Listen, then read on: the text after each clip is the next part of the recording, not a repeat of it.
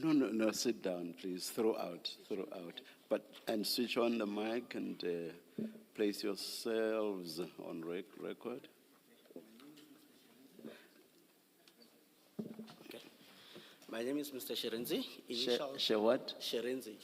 Sherezi. Yes. Initials. Sherezi. Sherenzi, yes, Commissioner. It's spelled S-H-I. S-H-I. R-I. N-T-Z-I. And then initials are RT. After the I, R-I? R-I, N-T-Z-I. N-D-Z-I. Yes. And then initials. I heard you sound like the I after the H is E. So it's S-H-I. She. Yes. S-H-I-R-I-N-T-Z-I, Commissioner. Thank you. Yes. Thank And you, then Mr. initials is R-T. Thank you. Yes. I do confirm that I represent Mrs. Matjeng, Brigadier Matjeng. Our instructions, Commissioner, are that our client is ready to proceed.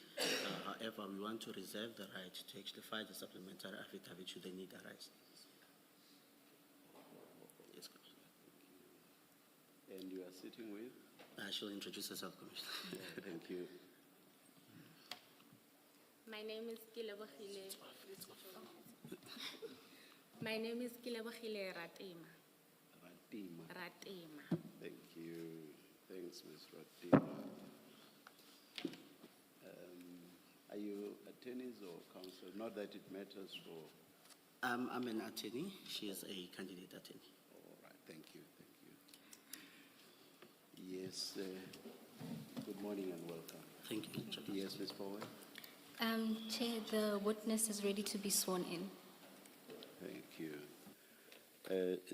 Good morning, Brigadier.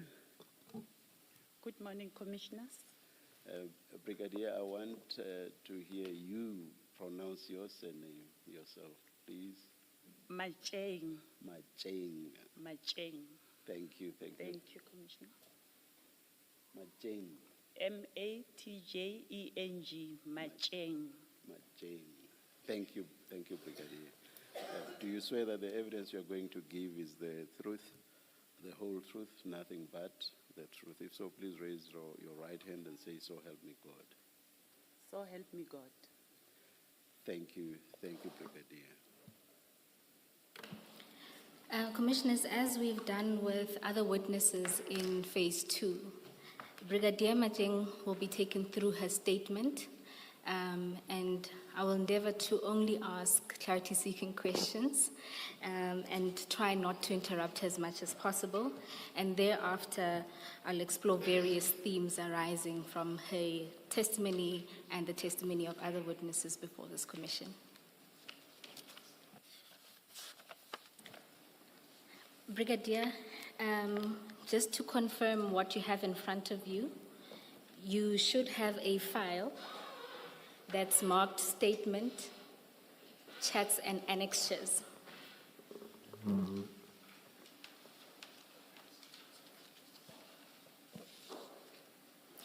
Do you confirm that this file is in front of you?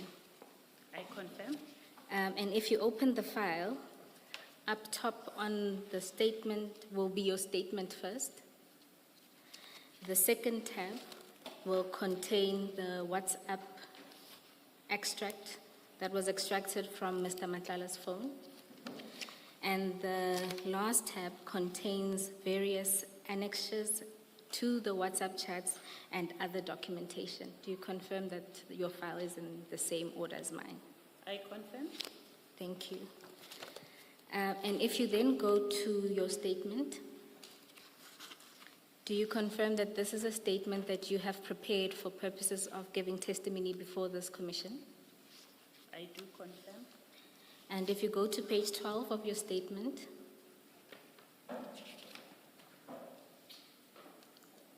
do you confirm that that is your signature at the end of your statement? I confirm. And do you confirm the truthfulness of the contents of the statement?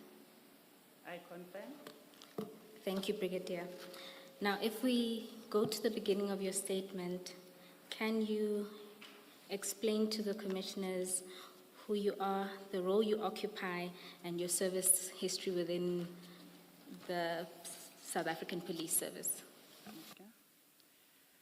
I'm a female police officer with the rank of a brigadier and currently working as a section head quality management in criminal record and crime scene management at Division Forensic Services. I'm stationed at 271 Francis Bart, Botongo Plaza West at Pretoria.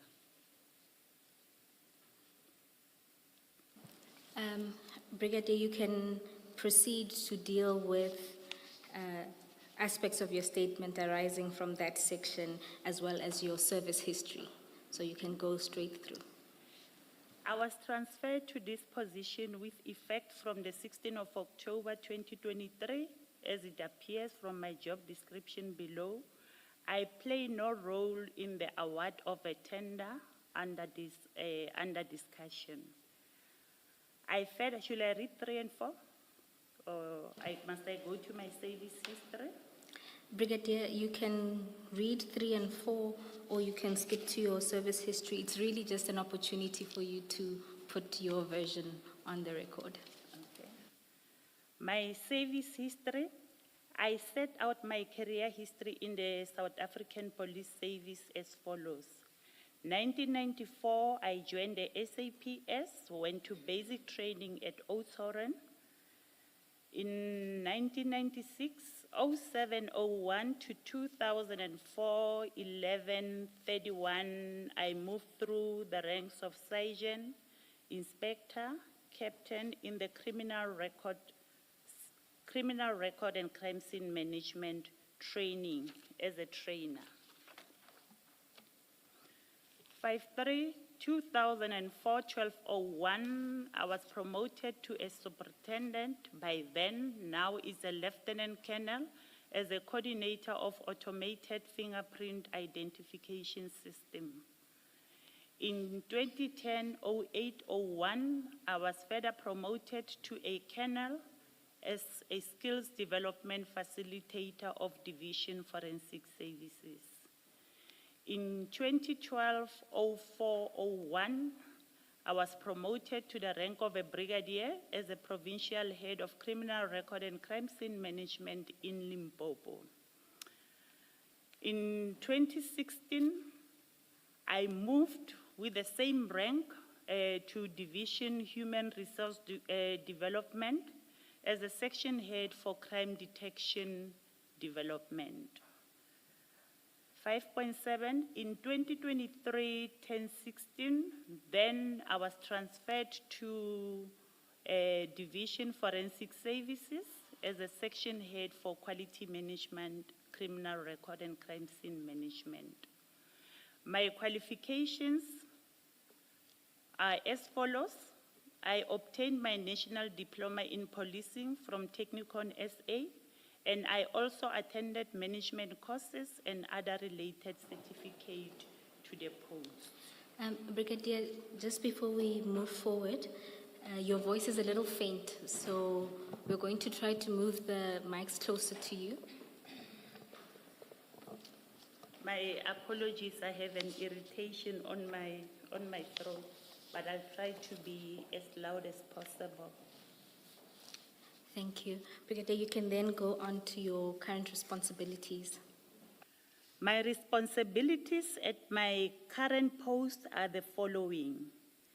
Manage the integrated quality management system to the component criminal record and crime scene management, the management and implementation of quality assurance and quality control principles in line with international organizational standard ISO 9001, 17020, 31000, and 17025. The management of environmental compliance principle in line with the Occupational Health and Safety Act and related regulation, including ISO 4501 and 14001 respectively. My responsibilities in respect of environmental compliance functions entail the following: manage the occupational health and safety, legal appointments, risk assessment, emergency preparedness, occupational hygiene survey, waste management, medical surveillance, and biological monitoring. Safety, health, and environmental inspection and audits in compliance to Occupational Health and Safety Act number 85 of 1993. Manage the coordination of medical surveillance and biological monitoring, which is a planned program of periodic health monitoring for employees exposed to the specific workplace hazard such as lead, noise, biological, radiation, and chemical agent.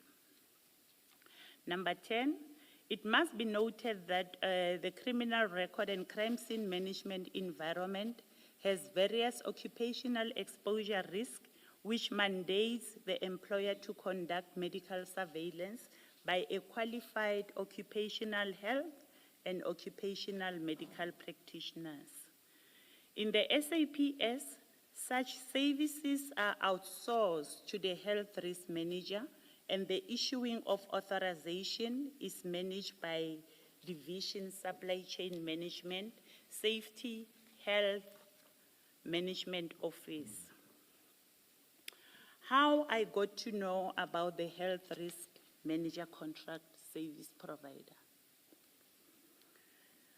Months in March 2024 into my new responsibility, I think I was 6 months into my new responsibility as the section head of quality management, criminal record and crime scene management. I became aware of the health risk manager contract. The awareness was triggered by the coming to an end of the previous health risk manager contract, Metropolitan. There were discussion of the expired contract of Metropolitan. It was further alluded that there was an extension granted of 3 months to Metropolitan until a new service provider for health risk management is appointed. That's when I requested more information so that I can understand the implementation of medical surveillance and biological monitoring program within the component CR and CSM. Within health risk manager scope, since the environmental compliance officers, which is ECHO, within the quality management structure are responsible for the coordination of medical surveillance and biological monitoring program. 13, later in the month of June, the management of quality management was informed by Division Supply Chain Management, management, that the new health risk manager service provider contract was awarded to Medicare24 Tshwane District. I then informed my supervisor, Major General Manamela, that I know Mr. Matlala and explained the nature of our relationship, and I further asked if I should recuse myself from the responsibility of managing the medical surveillance and biological monitoring program. Major General Manamela indicated that this is part of my scope of work and cannot relegate that responsibility, especially that the facilitation and coordination of medical surveillance and biological monitoring program is solely the responsibility of Environmental Compliance Officer, which we will refer to as ECHO, and if there are challenges, I still need to address them professionally. It must be noted that I was not part of the bid specification committee or bid evaluation committee, nor bid adjudication committee, and was not aware of the service providers that submitted the bids for the tender, or any engagement with any previous health risk manager that were contracted by SAPS.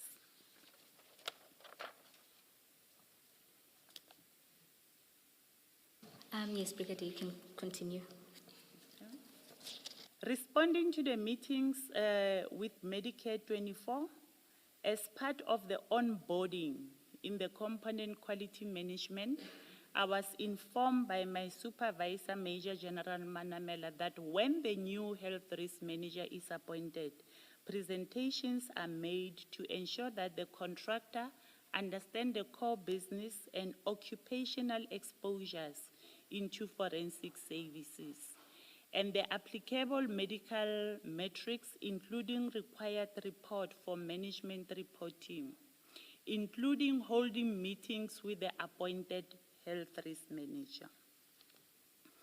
I was further informed that it is a norm that when contracts are awarded, end user and contractor, stakeholder supplier engagement meetings will be held with the appointed service provider. This practice is also applied in the occupational exposure surveillance, waste management, proficiency testing, and personal protective equipment contracts. Medicare24 meeting was held to plan the medical assessment to ensure that service delivery is not affected, including the discussion of abnormal results so as to assess the effectiveness of internal controls, challenges, experience during the implementation of the contract, as well as familiarizing the service provider with the environment. Numerous meetings were held post the award of the contract between SAPS and the contractor, Medicare24, where I was in attendance. The first meeting was held in July 2024 at head office, chaired by the component head of Employee Health and Wellness, Major General Temba, Management of Quality Management, Contract Manager, which is Brigadier Netengwe, Supply Chain, which is Colonel Mugadi, and representative of Metropolitan, as well as representative of Medicare, where the handing over process was discussed. The second meeting was held on 2024-08-06 at CAT VIP offices. The overview of forensic service and medical metrics, wherein SHE management representative and quality management senior managers were also in attendance. There were several meetings that were held with the service provider Medicare24. The meeting in question, which is on my WhatsApp exchange between myself and Mr. Matlala, was to discuss challenges relating to the implementation of medical surveillance in the component CR and CSM. There were challenges experienced, and I indicated to my supervisor, Major General Manamela, who in turn requested that I must arrange an agent meeting with the service provider. Due to the agency of the meeting and knowing the delays we will normally experience with responding to emails, I then sent Mr. Matlala a WhatsApp to confirm our telephone conversation with a message and details of the meeting. The meeting was held on 2025-01-17 at Medicare offices with Major General Manamela, myself, I think here I've just skipped myself. The meeting was held in 2025-01-17 at Medicare offices with Major General Manamela, myself, and Mr. Matlala. And we discussed medical surveillance authorization issued to the component CR and CSM, which were progressing at a very slow pace. Outstanding certificate of fitness for members who attended the medical assessment, and challenges raised by employees. The last meeting was held on 2025-04-16 at Medicare offices and was attended by quality management managers and supply chain management, and the following were discussed. Authorization issued since the contract inception, finalized medical assessment, scheduling of appointments, outstanding certificate of fitness. 24.2, medical surveillance rollout for 2025 to 2026. Since we were in the year, the financial year 2024 to 2025. Establishment of a framework for ongoing communication and performance tracking. It must be noted that the certificate of fitness is critical for the forensic services for early detection of occupational diseases. Proceed. Yes, you can proceed. WhatsApp communication regarding the contract. Communication between myself and Medicare24 was on email, telephone, and WhatsApp.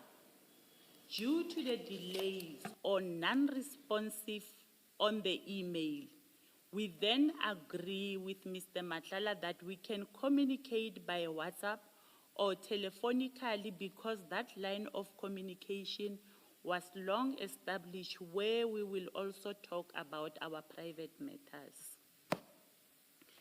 He will relay his frustrations about the contract, how they are financially affecting him, such as late payments and partial payments which are made by SAPS, which is affecting Medicare24 ability to pay the subcontracted service providers. Delays in facilitating the authorization by making appointment with his contracted service providers, as most contracted service providers do not want to work with him because the company is owing them. Lastly, the stalling of work by SAPS in other streams, which is incapacity leave, short-term sick leave, awareness program, and the health screening. On 2025-02-012, I received a call from Mr. Matlala, who was frustrated, and he informed me that he received a non-performance letter from SAPS, but his lawyers already responded. I was surprised by the response letter as he did not mention some of the issues which he was long complaining about. I then highlighted to him that he could have included the issues of non-payment issues, failures to have quarterly meetings with the company as per service level agreement, and also the issues whereby members were insisting on going to their preferred doctors. On 2025-02-19, while I was on call with him discussing other matters, he then informed me that when medicals were conducted in our environment, there were more than 300 no-shows or non-arrival, which can be a misappointment for medical surveillance. They conducted from 2024-08-19 to 2024-08-23. Then I disputed the figure and informed him that there was 2 follow-up appointments on 2024-08-26 to 2024-08-27, and a further date of 2024-09-30 to 2024-10-05. As more members attended the follow-ups, which drastically reduced the number of 300. But I further indicated that I will check and confirm the numbers the following day. I then confirmed the numbers and forwarded him the name list of 140 members, which he will confirm with the authorization they receive. Attendance register, as well as the refusal list. It must be noted that the list they already had, they just needed to compare with the 300 that he was indicating to me. And it's also worth noting that even though it's non-arrival, the non-arrival fee was not claimed nor paid to Medicare24. On 2025-03, I informed him about the complaints that I received regarding the Lancet account, which was billed to members' account. And I sent him proof of the Lancet statement. Some I sent through email, and later he sent me proof of email that James Murray saw that, and they are already attending to them. Can you please try to state this in your own, or rather these are your words, but can you, without looking at this, just explain what this paragraph means? And also how James Murray features. Paragraph 32. Yes, yes, please. What happened is when there are medical surveillance, the members will be sent to to Lancet as well as Empath to do the blood test. Now, because it's the organization that will be paying or urging members to go and attend the medical surveillance, then the account of Lancet, when it comes, it must be in the name of Medicare instead of the member's name, instead of a member being responsible for that account. So we had several issues whereby members were receiving statements from Lancet indicating that this account is on your name, and they were threatening legal action. So normally you'll have delays when communicating with people from Medicare. Hence, me and Mr. Matlala, we agreed that if there's any agent thing or if there are challenges, forward me a WhatsApp or call me. Then in this instance, I say, no, there's something wrong. Our members are receiving bills from Lancet. And he said, send me proof of that Lancet statement. And I sent it to him, whereby there was a member's name as an account holder. After that, he gave it to James, who corrected it. And it became on the account of Medicare24. And who did James Murray work for? James Murray was working for Medicare24. Thank you, thank you. Thank you. Brigadier, just before you move, Chair, Commissioners, if you can turn to page 33 of the chats, which is the second tab.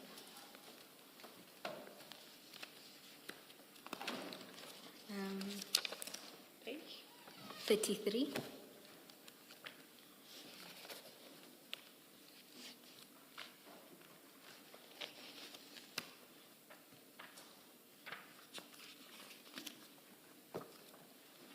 And Brigadier, if you can confirm there that that is the Lancet invoice you were referring to, and the email from James Murray, which follows on page 34, if that is what you were referring to in your That's correct. exchange. That's correct. If you look at the text invoice without mentioning the member's name, you can see that this account is billed to the member, or the member was charged for this account. So the member would be the person whose name appears just above the address PO box. Blah, blah, Yes, blah. Oh, yes.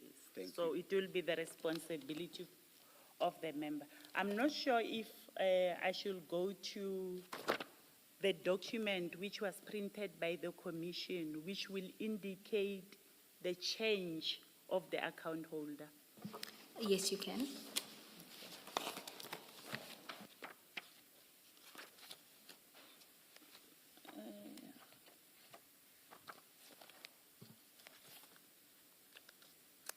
Can you remind me which page is that? Which attachment is that?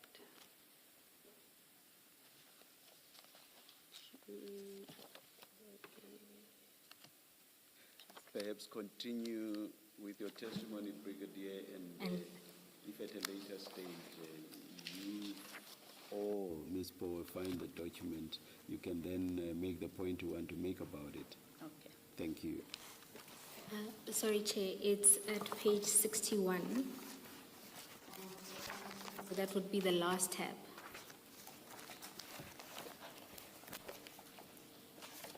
It's labeled MTJ7.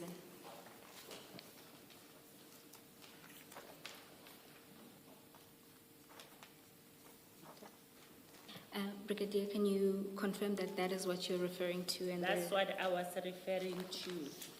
If you look at the Lancet report that is on page 33, on the WhatsApp conversation between myself and Mr. Matlala, the account is on the member's name. So after I have communicated with him, then now the account is moved to Medicare24 Tshwane district. Merely reflecting the member's name to show which member it relates to. That's correct. All right, thank you. Thank you, Brigadier. You can continue. Can I just clarify?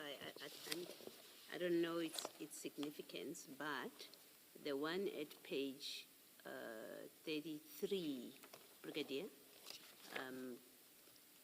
carrying on to 34, has got a different amount from the one at page 62, which appears under the name of that member at page 33. It's different amounts. Is there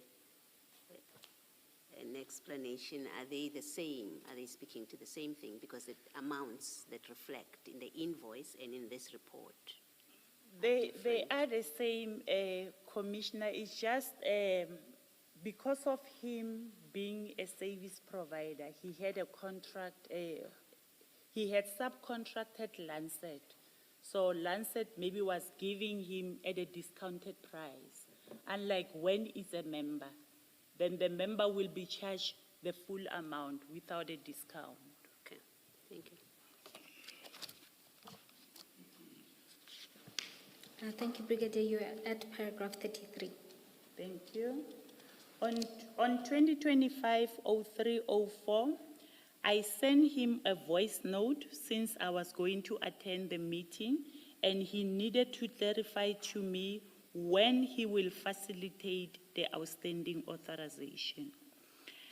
I needed the confirmation so that I can report about it in a meeting, since we were discussing the outstanding authorizations and the plan for the scheduled medical surveillance for 2025-2026. Later in the day, he requested my email address so that he can share outstanding medical authorizations with me. I then share the email address with him. On 2025-04-03, he forwarded me a message that he received from one of his contracted service provider that was refused to conduct medical surveillance in Limpopo because they say the contract was cancelled.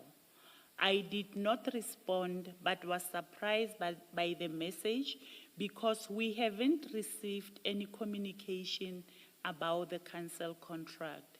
But the contract was still active, and we continue with scheduling appointment for authorization received. Thank you. Meetings with JK. Who is JK? JK is General Pahlane. All right, thank you. On 2025-03-06, I received a call from JK, and we discussed general life issues. While we were on call, that he indicated that he is available to meet Mr. Matlala to touch base since they have seen each other long ago. Mr. Matlala and JK have known each other, having met during our social engagement or circle in Pretoria, since I was in a relationship with him.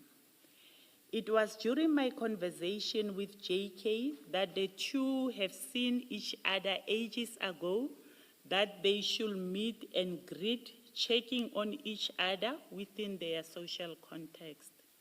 I accordingly sent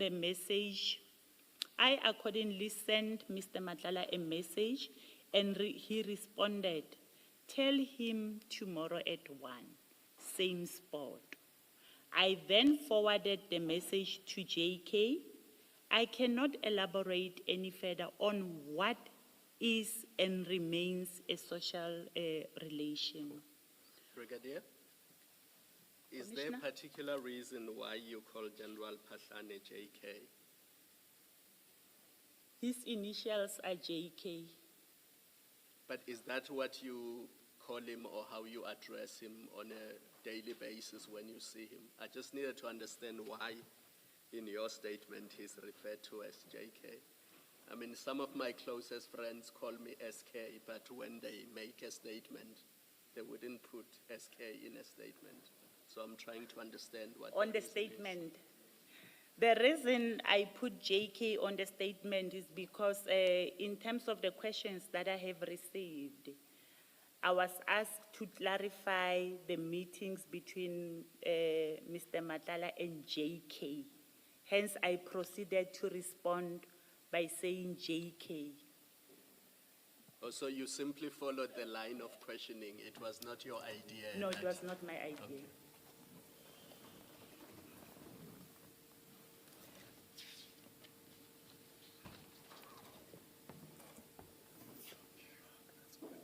Brigadier, you were at paragraph 36. On 2025-03-25, I received a message from JK that I must tell Mr. Matlala that they must reschedule their meeting to later or the next day. Then I forwarded the message as received and asked him to respond to JK. He then responded directly to JK and sent me a screenshot.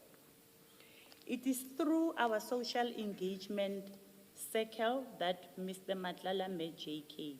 The transparent social relationship has never been concealed, thus I knew and had this occasional communication.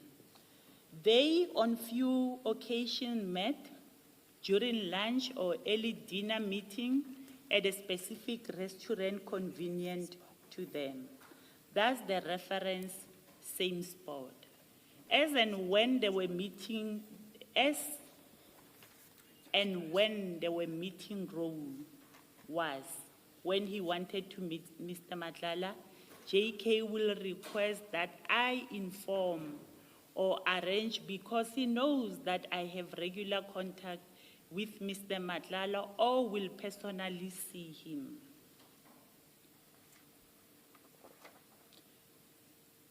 Telephone number of General Tema. On 2024-12-20, Mr. Matlala requested the contacts of General Tema because his phone was confiscated and he lost a lot of contact. I forwarded him the number. I do not know the reason for requesting General Tema's number. Oh, sorry.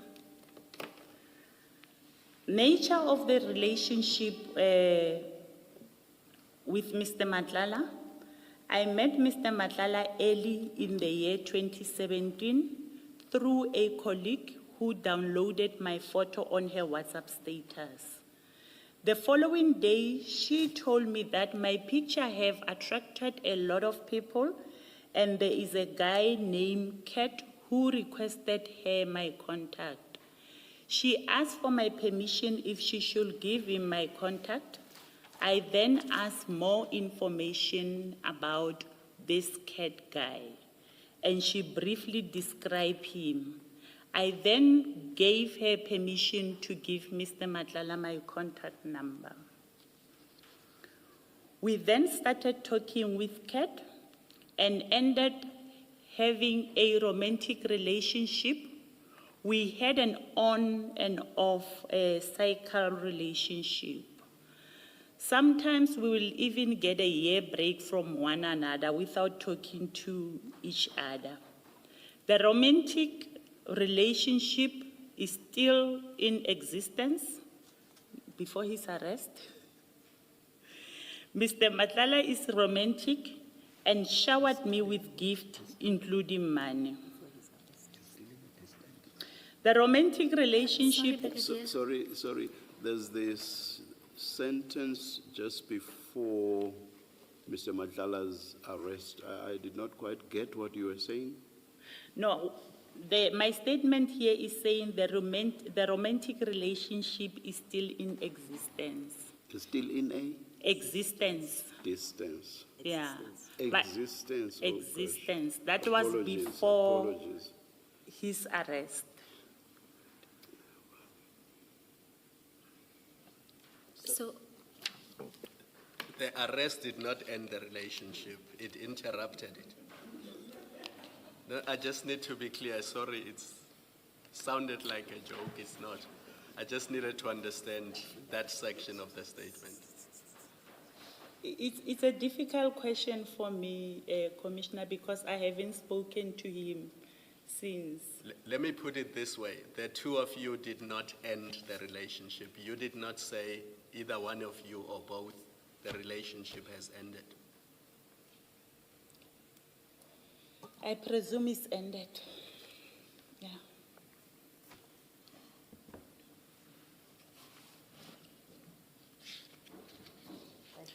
The answer to the question is none of you two has ended that relationship. You didn't say to him, I'm no longer in a relationship with you, and he's not said that to you either. I think that's what you're being asked. It's that direct question. Normally when two people go their separate ways, sometimes there will be no communication. Then you'll have to assume that this relationship has ended. With him, we never have that thing of, no, I can't continue with the relationship. It happened that, no, we are not in speaking terms. I'm not talking to him, he's not talking to me for a year, and then it's the end of our relationship. Hence, when I explained it, I said we had an on and off relationship. Yeah, but Brigadier, the question is simpler than what you're explaining. It is, he got arrested. By the time he was arrested, you were in a relationship with him. That's what you tell us. Yes. You were in a continuing relationship with him. What you're being asked is simply this. At no point after his arrest has he said to you, I no longer want a relationship with you, and neither have you done that. You haven't said to him, now that you are arrested, or for whatever reason, I no longer have a relationship with you. And it's that simple a question, so you can either say yes or no. We are wrong. That's correct, Commissioner. Thank you. Brigadier, you were at the last sentence of paragraph 40. The romantic relationship was well known to people close to my circle, and it is an open secret that we were in an on and off relationship. Conclusion. During our relationship, I knew Mr. Matlala as a businessman, having several businesses like Cat VIP Company, Medicare24 Tshwane District, and other companies. I have never borrowed money from Mr. Matlala, and the monies and gift received from 2017 was a gift from a boyfriend. None of the gift nor monies received from him were related to me having an influence to the awarding of the tender or the execution thereof, as I started receiving them from 2017 while being in our on and off relationship. From the inception of our romantic relationship, he will pay money directly into my FNB account. But when he was requesting another bank account, I asked him why another bank account, and he stated the following. He doesn't want the wife to find out about our relationship, the gift and the monies, because she knows me only as a friend. Now that he has a contract with SAPS, he doesn't want it to look like he's paying me for favors and doesn't want the gift to jeopardize my career, as other people might think about it in the wrong way. The account used was for a friend, Mudieri Kakana, who owns a butchery, and Mudieri will also complain to me that Mr. Matlala owes her money for the meat that he will normally donate to the members of the community, the friends when they are having funerals, and also from one of his baby mamas. I do not have further details on this issue, but I know, can I make a correction there? It was a typo. I said he owed her 38. It should be he owed her 338,000. While we were in a relationship, in my own knowledge, he was never arrested nor convicted of any criminal offense, which will have made me doubt or think that he's engaged in any criminal activities. I have never experienced any evil side which is being portrayed currently, and I know him as a humble, respectful, and a romantic person. Brigadier, when you say in my knowledge, did you inquire? I mean, as far as I'm aware, Mr. Matlala has a long rap sheet. That's what they call it in, I think you understand what I mean. He's got a long record that includes convictions and various arrests, and he was charged several times and charges were dropped. So when you say in my knowledge, what do you mean? Do you mean that you checked or you did not check and therefore you were not aware? I remember at one stage when I met him, I have checked. I request, because I do not have access to the systems in SAPS, since I am not from the operational environment. I requested 2 people to check for me. One gave me feedback to say he has a previous conviction on, I think it was possession of stolen property, if I'm not mistaken, but that previous conviction was long time ago. And the other one, it was a brigadier that I requested information from her, but she never gave me any feedback. It's only this Lieutenant Colonel that gave me feedback of his previous conviction. So that statement cannot be correct then. You cannot say, while we were in a relationship, in my knowledge, he was never. Maybe you can say from 2017 onwards. But once you say never. Okay, that's correct, Commissioner. I meant to say from the 2017, since our relationship, he was never arrested nor convicted of any criminal offense.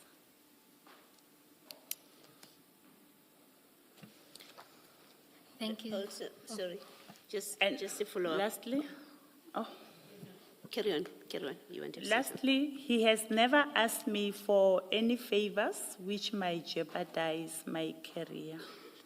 Thank you.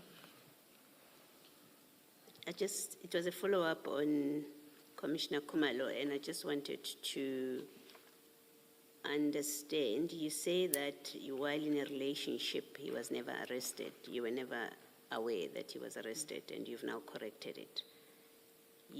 But can I just check this? In the course of your relationship with him, up to the date of his arrest, you did become aware of the reports in the media where allegations were made against him. That's correct. That you became aware of. All right, thank you. That's correct, Commissioner. Thank you. Thank you, Brigadier. Commissioners, there are a few questions arising from the statement, but in the main, I want to focus on the WhatsApp chats because the structure of the statement is largely to respond to specific chats, and it may be better to display them during the questioning in order for us to see them alongside each other. Maybe before you go to the chat, there was one paragraph in a statement. I had a question, but I thought maybe let's wait until, I think it's the second meeting. And I needed to know why it was held at CAT VIP Services, because CAT VIP is a security company and has nothing to do with this contract. I made a note, I think it's in paragraph 20 on page 6, that you have this service provider, Medicare24, that has just been appointed. There's an introductory meeting in July 2024. And then in August 2024, you have a meeting at CAT VIP Services. Why was that? And whose idea was it? It was his idea to have a meeting in the CAT VIP offices, because by then the meetings were held in Boxback Clinic, Medicare Boxback Clinic. And seeing that we were around Pretoria, then he indicated that we can come to CAT VIP offices, which was in Main Lane. So this was an arrangement between you and Mr. Cat Matlala. That's correct, Commissioner. And maybe when you referring to Mr. Matlala, just use his surname so that we know who you are talking about. Thank We'll you. do that. Thank you. Yeah. Ms. Bowe, I also had questions on the statement, and I thought you were going to go back paragraph by Similarly, I will go back. I just meant for the most part, I'll focus on the chats, but there are some issues arising from the statement. But you can proceed, Commissioner Valu. I'm going to take quite a while, so maybe we should do it your way, and when you come back to the statement, I can then ask my questions. Commissioner Valu, excuse me, you're proposing? No, I'm saying I had quite a few notes that I would have wanted to discuss from the statement, but I don't want to derail you, and maybe you can proceed in your way, and then when you go back to the statement, I can then deal with my questions. All right. I'm happy to do it that way. Thank you. Brigadier, there's just two questions I have that don't arise from the chats that I would want you to clarify. At paragraph 12, where you deal with your roles and responsibilities, you indicated there that you had been in this new environment for 6 months, and at that time, the contract was then extended with Metropolitan for another 3 months.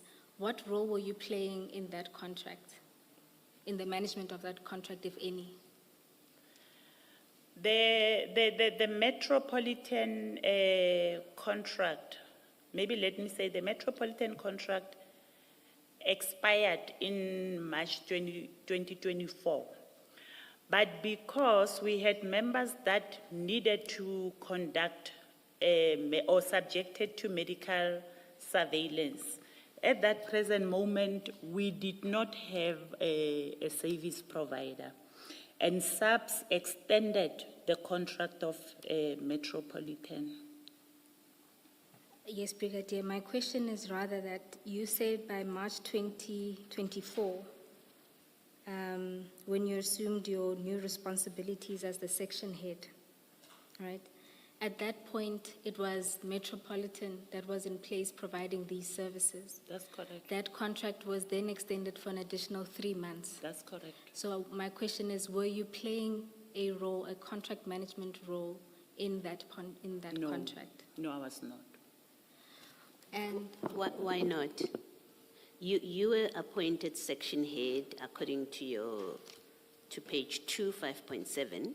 You became section head in October 2023, so Metropolitan was doing exactly the function that Mr. Matlala's company later got to do. Is that correct? That's correct, but Yes. So why were you not playing the same role that you later play with Mr. Matlala's company? I understand Ms. Bo's question to say I was playing a contract management role, not the implementation of the contract. That's how I understand it. Okay.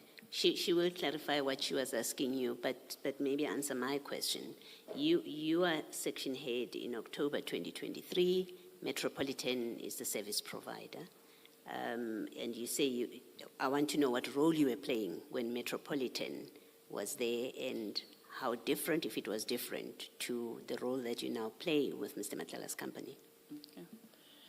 Normally, the role that I'll be playing in the contract, or maybe let me answer it like this. We have environmental compliance officers that will be coordinating the medical surveillance in the environment and facilitating the appointments. But if they experience challenges, then it will be brought to my attention as the section head so that I can intervene and interact and resolve some of the challenges which they will be having with the service provider. You were playing that role under when Metropolitan was providing the service. That's correct. Of resolving challenges. That's correct. But the environmental compliance officers, I think you call them ECOs, you say, ECOs, were the ones yes. that were responsible to make arrangements. That's correct, Okay. Commissioner. Now it's Mr. Matlala, and I'm looking at your paragraph 4. You say, instead, I will urge him to facilitate appointment. That sounds like you are now involved with making of appointments for employees and yet, or for members. And yet my understanding of your answer is that was not your role. It was the ECOs or ECOs, I think you call them. The ECO will schedule the appointments with the service provider. Then when the service provider is not facilitating the appointments, they will send me emails or call me to complain to say, we are not getting joy from this service provider. We can't get appointments. That's when I will communicate with the service provider. Thank you. Brigadier, sorry. Just look at paragraph 5.7 of your statement on page 2. Are you there? I'm there. That's 16 October 2023. Do you see that? You are the section head. That's what it says. So after that, your CV does not say your role changed. So from 2023 October until now, your role has not changed. No, it has not changed. So whatever your role was in October 2023, that was still your role when Mr. Matlala's company was appointed and while it was service provider for SAPS. That's correct, Yes. Commissioner. Which means all the things that you mentioned in paragraph 4 of your statement on page 1. Paragraph? 4 of your statement. Yes. You could still do them under the Metropolitan contract. That's correct, So Commissioner. you could still be involved under the Metropolitan contract as you were under the Medicare24 Tshwane contract. That's the point. That's correct, Commissioner. Yes. And Brigadier, still at paragraph 12, where you're dealing with your responsibilities, what I wanted to understand there is your role was to then manage the complaints coming out of the ECO offices, the ECOs. That's correct. I will, whenever there are complaints, like the service provider is not facilitating the appointments. Maybe let me explain how the medical surveillance work. Our members are subjected to medical surveillance and is done on a yearly basis. So if last year you have conducted your medical surveillance in August, That means the following year in August, you must go for your medical surveillance. So whether I'm there or I'm not there, the schedule, appointment, the application, members being subjected to medical surveillance, it will continue.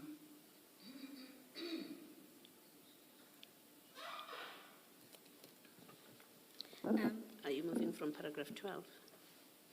Okay. Brigadier, your paragraph 12 suggests that the very first time you became involved with this function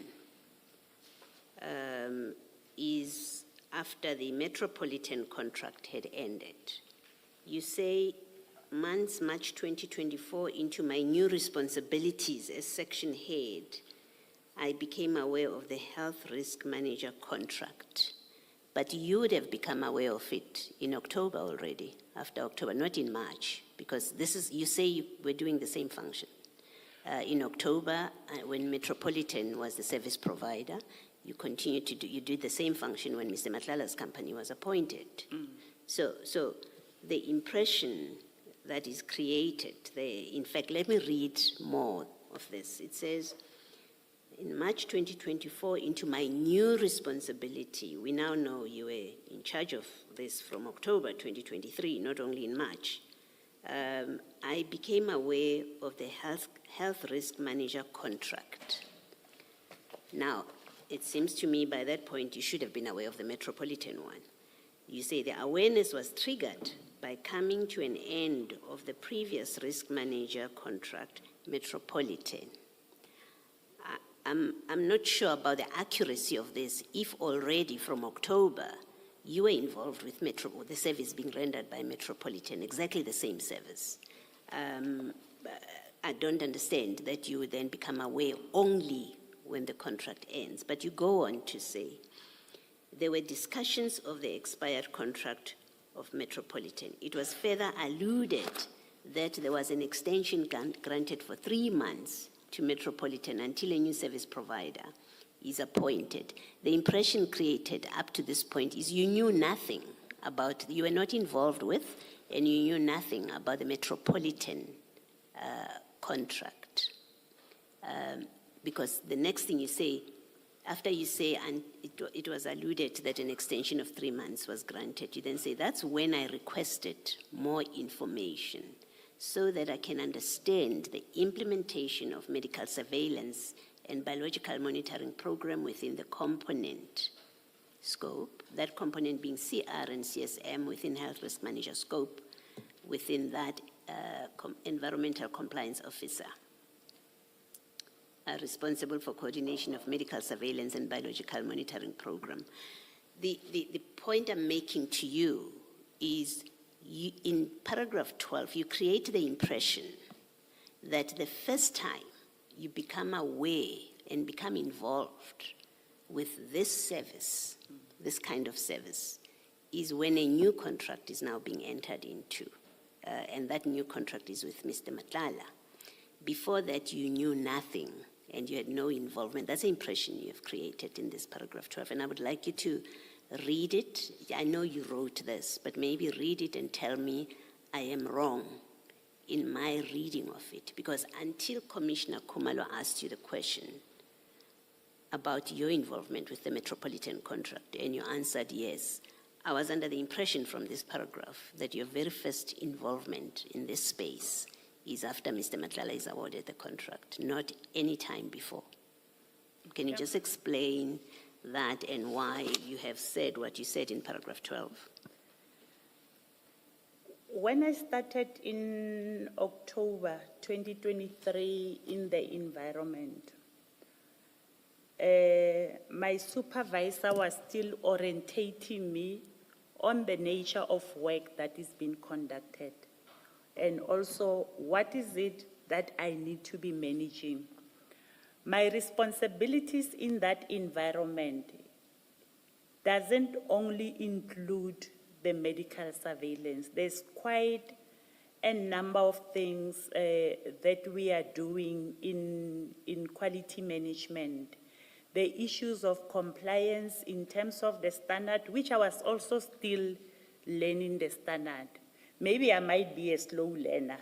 It might have taken me time to learn everything that was in the environment, because one of the things you also need to know different standards that are there, how they are applicable in the environment. Then in this, the eco-environment space, I was still in a learning process. I didn't even know that the medical surveillance in SAPS are conducted by a health risk manager. When it was discussed in the meeting in March to say that the contract of Metropolitan is coming to an end, but it will be extended, I then draw interest on it because it's part of my responsibility. Then I became involved in March with this responsibility of medical surveillance.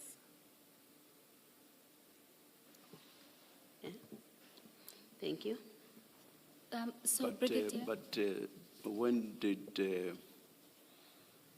you, put it this way, did the person that orientated you as to what your functions were, did that person not also tell you that this contract was part of your responsibility? No. No, they did not, Commissioner. They will just say, we do medical surveillance. That's it. Which meant what? Medical surveillance, it will mean that the ECHO officers will be the one that will be coordinating the whole program of medical surveillance. She did not go into details how we go about conducting the medical surveillance in the environment. But surely all of that would have been in the context of the contract. It would not have been in the air, as it were. Sorry, Commissioner. I'm saying all of that would have been in the context of or under the umbrella of the contract. It would not have been in the air, as it were.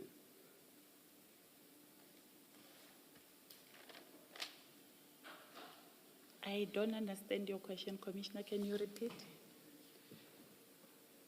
This has been outsourced by SAPS to, at that stage, Metropolitan. That's correct.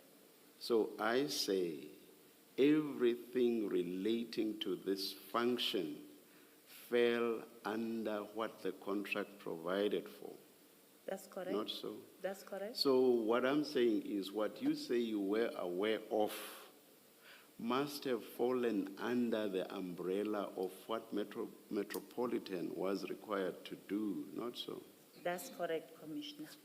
So I find it difficult then for you to say that you had no idea of the existence of Metropolitan and the function that it performed. That's correct, Commissioner, because if you are not involved or dealing with something on a daily basis, you will not get information about certain aspects of the environment. Like I have indicated, the ECHO members will be the one doing the application. Then it will go somewhere else for approval. They will get authorization. It was not coming to my office. But you are there from October, and this is around 5 months later. For all that time, you were completely in the dark.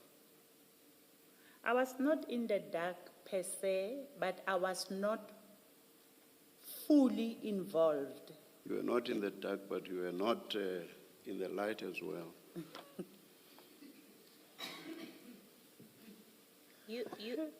Brigadier, someone was responsible. You tell us in this statement that your superior said you must not recuse yourself from this contract because if there are challenges, you would have to deal with them. Well, someone was dealing with the challenges from October 2023. That's your position. you are in that position. You say at 9.2, part of your responsibilities is to manage the coordination of medical surveillance and biological monitoring. That's a function you had from October 2023. And so challenges, if your position means you resolve challenges, you would have been the person still at that point. So it's very difficult to understand that you were completely blind or not involved with this function under the Metropolitan contract, and then with Medicare, you are so actively involved in a contract where there's an obvious conflict.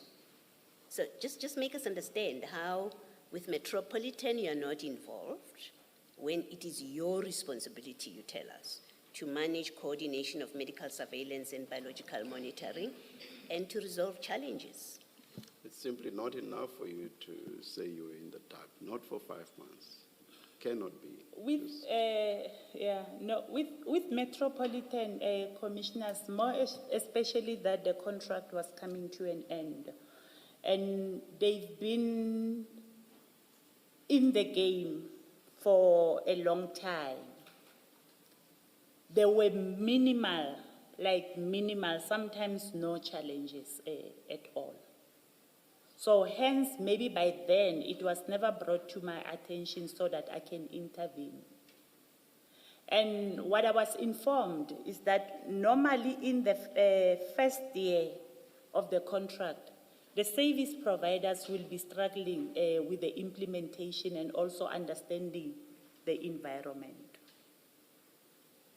Actually, it's a period of 9 months because Mr. Matlala's firm was only appointed in June.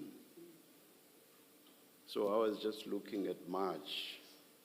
So his firm, Medicare24, was only appointed in June. So you want us to believe that for 9 months you were completely in the dark as to what you say were your responsibilities. Do you seriously want us to believe that that was your position? That was or is this a way of wanting us to believe why you suddenly got interested once Mr. Matlala was involved? Commissioner, it's 6 months. It's not 9 months.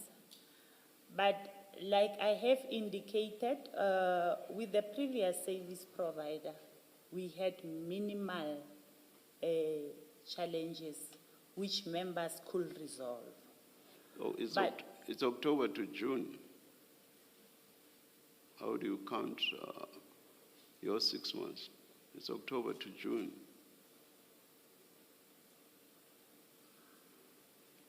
Oh, yes, yeah.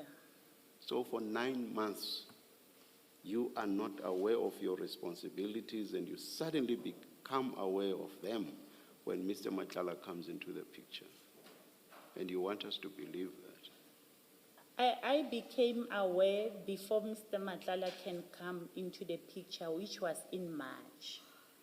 And like I have indicated, with the previous service provider, there were minimal challenges. The challenges were never brought to my attention because the members could resolve or attend to the challenges. But when the new service provider came in place, there were a lot of challenges in terms of facilitating the appointments because there's a service level agreement which will indicate once they receive authorization, the appointment must be facilitated. I think it says within 10 working days.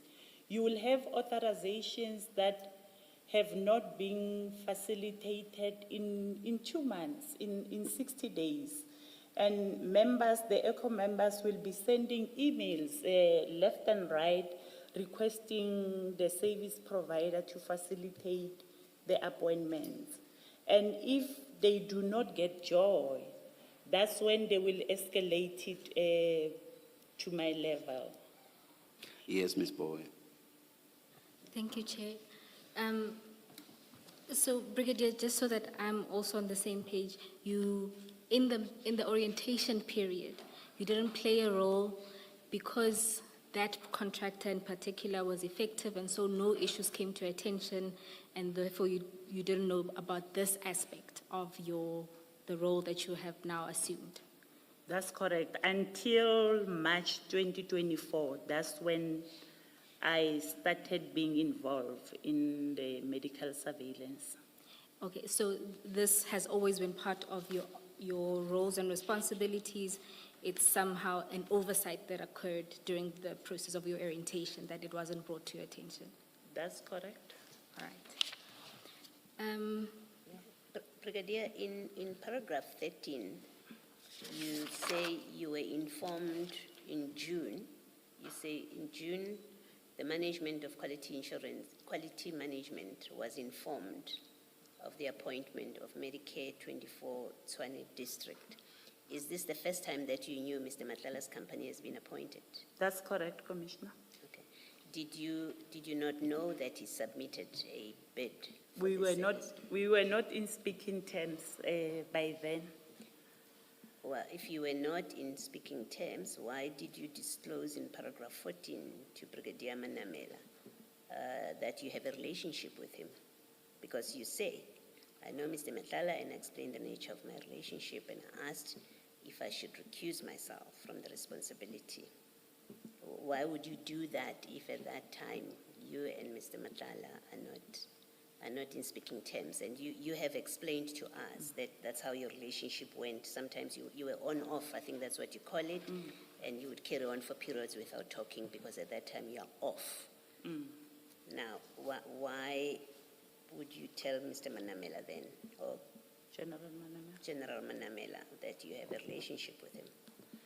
I felt a need to tell her so that she can be aware that I know Mr. Matlala, and myself and Mr. Matlala, we are in an on and off relationship.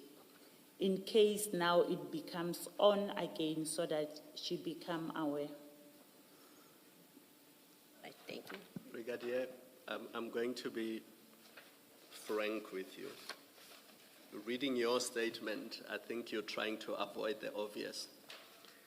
In paragraph 17, you call yourself the end user in relation to this service. That's why you had to attend these meetings with the new company, which means you would have attended service provider meetings with Metropolitan as well. What you are really avoiding is the fact that as end user, you were aware that a contract is coming to an end, and you were aware that in January of 2024, a new RFQ was going out, and as the end user, you would have participated in the creation of that RFQ. And even though you were not a member of either the BEC or the BAC or the ultimate decision maker, throughout the process, you would have been made aware as end user. Because I find it hard to believe that an end user will be in the dark for a period of 8 months. Chair said 9 months, which is correct if you include the October month. I find it hard to believe that an end user won't know that a contract is coming to an end, that there's a new RFQ, because you must know what's in the specifications. And you must know who are the shortlisted people and whether or not they qualify. That's the part you are avoiding. That's why you are telling this commission that your involvement only starts after Mr. Matlala is appointed or after his company is appointed. Because you are avoiding the obvious fact that as an end user, you would have been aware and involved throughout. Yes, I do not agree, Commissioner, that I became aware of the specification. I didn't know about the specification. I was not even aware of the people that bidded for the contract because it's not within my responsibility. It is the responsibility of supply chain management, who is keeping this process very close without sharing. So from my side, coming from a different environment, that was not working with the medical surveillance, I could not have known the specification, who bidded for the contract, what is the contract doing, how should it be implemented. And like I have indicated, there are a lot of responsibilities in that environment, in the environment that I'm appointed at. As part of my orientation or onboarding process, they will take me through them step by step. If maybe I come into contact with something new, I will then ask my supervisor, or I will call members in my environment to come and give me a presentation so that I can understand what is happening in my environment.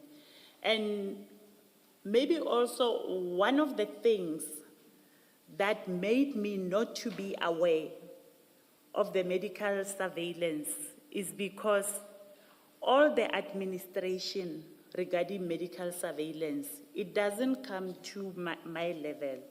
It stays at the level of the ECOs. And part of it, we also have provinces that are also managing the medical surveillance in the province. So they do it on their own unless there are serious challenges which they cannot resolve from their side, then it will be brought to my attention. And with the previous service provider, there were minimal challenges. If they schedule appointment, the appointment will be given, the OC Health will also come and conduct the medical surveillance. And with this new service provider, there will be challenges in terms of implementing the authorizations, whereby members will stay for months without undergoing medical surveillance. And in our environment, medical surveillance are very critical. You'll have environments whereby members will totally refuse to work, to say, I cannot expose myself to chemicals or to whatever hazards that are there because I have not conducted my medical surveillance. Thank you, Brigadier. I think what this commission will do is we will subpoena some of the records of the meetings with Metropolitan and also some of the records leading to the RFQ, and we will establish whether or not you were involved. Thank you. Brigadier, when you, the paragraph 14 where you speak about your disclosure to your supervisor, can I just understand, when you spoke to General Manamela, what in fact did you say about what you say the nature of your relationship with Mr. Matlala? What did you tell the general? I told the general that, thank you, Commissioner. I told the general that I do have an on and off romantic relationship with Mr. Matlala, but I haven't spoken to him for quite a while. That's what I explained. And I also requested, can I be excused from doing the medical surveillance? And she indicated that no, it's part of your responsibility and it's also on your job description. Although, why did you consider that you should be excused or recused from having to deal with this? What was behind that? the reason I wanted to be excused is that sometimes it's not easy to work with your ex-boyfriend. Although you try by all means to maintain a professional relationship, but sometimes it's not easy. Okay. I think you've clarified exactly what I wanted to establish when I asked you, what did you tell General Manamela about the nature of your relationship? So you said to General Manamela, he's your ex-boyfriend or ex-partner. That's how you That's how you explained him. No, Commissioner. Let me tell you what I'm trying to establish. I'm trying to establish whether General Manamela understood that you are in an ongoing relationship with Mr. Matlala at the time when she says to you, it's okay. You can manage a contract that where the service provider is your boyfriend. I'm trying to understand that. What exactly did you tell her? Because there is a difference between he is my ex-boyfriend. It's a clear statement. It's a past relationship. And the other one is to say, well, he and I are on an on-off relationship, but we are in a relationship. I've just not been talking to him for the last 6 months. It's an important distinction for purposes of this paragraph, for us to understand. Did General Manamela understand Mr. Matlala is your partner, is your intimate partner as you describe him? That's your language. You say, I have an intimate relationship with him. Did General Manamela understand when you spoke and disclosed your relationship that in fact you have an intimate relationship with him, you have an ongoing relationship, you've just not been talking to each other? General Manamela understood that. Is that what you're saying? Commissioner, I think she did understand, because I remember even her making a joke to say, issues sabojolo hadiseni, this is a workplace. Yes, so General Manamela had no difficulty, and she may not appear before us. So it's important that we get your answer clearly. General Manamela had no difficulty with you being involved in a contract, in managing a contract where your boyfriend is the service provider. Is that what you're saying? That's correct, Commissioner. Thank you. Thank you, Ms. Bak. And Brigadier, was any of this recorded formally, or was this just verbal at that one meeting? No, it The was disclosure. No, it was not recorded anyway. It was just our verbal discussion. Yes, which raises another question for me. I would imagine, and please correct me if I'm wrong, because you know that environment better than I do, that the SAPS would have a policy on disclosures of conflicts of interest or potential conflicts of interest, and that policy would prescribe how that is to be done, where the disclosure should be made and to whom it should be made. Is there such a policy in the SAPS? I'm not aware of such a policy whereby you have to disclose your relationship. I'm not aware of it. No, I'm not saying disclose your relationship. Disclose any conflicts of interest, potential conflict of interest or actual conflicts of interest. I am imagining there's such a policy in government, including the SAPS. Are you saying you're not aware of a policy that requires you to disclose conflicts or potential conflicts of interest? I'm not aware of a policy. All right, thank you.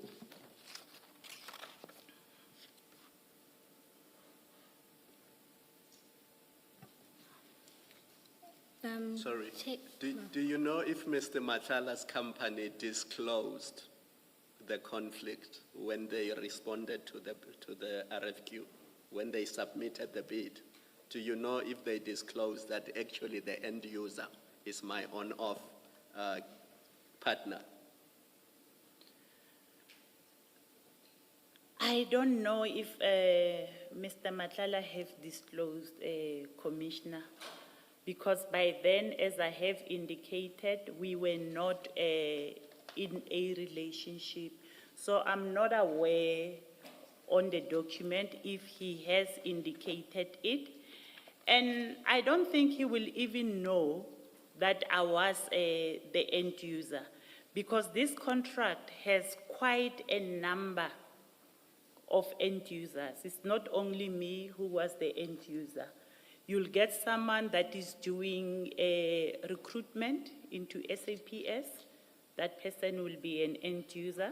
You'll get people that are doing incapacity leave in the organization, you will have someone that is leading that stream. You will get a stream whereby Brigadier, I think you've answered me and I'm not cutting you short. I'm worried about the time because it's almost our tea time. So just one last question and a short answer, please, because it should be obvious.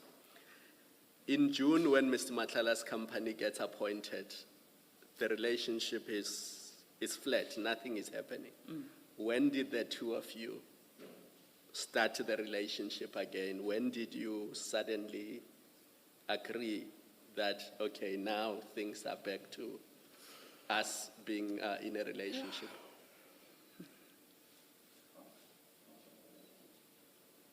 I don't remember. These things are important, Brigadier, so think carefully. Yeah, no, These things are important. I don't remember when did we start again with our relationship after he was awarded the contract. I don't remember. I want to remind you, Commissioner Mkhwanazi's words in this commission were to the effect that at the end of it, we must make findings and recommendations. And it would be unfair to make findings and recommendations on things that you are able to answer, but you choose not to. 2024 is not a long time ago. And if somebody is your partner or your lover, surely you must know when did things start again. Because you were very clear that in June, nothing was happening. So surely you must know when did things start moving again. Please think about it and try to answer it, Chair, after tea, because it's very important. But may I just put in this question, but would it have been before December 2024? When you resumed your relationship? Sorry, Commissioner? Would it have been before December 2024 when you resumed your relationship? In June, you say you are still not. But by December, would you have resumed it already? Yes, that's correct, Commissioner. Thank you. I'm not necessarily blocking Commissioner Khumalo's question because he wants specificity. You say June not. So Commissioner Khumalo wants when did you resume? So that's what you should mull over during the tea break. Let's adjourn and resume at 11:20.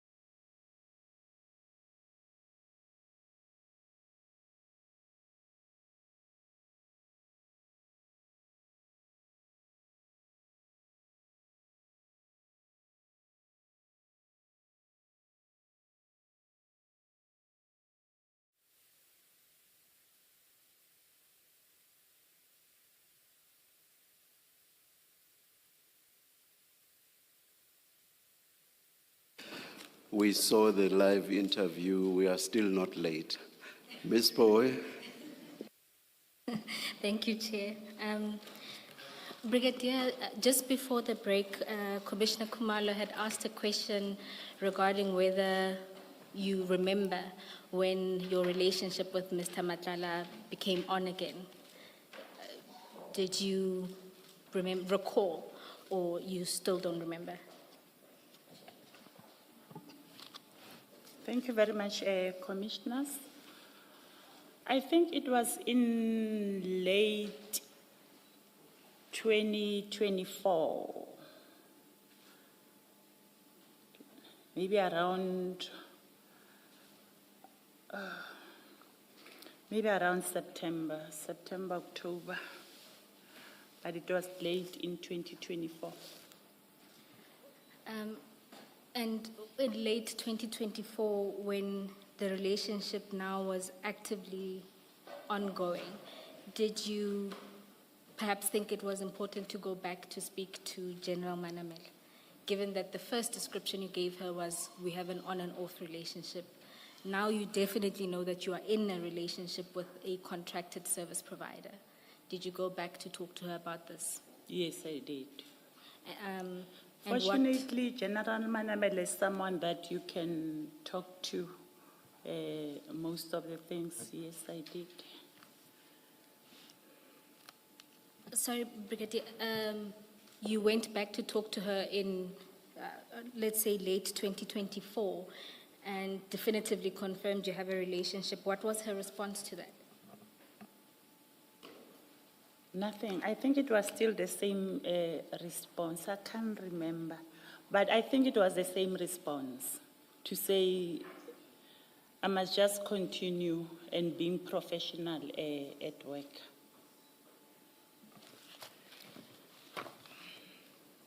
And again, this was not recorded in any form or fashion? No, it was not recorded, Commissioners.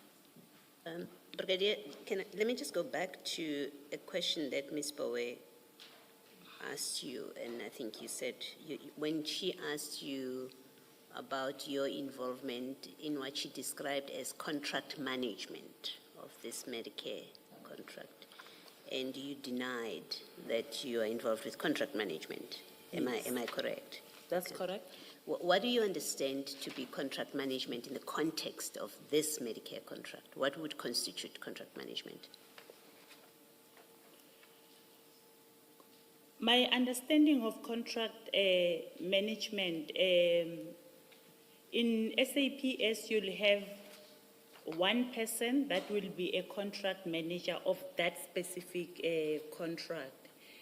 If we are having challenges that we cannot resolve with the service provider, then we'll have to escalate them to the level of a contract manager. Okay. So where you say in paragraph 4, you would urge him to facilitate appointments, it's because you said it's because members were complaining. Yes. The CFO, the CEO or something you call them, environmental officers, were complaining. So you step in. Yes. And urge him to make appointments for members. That's what you say in your That's paragraph correct, 4. Commissioner. And then you also say, you also urge him to pay his contracted service provider. That's his business. So why do you come into it? Why are you involved in an issue about Mr. Matlala's company paying his service providers? Sometimes members of or members that are managing the contract or that are giving out authorization, because they knew the nature of my relationship with Mr. Matlala, they will call me and say, you know, we are struggling to get an appointment for, maybe for divers with Dr. So-and-so, because Mr. Matlala have not yet paid them. Can't you talk to him and ask him to pay the service provider? Yes, indeed, I will. and urge him to pay the service provider. And so from your description, what you've just explained now, this was not part of your functions to urge him to pay his service providers. You were doing it because people know you have a relationship with him, so as his girlfriend, you're talking to him to pay his service providers. It's not your responsibility. That's correct, That is Commissioner. correct. So at this point, you now have a relationship, you are back on with him when you now talk to him about paying his service contract, his service providers. That's correct, Commissioner. Okay. And then you say, and correcting him where numbers were not corresponding, which effectively qualified him to invoice lesser. This to me sounds like a purely finance function, not your monitoring surveillance and making sure that there is surveillance of your members. The discussion about invoices being corrected, I don't see how from how you have described your responsibilities, where it comes in that you're responsible to now look at invoices for correction, even if it means him being paid lesser. I don't see how that flows from your responsibilities. Yes, you may comment. I was not correcting him for invoices. When medical surveillance have been attended by the members, there will be an attendance register which will be kept by the service provider as well as our ECO members. They will keep the attendance register. Sometimes the attendance register is not corresponding. His attendance register and our attendance register will not be corresponding. Yes, what I'm saying is I don't see why that is part of your functions, that kind of engagement with Mr. Matlala, that you are the one that has to solve non-corresponding registers. Your ECO officers are responsible for this. They are the ones that know what appointments are being made.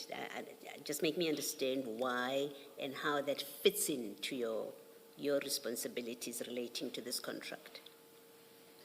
If there are any fruitless expenditures regarding the medical surveillance, I'm the one that must account to the fruitless expenditure. And as much as possible, from my side, I was trying to avoid the fruitless expenditure. Reason being, when we started with medical surveillance in my environment, I received an email from She Management, Colonel Mogadi, who indicated that the environment that I am managing has a huge amount of fruitless expenditure due to non-attendance of members. Okay, can I just stop you there? The point I'm trying to make is, can you see from the three things that you have listed that in fact this is contract management? You are managing now the day-to-day performance of this contract, because to urge him to facilitate appointments is to say to him, you are not performing, our members are not getting their appointments. Why that gets escalated to you, I think it's a different debate, but you say to him, comply with the contract. That's a management of a contract, at least that's what I'm suggesting to you. To pay his contracted service providers, I think this has absolutely nothing to do with you as an SAPS person who is the end user of the contract. This you were doing as his girlfriend because others have come and spoken to you. It had nothing to do with your responsibilities.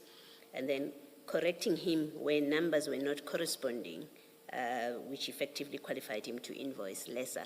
This is contract management. So when you say to Ms. Bowe, I wasn't responsible for contract management, officially, yes, maybe you were not, but you took on this function on this contract of managing the contract in the name of solving challenges, when in fact it is typical contract management. That's what I'm suggesting to you. You may comment if you want to. From my side, Commissioner, I don't see it as contract management. I see it as stepping in whenever there are challenges. And in SAPS language, we understand contract management to be something else different. Hence, I indicated that I was not managing the contract. Thank you. Thank you, Brigadier. Brigadier, just to follow up on two aspects in relation to the answers you gave to Commissioner Baloyi. You mentioned that managers, so the actual contract managers, would then approach you to do ostensibly what they were supposed to do when they had issues with the contract. Do you accept that? Yes. So if you Not were... managers, but there's someone that is issuing authorization and doing payment as well.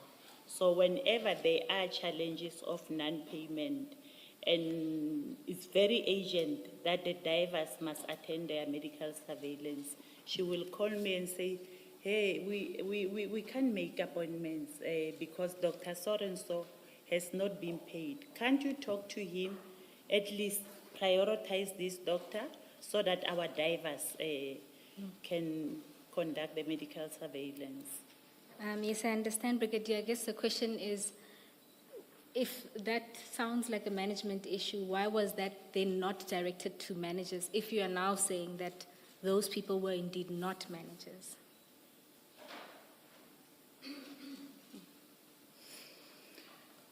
Yeah. Okay. And then if you look at paragraph 14, right, where you talk about your disclosure to General Manamela, you say, I further asked if I could recuse myself from the responsibility of managing the medical surveillance and biological monitoring program. And so that sort of management didn't include actual contract management or the provision at least of those services that affected your environment. That's correct. Right. Thank you, Brigadier. And then if you look at paragraph 15, just to clarify, at the end of that sentence or that paragraph, you say, perhaps let me just read the whole paragraph. It must be noted that I was not part of the bid specification committee, bid evaluation committee, nor bid adjudication committee, and I was not aware of the service providers that submitted bids for the tender or any engagements with any previous health risk managers that were contracted by the SAPS. What do you mean by that? Are you solely limiting it for purposes of the procurement process? I'm solely limiting it in the process of the specification of the contract, the evaluation, or the adjudication of the tender. And I think this was a question that was posed by Commissioner Khumalo. As an end user, there wasn't a part that you were playing in the bid specifications behind the scenes, as end users would contribute to bid specifications as they are the receivers ultimately of the service. So No, there was no nothing. participation there. Nothing. The part of the specification, it even started before I can arrive in that environment. All right. Thank you, Brigadier. Brigadier, in that paragraph 15, where you can read it together with 14, but I'm raising this in the context of what you say in 15. Is there any reason you don't say in your statement, at the time of the submission of the bid of Mr. Matlala, and at the time that the bid was awarded to him, or the tender was awarded to him, he and I were not in a relationship? Is there any reason you're not saying it that clearly? Maybe it's the matter of English. For me, I see that I have already covered it. So maybe it's the matter of English and putting it the way you are saying, Commissioner. No, it's not a matter of English and putting it the way I'm saying it. Nowhere in your statement do you say that. You tell us earlier on about your on and off relationship without saying that as at June 2024, we were not in a relationship. No, your statement doesn't say that. And my question is there, you clearly do see it's important. That's why you're telling us what you tell us in paragraph 14, and that's why you tell us what you're telling us in paragraph 15. It's because you know it is important to convey something that in fact, the fact of your relationship with him, whether on and off, you do know it's important for purposes of why you are here before us and for purposes of this contract. What is curious is, much as you know it is, you've decided it is important, nowhere in your statement do you say when he submitted the tender, which you don't know when, you've told us, and when it was awarded to him, he and I were not in a relationship at that time. You don't say that, and my question is there a reason you don't say it that clearly in your statement? No, there's no reason, Commissioner. Okay, thank you.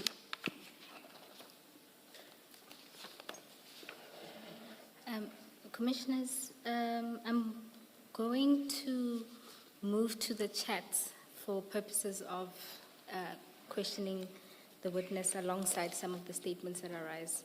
So I think it may be easier to just remove the statement and put it alongside the chat.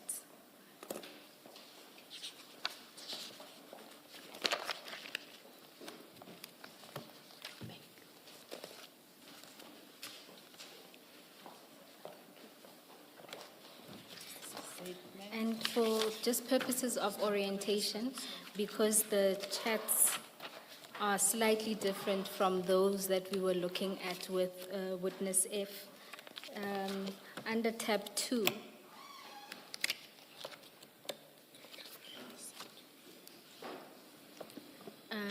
you will see that the chat box that is green would represent chats from Mr. Matlala, and that which is white or gray, depending on the level of your eyesight, will be those of Brigadier Matjeng. Ms. Bowe, perhaps for the record, you should say the source of these chats, from whose phone. And if you were already going to do that, I do apologize for anticipating.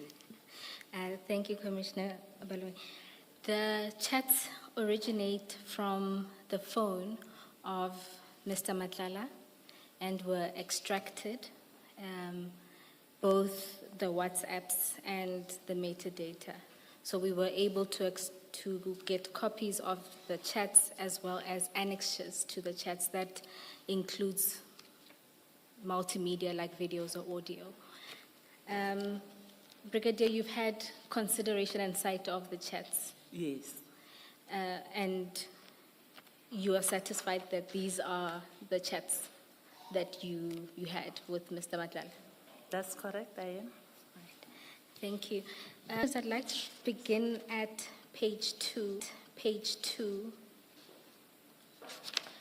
Brigadier, you'll see there on the 15th of December 2024, you send a number to Mr. Matlala. Whose number is that?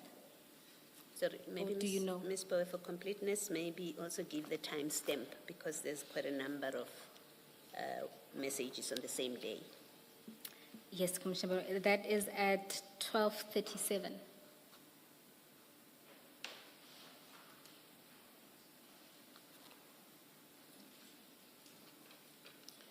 This one, I tried to recall whose number is this, because I don't have it on my contact. Probably, maybe it was forwarded by someone while Mr. Matlala was looking for it. I don't know whose number is this. And if you turn the page over, you'll see you then text Mr. Matlala at 15:04 on the same day. You say, did you find him? Apparently he changed his number Does that help you recall?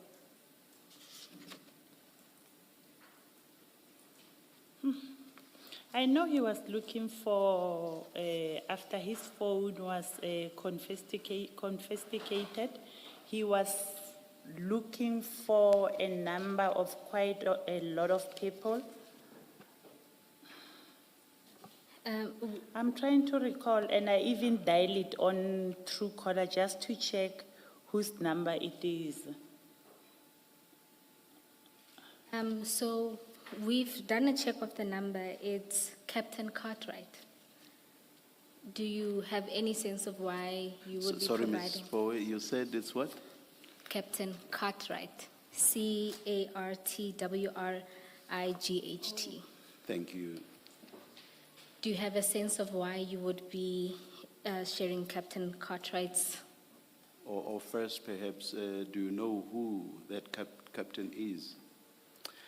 I know him by surname. I've never met him personally. I just know the name Captain Cartwright. And then please respond to Ms. Poe's question. Do you recall why you would be sending his number to Mr. Matlala? No, I don't remember. He was looking for a number, and I got him the number. Thank you, Brigadier. When you asked for the number, he would have told you why. He's asking for a number of an SAPS person, a colleague of yours. So he would have told you why. It's not always that when someone is looking for a number of a specific person, they will tell you why they are looking for that person. So in this instance, I don't know why he was looking for the captain. What I know is that on the 6th of December, when they took his phone, he lost a lot of contacts. Yes, no. I understand that, and my question has nothing to do with that. My question is, when Mr. Matlala asks you for a number of your colleague, which you don't have on your phone, and so you don't just pass it on, you would have asked why, or he would have explained, I want the number, this number. You would have had to look it up on your SAPS system. So you would know a bit about him, because you have to look it up.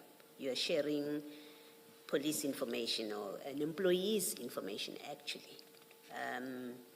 You are sharing an employee's number with an outsider. If it's I expect he would have said to you, I want this number for this reason. 2, when you look it up on your system, you would know who it is. They are employed in this section. I would imagine that information would have been there available to you. So you would know more than just by name from looking him up. You would know this is where he's employed. No, I don't have access to check where members are employed. But if it's Captain Cartwright, I know he's working at supply chain management. And he's one of the people that he signed. When he was going to sign the contract, he signed it with Captain Cartwright. Okay. What he was looking for, or what he wanted to discuss with Captain Cartwright, I really don't know, Commissioner. Okay, but you now know, you knew just at looking him up, if you didn't know before, that this is someone in supply chain management. You came to know that.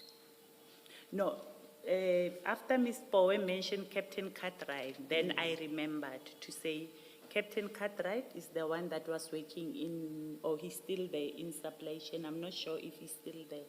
Okay. Now, you also say you tried, I mean, Ms. Poe seems to have had better luck than you, even though she's not in the SAPS, to locate who this number belongs to.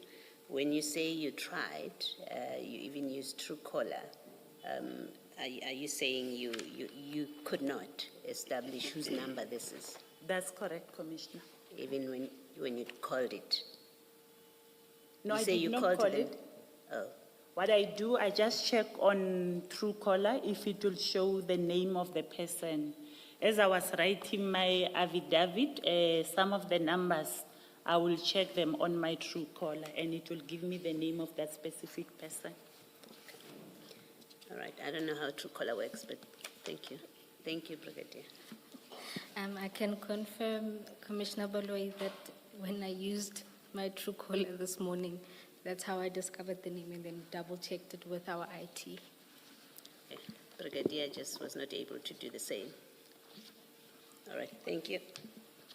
And then you'll see, then let's go to the next chat on still the 15th of December at 17:04. You text Mr. Matlala, you don't have money, ungithumele. And his response is, I don't have bank account. And you respond with Yane. I just wanted to understand in relation to this was just ordinary boyfriend-girlfriend talk. That's correct. And he also then indicates that he would be opening another account. Now, if you look at the next message on the 18th of December at 13:27, we won't get into it. You just sent Mr. Matlala a correspondence that you received, and you asked him for assistance. That's correct. And again here, just to confirm, this was regular boyfriend-girlfriend Yes, request and because, interaction. yes, Commissioners, because previously I told him about this account that I was owing and could not settle the account. I told him in September 2023 because I had an incident in September 2023. It's a very traumatic incident which I do not want to divulge what happened there. But at the end of the day, my car was burned down. So, yeah. And because of this account, I have challenges in getting finance to buy a new car. All right, Brigadier, you don't have to go into the specifics. Ms. Bowe, at this very early stage, I want to test this idea of the Brigadier having been involved in a romantic relationship with Mr. Matlala. Brigadier, as romantically involved people, did you and Mr. Matlala have any terms of endearment like love, babe, hun, etc.?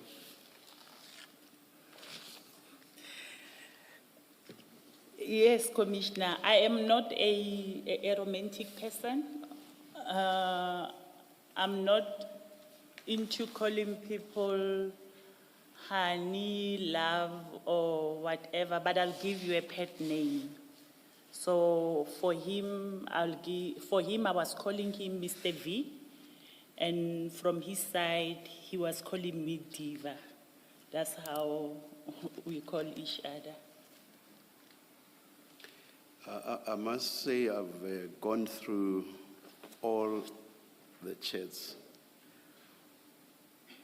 Well, people differ, but I find it very, very strange that you don't have or you don't use, not at all, any of the usual terms of endearment that some people, if not most people, use. I find it very strange. Do you wish to comment on that?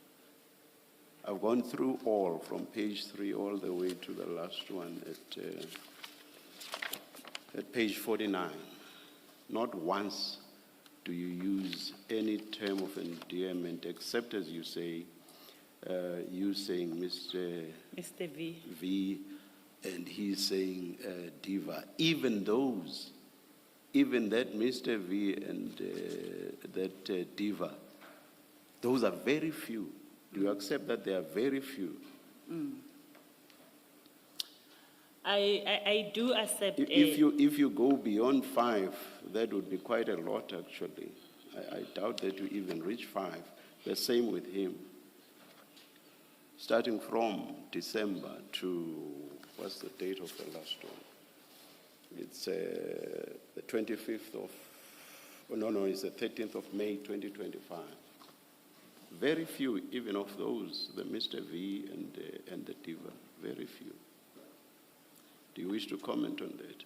Yes, Commissioner. I do accept that in writing, there will be very few of that.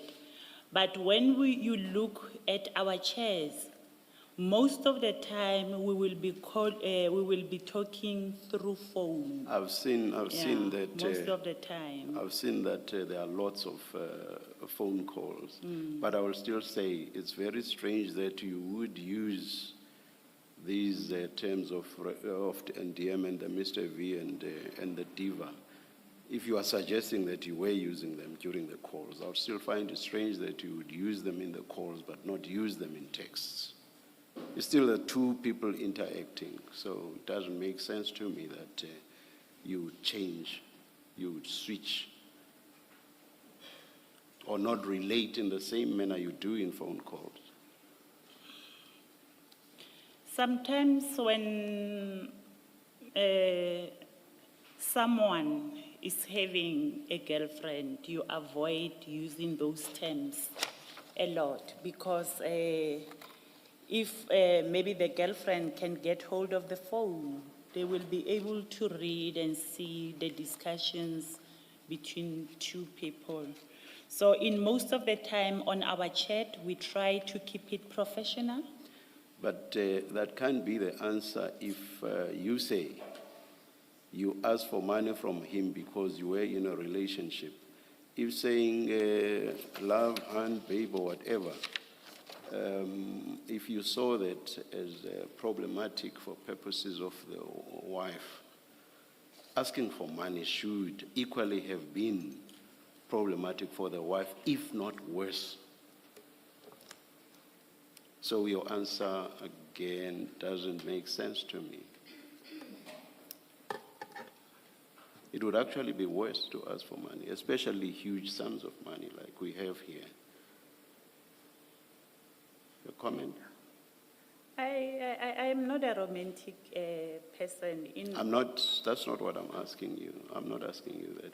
I'm asking you now about the point you make about it being problematic if the wife were to see terms of endearment.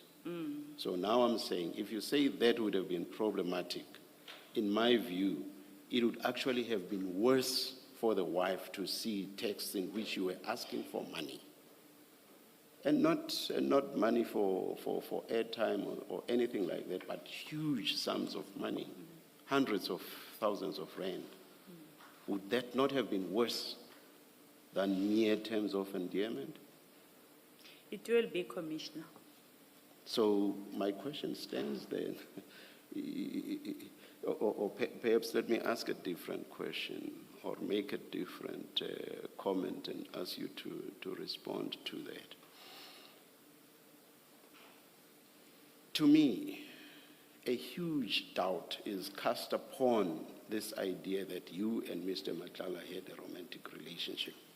The very fact that you did not use any terms of endearment suggests to me that you were not romantically involved. What do you say? I don't agree, Commissioner. People can go out and investigate around my circle, and my circle is very big.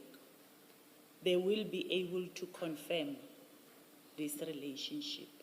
Why then are you not able to explain how you interacted, or why it is that you interacted in a manner that didn't show that you were romantically involved? because the reason you gave does not make sense. And you basically admit that when you say it would be worse if the spouse were to see that you were asking for huge sums of money. So why is it, try to give a better response, why is it that you did not interact in a manner that showed that you were romantically involved? Thank you, Commissioner. I still stick to the point that I am not a romantic person. In all my relationship, I don't use, I rather call someone Ntate Matlala. For me, it's romantic to be calling Ntate Matlala. Then maybe from his side, will be saying Mama Tlala. For me, it's romantic. And to cut most of the things short, we'll just say Mr. V, and then he'll go diva. Let me just take you through a few.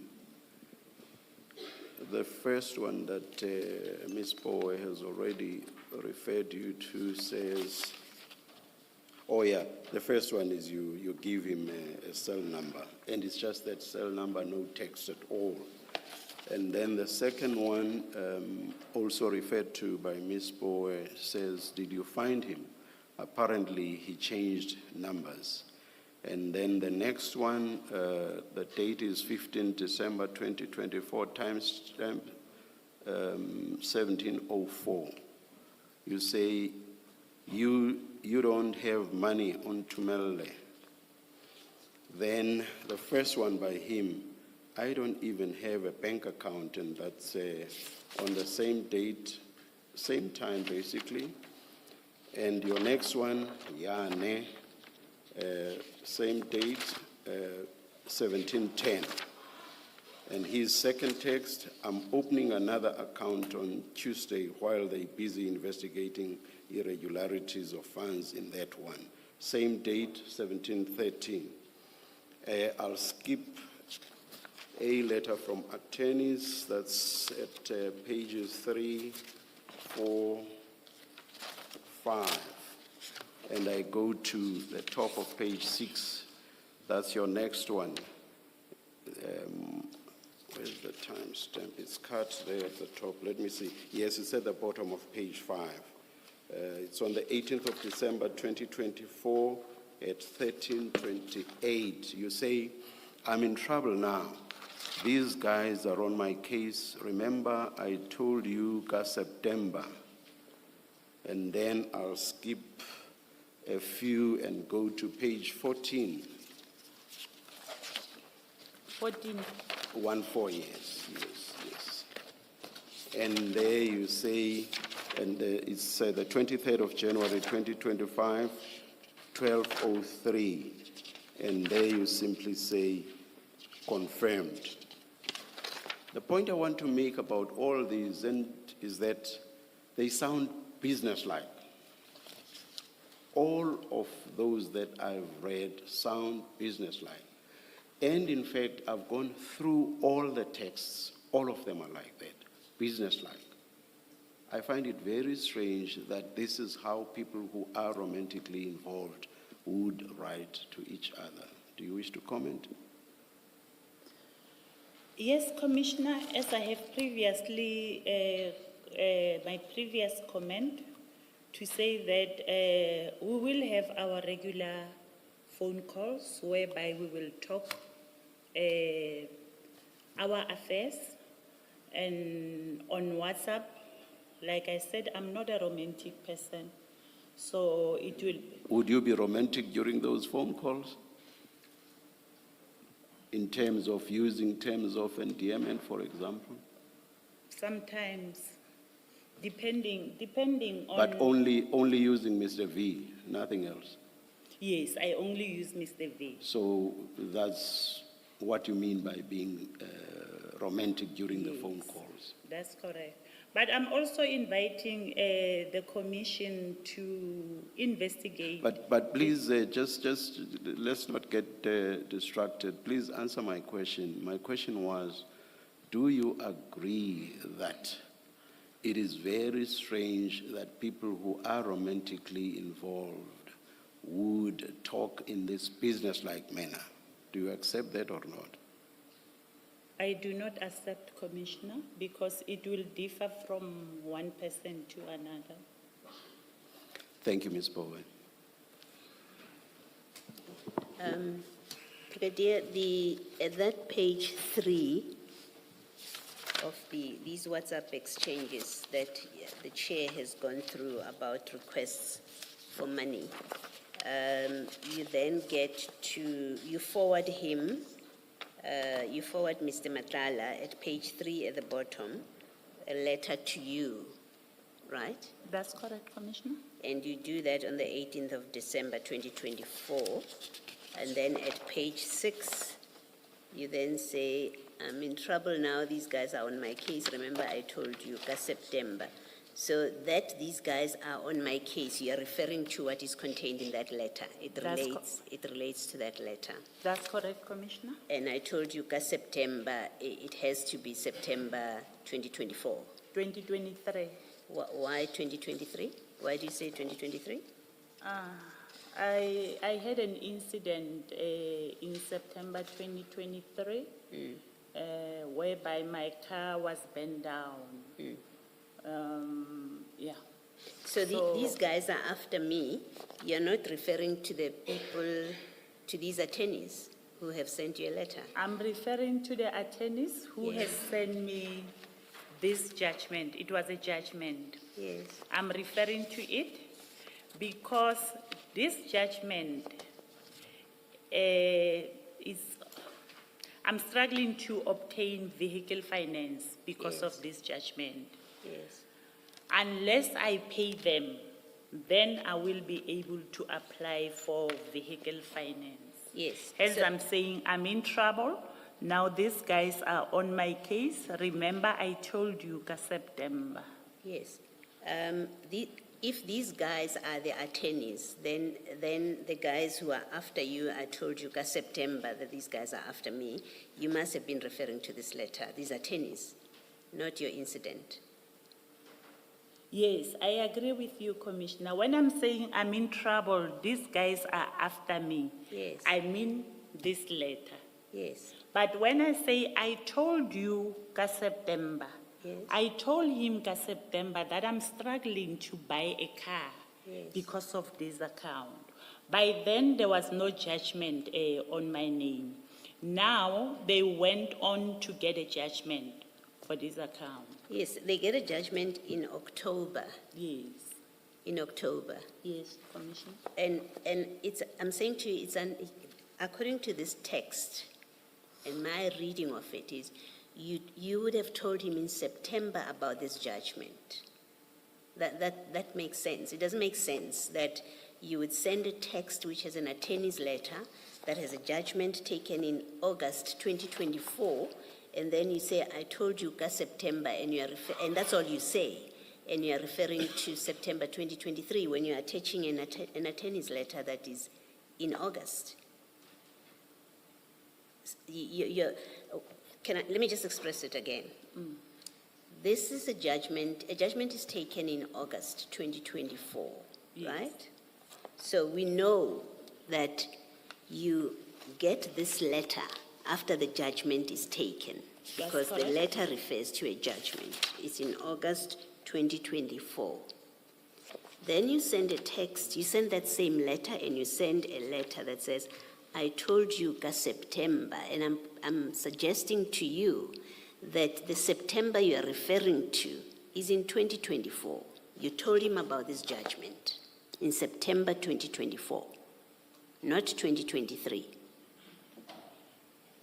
I do not agree, Commissioner. Reason being, once you get a judgment, or once there's a judgment on your name, you are not being informed immediately that there's a judgment on your name. The first time that they sent me a message to say there's a judgment on your name, it was on this date. Yes. The point, actually, the more important point I seek to make, Brigadier, is you asking him for money in December and you're showing him that you need to pay. That's why you're sending him this letter. That's correct. I've got this letter, there's a judgment against me, and I need to make payment. And that follows on that sequence of requests for payment from him, from you to him, right? Is that, you agree That's with that? correct, Commissioner. Okay. Now, and the point I wanted to make about it is, well, if you told him in September 2024, then we know that your relationship had started in 2024 September, and I think that's why you're saying 2023. You're avoiding, conceding that in fact, having told General Manamela in June about your relationship, which you say was off at that time, because that's what you tell us. You say your relationship was off in June 2024. In fact, in September 2024, your relationship is back on, and that is consistent with an earlier answer to Commissioner Khumalo that your relationship started towards the late 2024. So in September 2024, you are now back in a relationship with Mr. Matlala. You are talking to him, and that's when you tell him that these guys are after you. You accept that? Commissioner, it might be that in September 2024, our relationship was already on, or it started in September 2024. Okay. But when I say I told you September, I'm referring to September 2023, after my car was burned down and I could not get a car. Okay. I just wanted to establish that we are on the same page, that by September your relationship was you say it's possible, but I wanted to put it higher than that by September 2024 your relationship was back on track. And the important point I want to make about it is that from the time you told General Manamela about your relationship, and you say to us it was off at the time. That's why you didn't know he had been awarded. In fact, not too much time passed between the June award of the tender, on your version, the June award of the tender, and when you are back on. We know that latest in September you are back in a relationship with Mr. Matlala. That's the point I'm making. So it's barely 3 months in there somewhere. It might be that we were back together, or we were in a process of fixing our relationship. All right. Thank you, Brigadier. Thanks, Ms. Bove.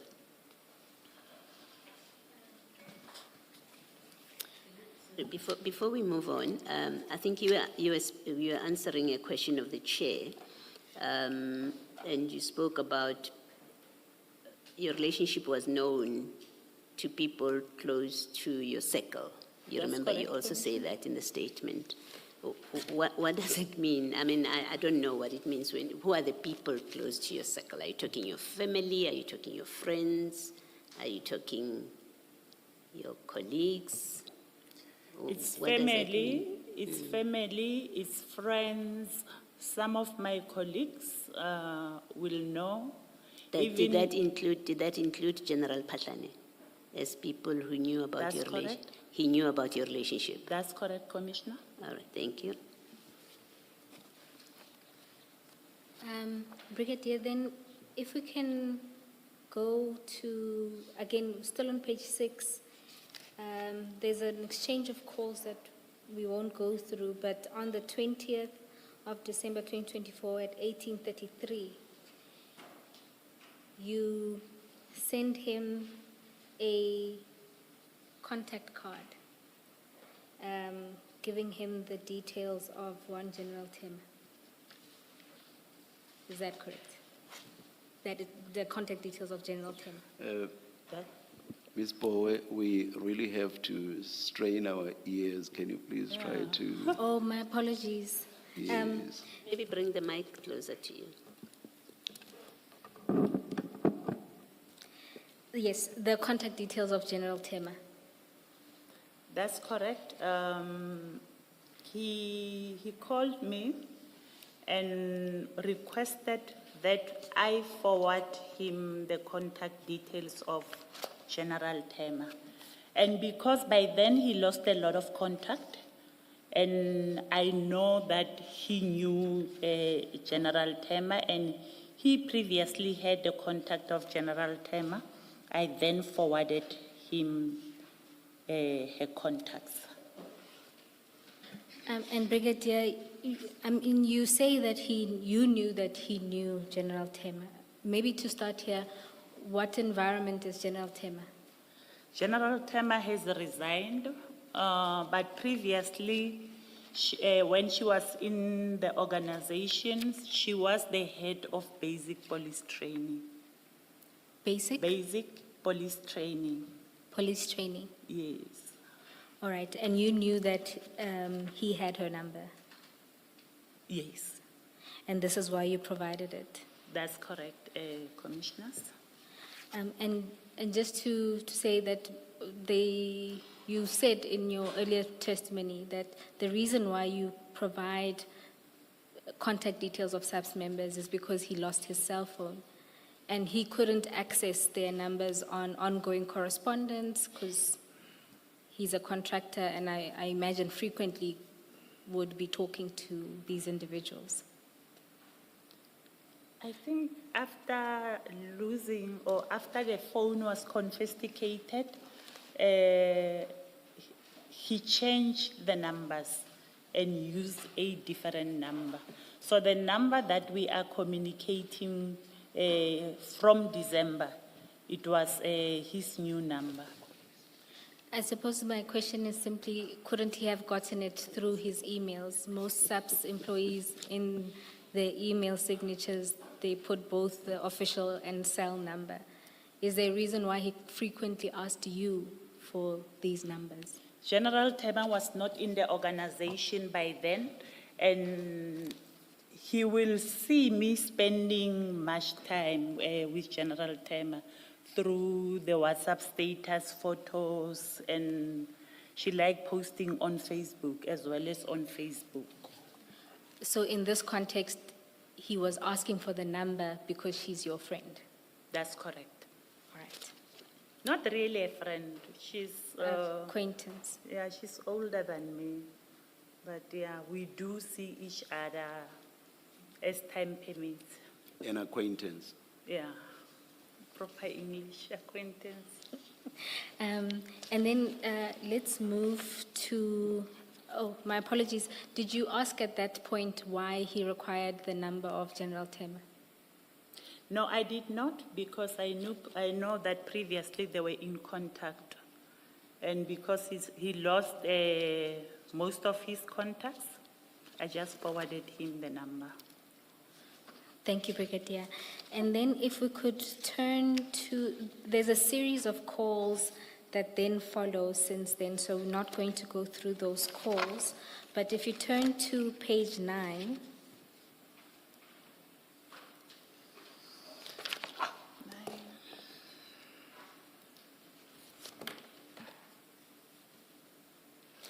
and Commissioners, just to make sure that you have regard to a statement in particular, paragraph 45.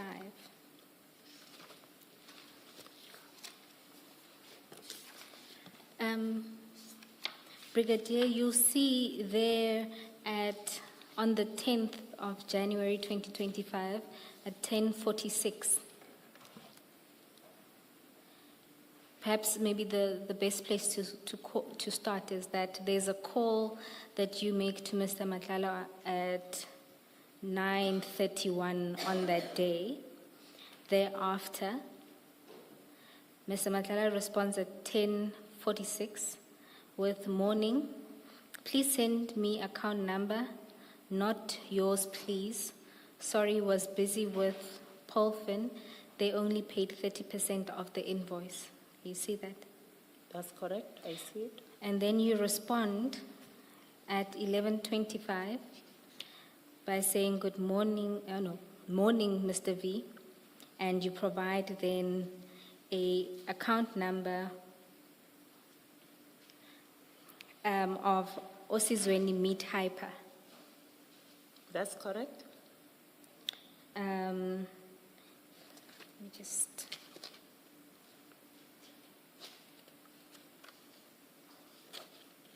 And then you, at 16:03, I just want to cover the text for this day. You respond and say, did you do it? I need to pay and send proof of payment today. That's correct? And then this is followed by 2 calls on this day, right? So that's just the 10th. I'll stop there for now. Now, you start there, Mr. Matlala, at that point, at 10:46, requests for you to send an account number that is not yours.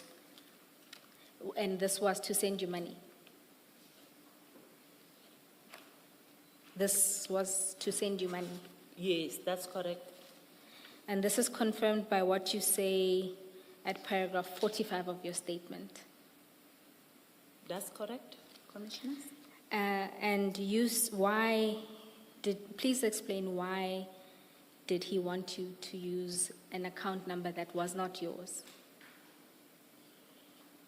Yes, I did ask him why he wants an account number that is not mine, because I knew that Mr. Matlala have my bank account details. Then he said to me, no, you see, I don't want the wife to find out that I'm giving you money, gifts, and whatever.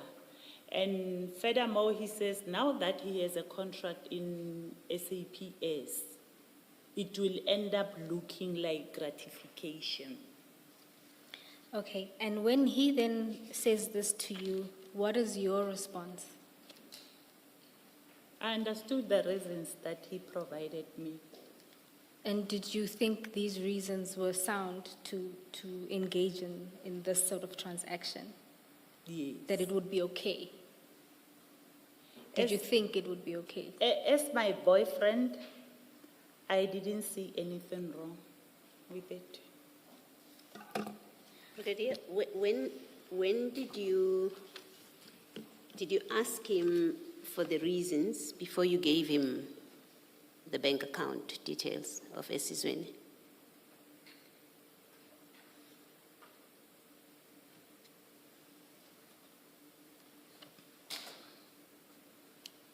No, I gave him, but we previously spoke about it. And I could understand the reasons why he wanted a different account number than mine. When you say previously, what do you mean? We have a WhatsApp message where for the first time, he's asking you to give him an account number, which is not yours, please. That's what he does at 10:46.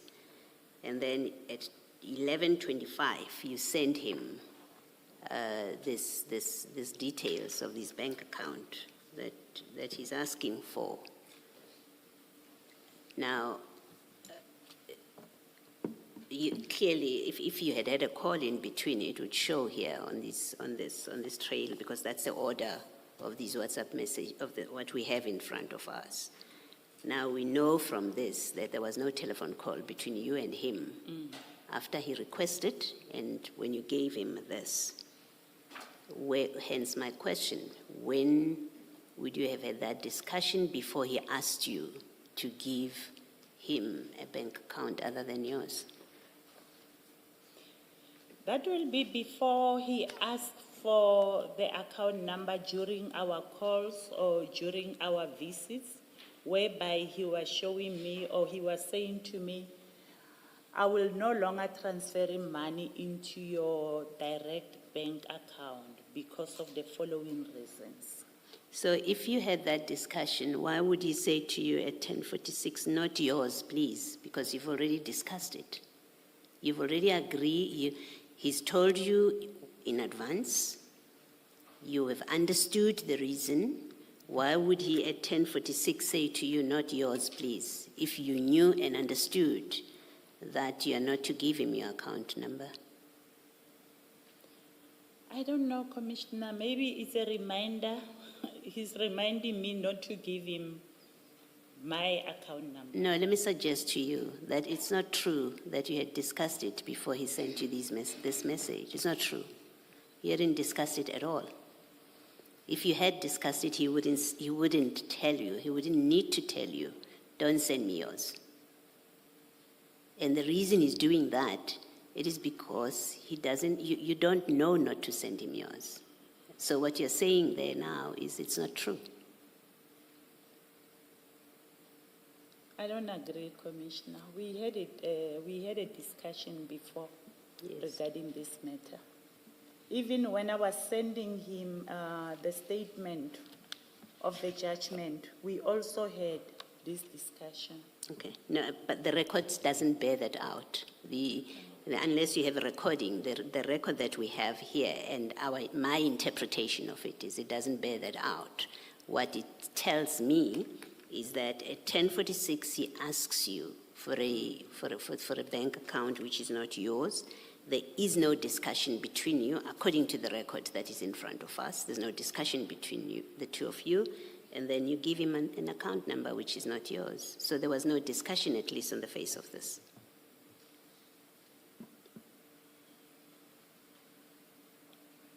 Thank you, Ms. Boy.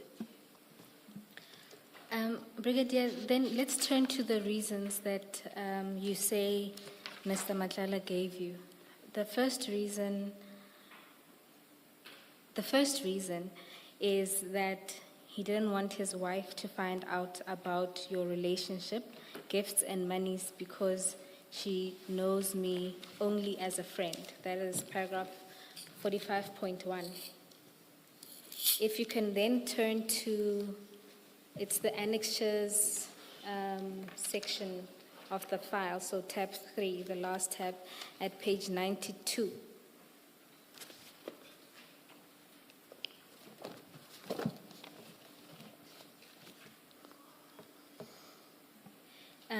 You noted earlier in your answer that Mr. Matlala used to send you money directly to your account. Do you see those transactions there, and can you confirm if that is your account? That's correct. I can confirm. And you see over that period, Mr. Matlala was sending you money directly to your account. That's correct. Would that not have triggered his wife?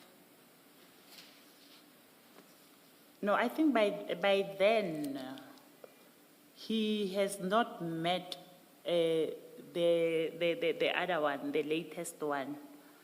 With the previous one, yeah, he could send money directly into my account. So your understanding is with the previous wife, he could send, there was no problem. Yes. This issue only arose with the With the current one. The current one. That's correct. And by the current one, you mean? The current one that he's serving now. Ms. Boy, can I just understand, you say what does page 31 represent?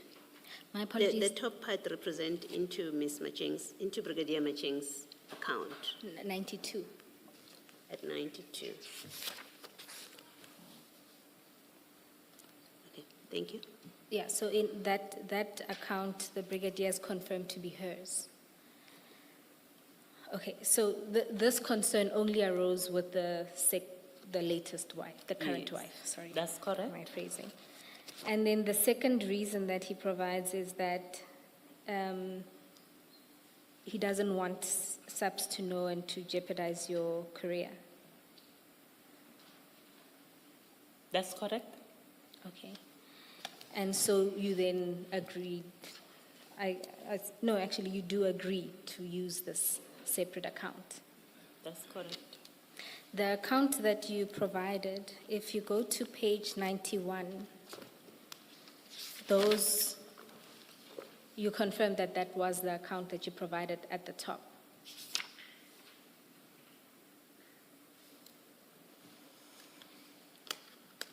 I confirm.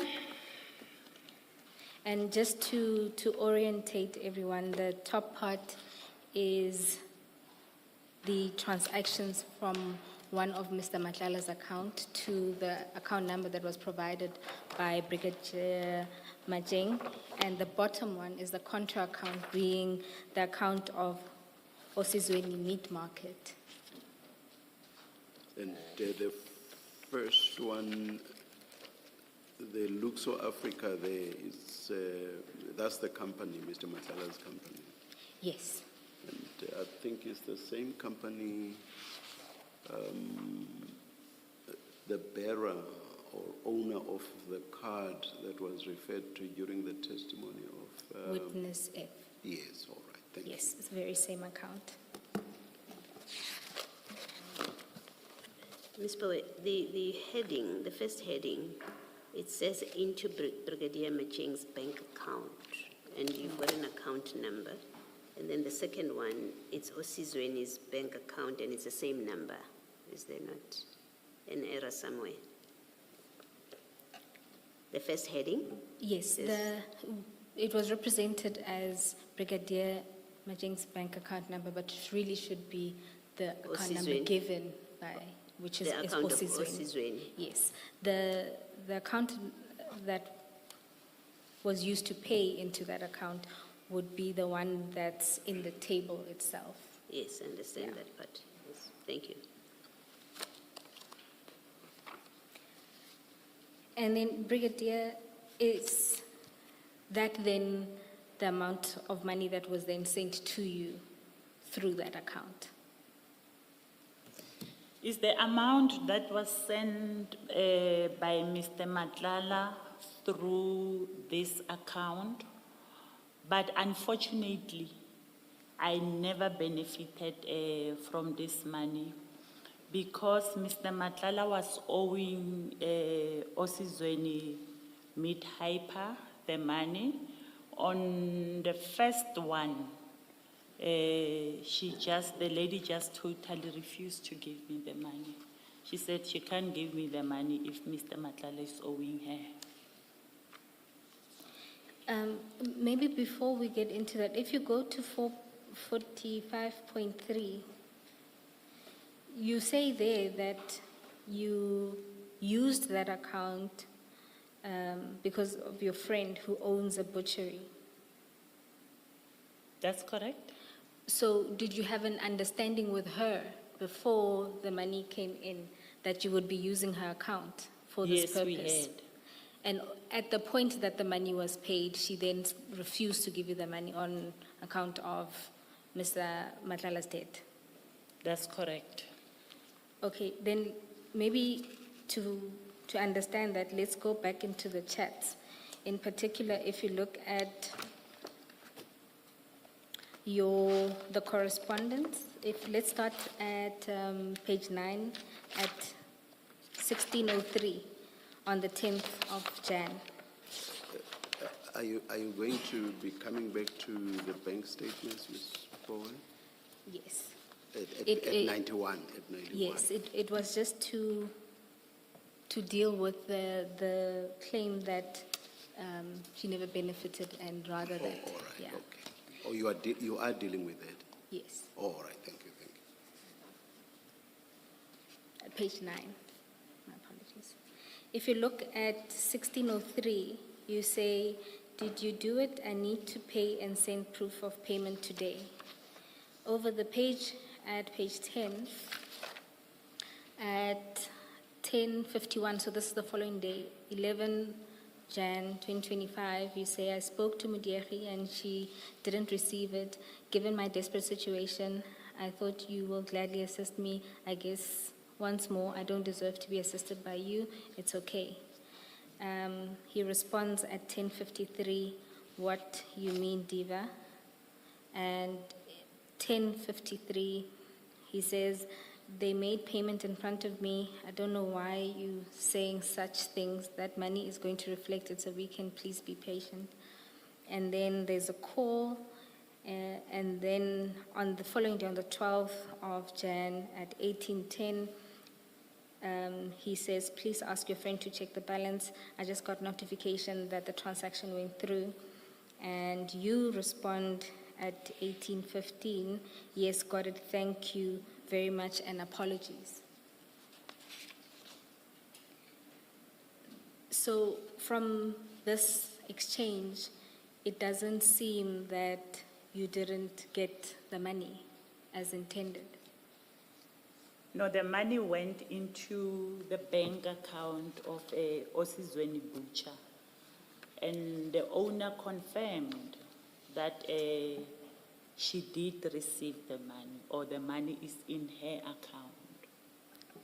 So are you suggesting that when you say to him, yes, got it, thank you very much, you meant you had just confirmed with your friend that the money is in her account? That's correct. And then, did you then say to him at any point that this money didn't get to me? Yes, I did. And this wasn't, I guess, in any of, it's not in the text? Yeah, of it's this- not on the text, but I did say to him that Mudieri has been complaining that you are owing her a lot of money and she's not gonna give me that money. Okay, and if you look at the text that you write to him just before that, I guess you say, I spoke to Muderi, you see that text on page 10. Yes, I see it. It seems as if you would have spoken to Muderi and who confirms that the money hasn't been received, but it doesn't seem like Muderi would be a hurdle. It could be, sorry. From the way the text is written, it Yes. seems that you spoke to Muderi, who then responded to you and said the money hasn't been received yet, right? That's correct. And from that, it doesn't seem like Muderi was a hurdle. It seems like Muderi was somebody who was going to give you the money. I guess, at what point does then Muderi become the person who doesn't give you the money? That's correct, because for me, I saw it that maybe she was playing me so that the money can be paid in order for her to keep the money so that the debt can be paid through that money. All right, I want to... No, Brigadier. Page 10, the bottom email, you say, yes, got it. Thank you very much, and apologies. And you have an emoji of hands that ordinarily I used to say thank you. At this point, Muderi has told you the money has come in. And if she had told you are not getting the money, you would have said it here, and you would not have apologized because you don't have the money. No, I said, yes, got it, she got it. Thank you very much, and apologies. No, you didn't say yes, she got it. You said yes, Yes, got got it. it. Yeah, Yes, it's so okay. you got the money. Let me finish. You got the money, 1. 2, you thank Mr. Matlala for the money. 3, you apologize for the tantrum that you threw earlier on about this. All of that is inconsistent with Muderi having just said to you, yes, I've got the money, but I'm keeping it. Or even just saying, I've got the money. It's inconsistent, whatever explanation you seek to give us now. These documents, this WhatsApp exchanges, is inconsistent with your explanation. She confirmed that she got the money, Commissioner, and I thanked Mr. Matlala for transferring the money. But when I went to her so that she can transfer the money, she just totally refused. And did you go back to Mr. Matlala to say, I'm still in trouble financially? Give me that 300,000 rands that you gave me, because you still have these people that are chasing you. Yes, I did. Did he give you? No, he didn't. Okay. Let me tell you what it suggests. Let me suggest to you what this is. In fact, it's not even a suggestion. Your WhatsApp message doesn't say, yes, she got it. You are now inserting she in a WhatsApp message where you are saying you've got it. You say, got it. You're not saying, Muderi got it. You say, yes, got it. Any reader of this WhatsApp message, except you, will understand it to mean you have the money. That's what you are telling him, that I now have the money. And any reader will understand this WhatsApp message to say you are thanking him very much because you have the money. You are no longer under the pressure that you were earlier on in the early WhatsApp messages. And any reader will say, you are apologizing because now you have the money. You were pressuring him, now you have the money. Your explanation just doesn't accord with this WhatsApp message, and it cannot be true. Can I respond? Yes, you can if you want to. Okay, Commissioner, if you look at the message above this one, he's saying, please ask your friend to check her balance. That's him. He says, please ask your friend to check the balance. Then my response, he says, yes, got it. Yes. I'm responding to the question or to the request of check your friend if he got, she must check her balance. I'm responding to ask your friend. Yeah. Well, you've had my view about it. I read your text word for word, the way it is. It doesn't say, yes, she's got it. It says, yes, got it, thank you, and I apologize. Thank you, Ms. Bo. Brigadier, staying in this line of questioning, if you go to, and I don't mean to deal with all three transactions now, but I fear we have to. If you go to page 24. 24.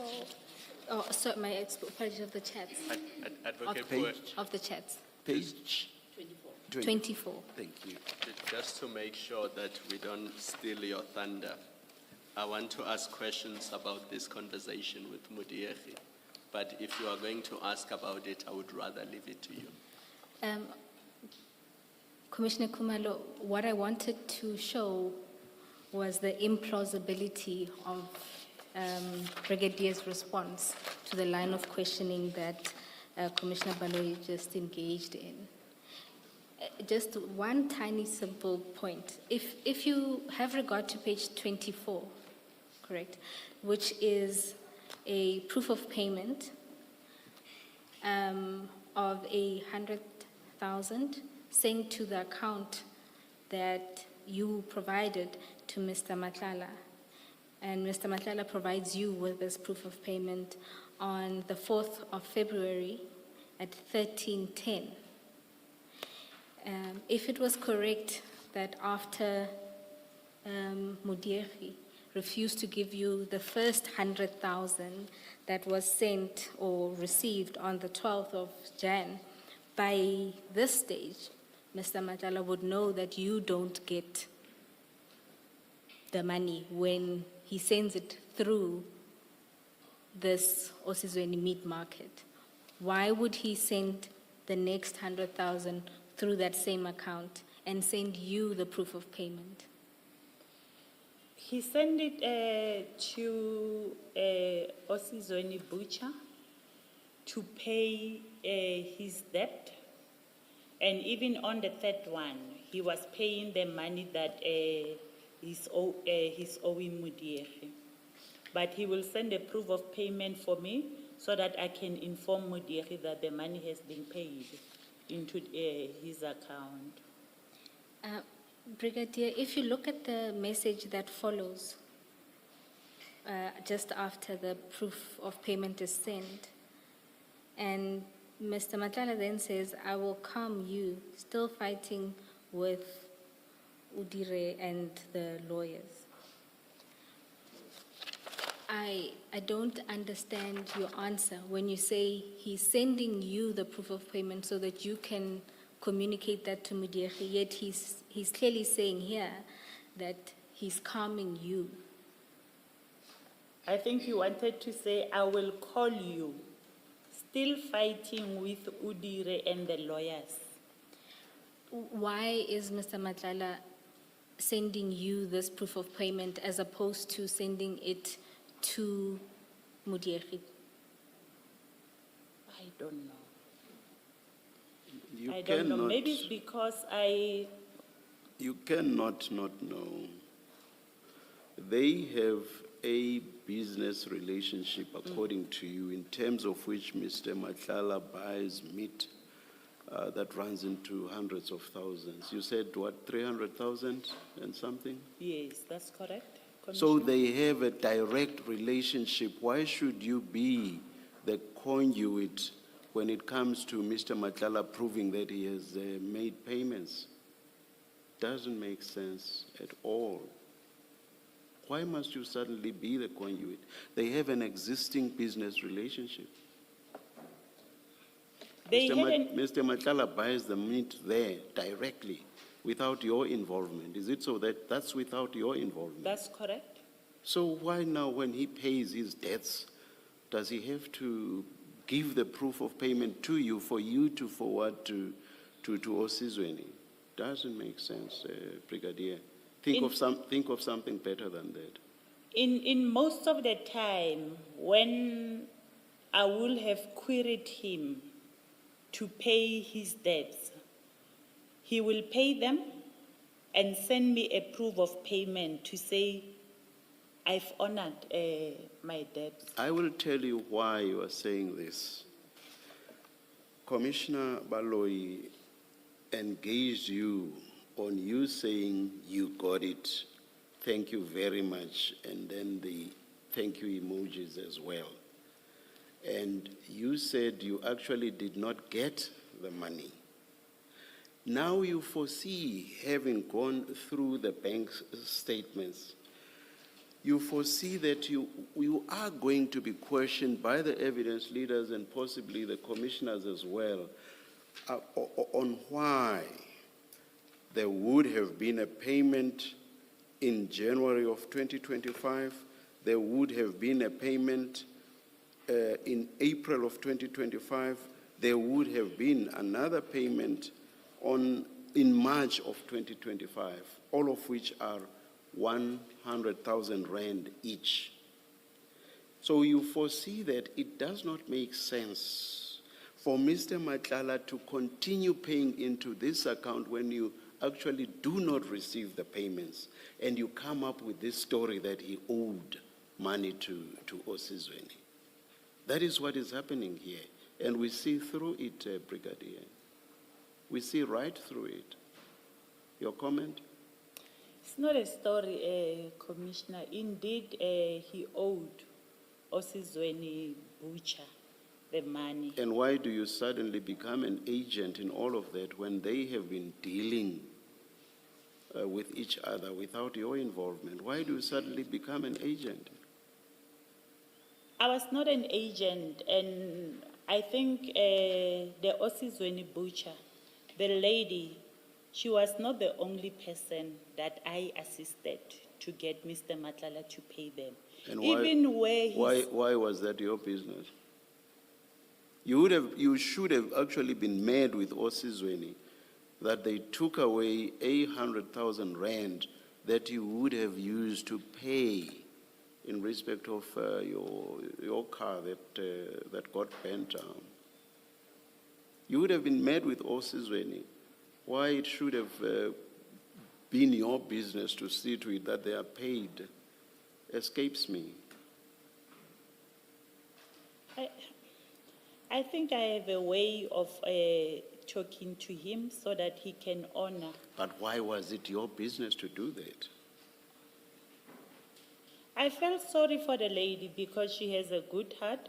Mr. Matlala is owing her, and he's been owing her for quite a number of years. You have said that the 100,000 rand was paid so that you could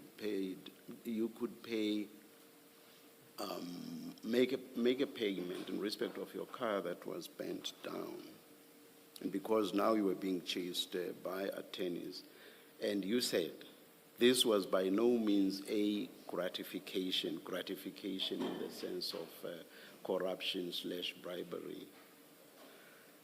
I will suggest to you that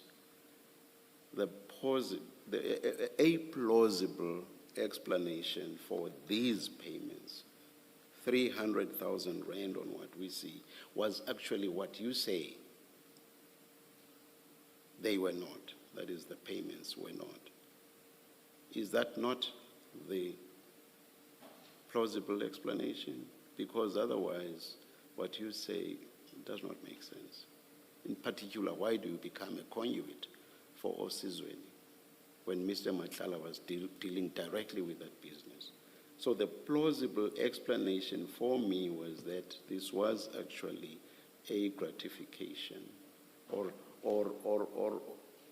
at least to soften it. Indications are that it was a gratification. And you would then assist him in whatever way you could in respect of the contract. What's your comment? Commissioners, I don't disagree that the money was meant for me. And I don't disagree that I'm the one who requested the money. But at the end of the day... When you say the money, I refer to 300,000 rand. So when you say the money was intended for you, you are referring to the 300,000 rand? No, I'm referring to the 100,000. Okay, continue about the plausibility of what I'm positing to you. Please comment on that.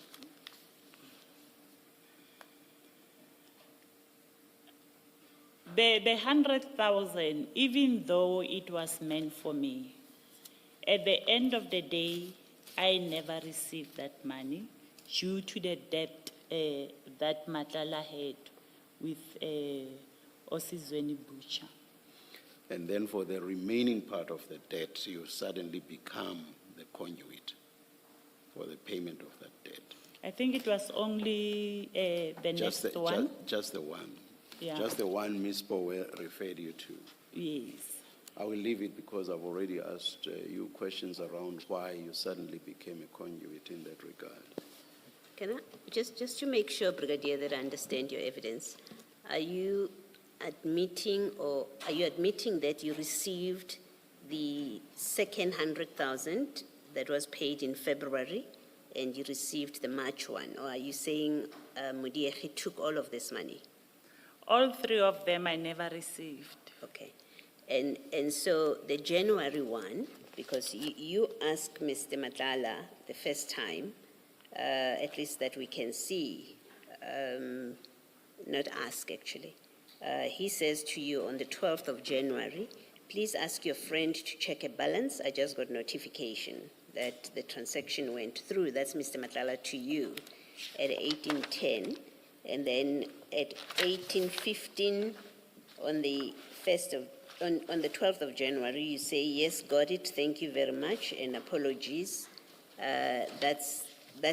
You say you never received that 100,000 rands. Because on this schedule on page 91, there's a transaction from Mr. Matlala to Osizweni between the 12th and the 13th of January. So we know it has to do with that WhatsApp message that I just read now, right? That's correct, Commissioner. Okay.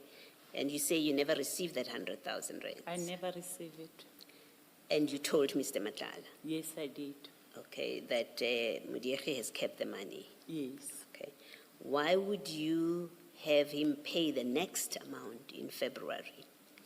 You've told us in your statement that he owed her 338. You've made a point of correcting so that, and it fits in perfectly with these payments. You made a point of correcting that it's 338,000, not 38,000. Now, if Mudiekhe kept, so you knew how much he owed her, 338. If Mudiekhe keeps the first 100, why would you have Mr. Matlala pay into the same account the second 100? Because I wanted her to pay his debt. He was owing quite a lot of people, and in most of the instances, I will intervene. No, this is money meant for you, which you never got. So what do you mean you wanted him to pay his debts? This is your money. It's coming to you. It's supposed to come to you in February. It's not Mudiekhe's money. It's not Mr. Matlala settling a debt, at least not to other people, maybe to you. But we know that this is money meant for you. in February. That's But Mudiekhe has already kept your January money. Why would you still have Mr. Matlala pay into Mudiekhe's account when you know that he owes her and Mudiekhe keeps the money? Why would you do that? It's not normal human conduct that when they've kept your money, you say, oh, to Mr. Matlala, pay again into that same account. Where I know and I expect you will do exactly the same thing. I never said to him he must pay again to that account, and I never requested the February and the March money. He paid it into that account knowing very well that he's owing Osizweni. Yes, I'm sorry, can you just make it make sense, please? You see, so you say the money at page 91 was meant for you, right? All of it, those 100,000 rands. No, the first one, only the first one. I thought you accepted that even the February was meant for you. No, it was not for me. And the third one? It was not for me. Okay, so you know that he was paying Mudiekhe. You knew that. It wasn't your money. He wasn't helping you. I knew that he was paying his debt to Osizweni Butcher, but the first money is Yes. the one that was meant for me. So the second and third were not meant for you? They were not meant for me. Okay, and so at page 24, where he sends you proof of payment for February, you say why he sent you that proof of payment? He sent me a proof of payment to show that he's paying his debt from Mudiekhe. Okay. Why did he need to show you that he's paying Mudiekhe? Because most of the time I will urge him to pay the people that he's owing. I will urge him to pay the service providers. I will also urge him to pay the doctors.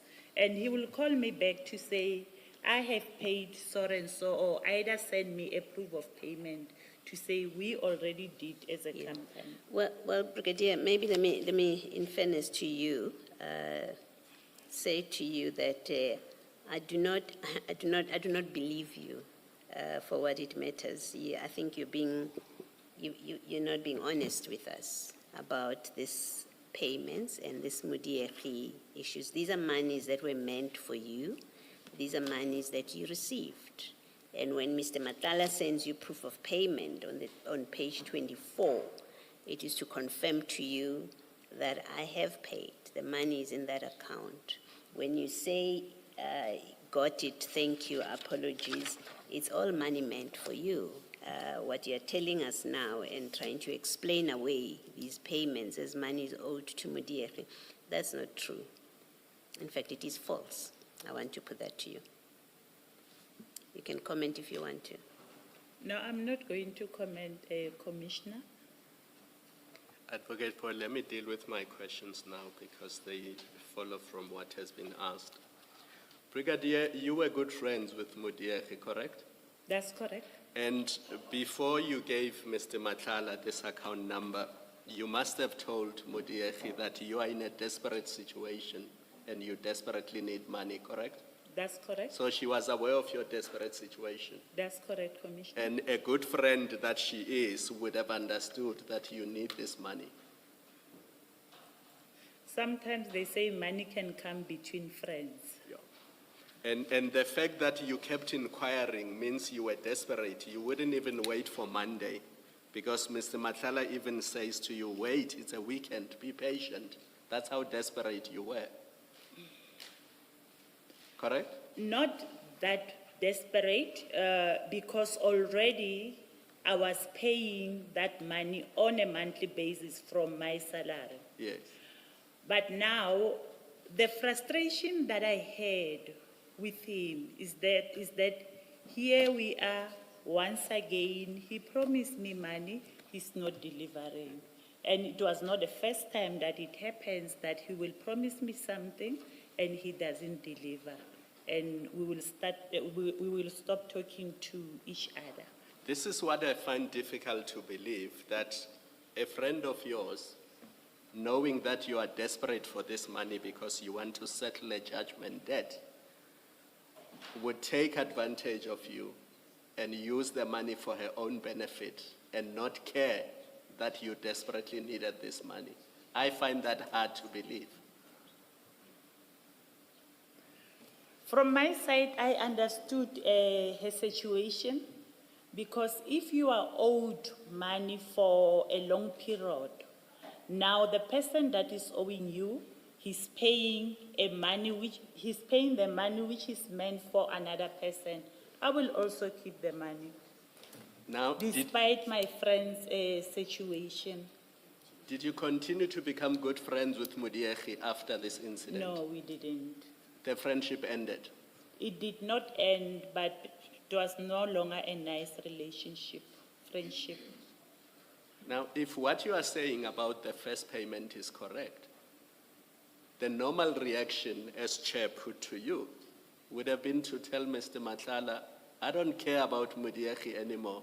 Don't even pay her what you owe her. She's a bad person. That's the normal reaction, that she's a thief. She stole my money. She's not a loyal friend. She knew about my desperate situation. She took advantage of it.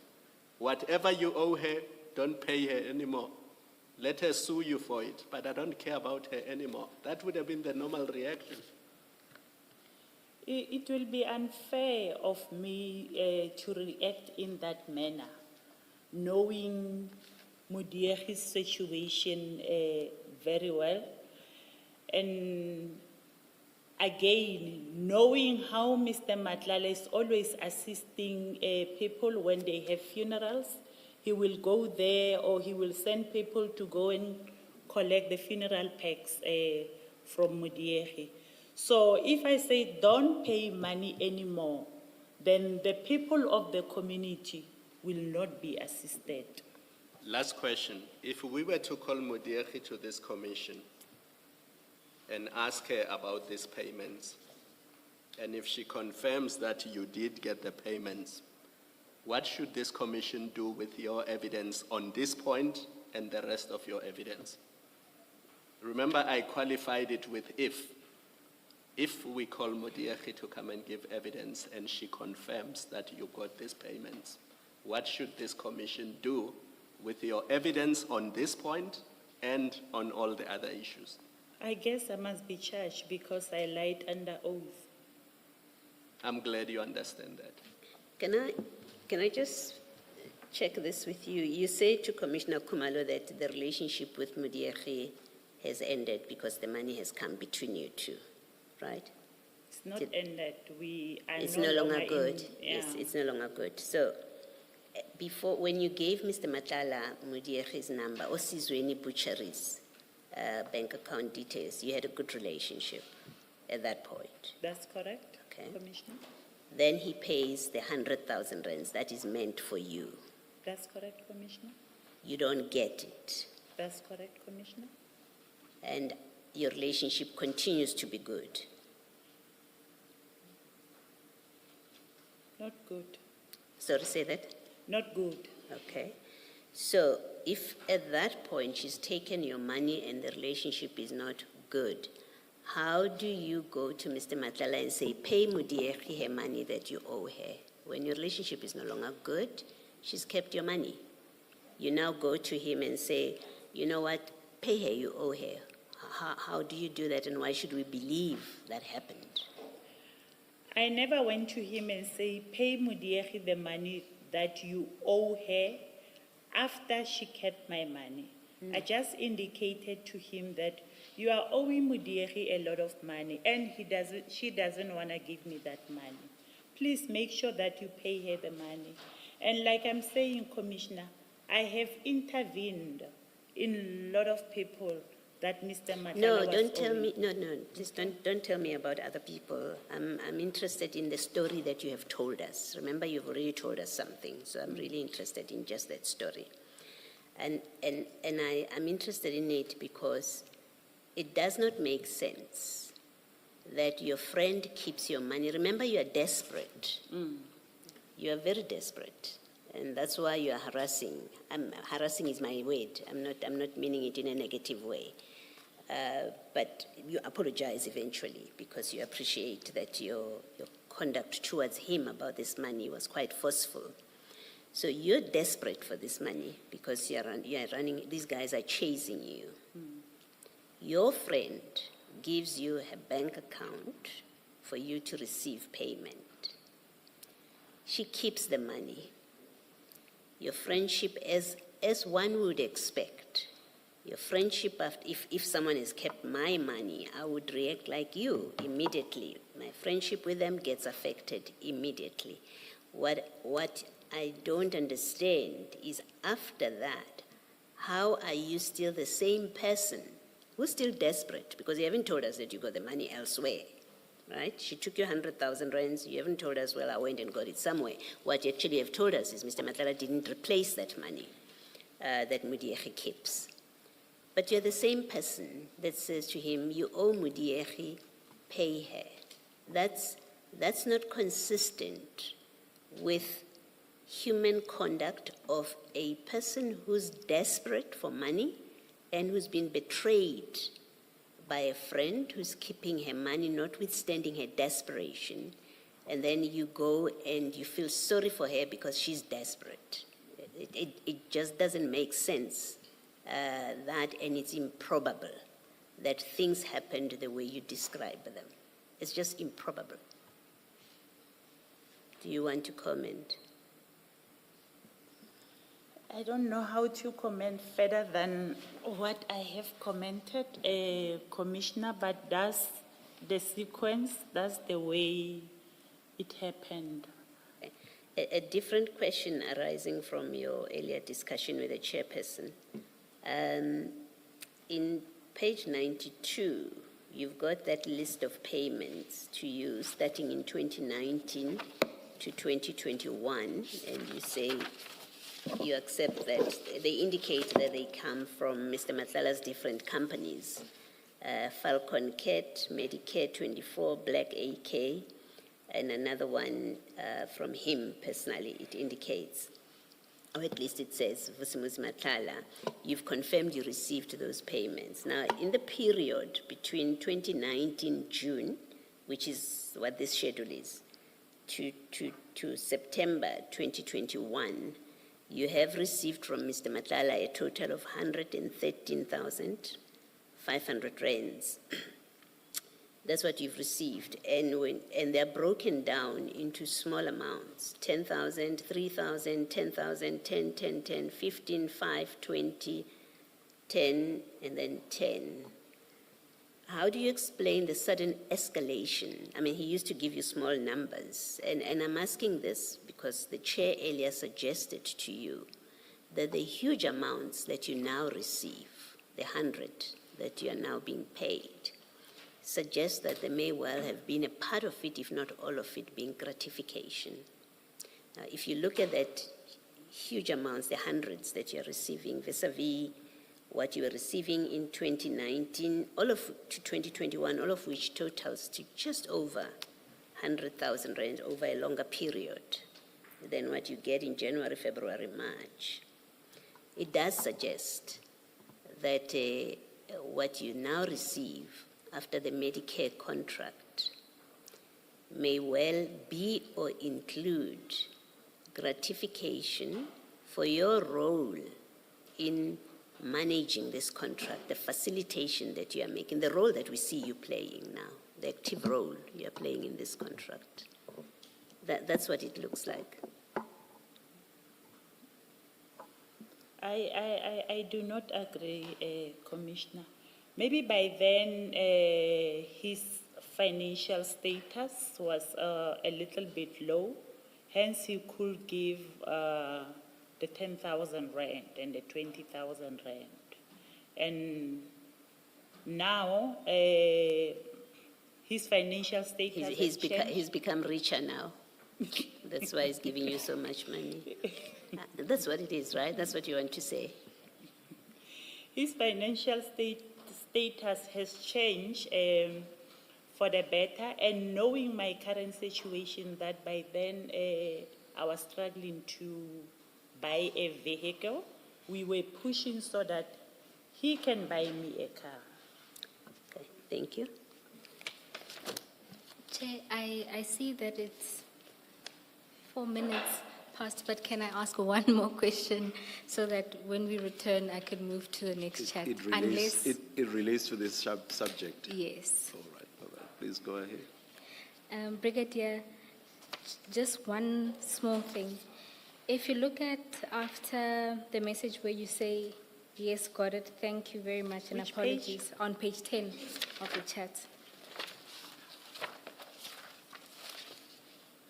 In particular, if you look at the days that follow, right? So the next chat, or rather, there's a call that happens on the 16th, there's a series of calls thereafter, more calls on the 17th, and then on the 17th at 10:15, you text Mr. Matlala, morning Mr. V, and from your interaction with Chair earlier, this is your way of calling him affectionately.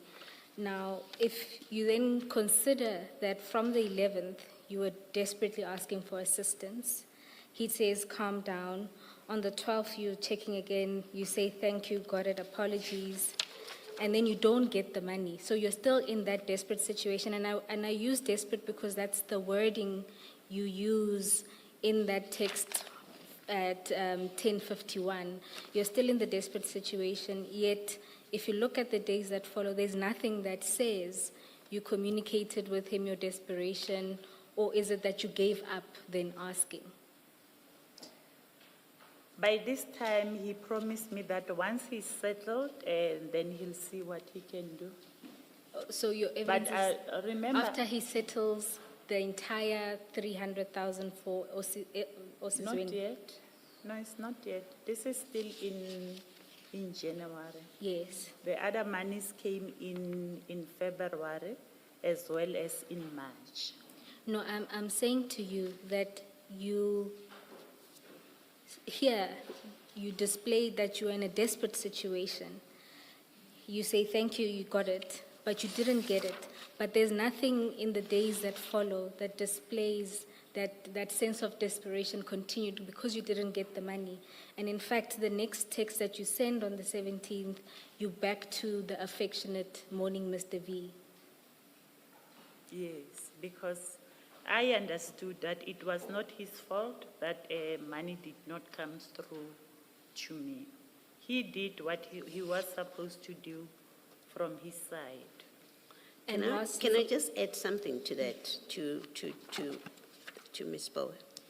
You see, your last text of the 12th January, it's where you say, got it, thank you. And I think that's what Ms. Bowe is seeking your comment on, is on these records, your next communication with Mr. Matlala is the 16th of January. So 12, 13, 14, 15. In fact, the 16th is at 1:45. So the 12th, after you said got it, at 18:15. After that, you don't call Mr. Matlala to say Mudiekhi is refusing to give me the money. You don't call. And the next call between the two of you is on the 16th of January. So after Mudiekhi told you I'm keeping the money, you say nothing to Mr. Matlala, at least according to these records. So even your earlier answer that you did tell him, certainly not on the 12th, not on the 13th, not on the 14th, and not on the 15th, which is really strange and curious for someone who from the 9th was calling intermittently, sending messages, many per day, as you know. You were doing that, saying, where's the money, where's the money? Send me proof that you have paid it. You did that, and we have all of that on page 9 and page 10. And then you stop at, yes, got it, thank you very much. You stop, and the next time you engage with him is the 16th. That's inconsistent with your conduct earlier about your desperate situation and someone who didn't get the money that was paid into Osizweni's account, which they desperately need. It's truly inconsistent. It cannot be true, what you're telling us.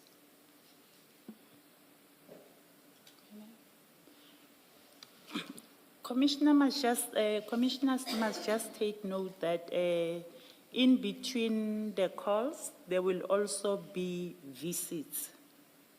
It's not only that we were restricted to the calls and the WhatsApp messages. There will be visits whereby he will come and talk to me. And after the money, I did not go directly after it was transferred to Mudiehi to request the money or to discuss how he will give me the money. Hence, maybe after that, there are no calls, I'm not saying anything to him. But in between this chat, we will see each other maybe twice in a week, 3 times in a week. Are you now saying to us that you told him during a visit that we know you didn't tell him on the phone because there was no telephone calls between you. Might be, Commissioner. We know, no. Let me finish my question. We know you didn't do a call, you didn't tell him on the phone on the 12th, and the next time you talked to him is on the 16th. We know you didn't WhatsApp him in that period. Are you now telling us that you told him during a visit, and it has to be because it's not on your recorded calls and WhatsApp messages? It can be, it might be. If it's not recorded here, as I've pointed out, there's no record of calls, there's no record of WhatsApp messages. You could only have told him on a visit.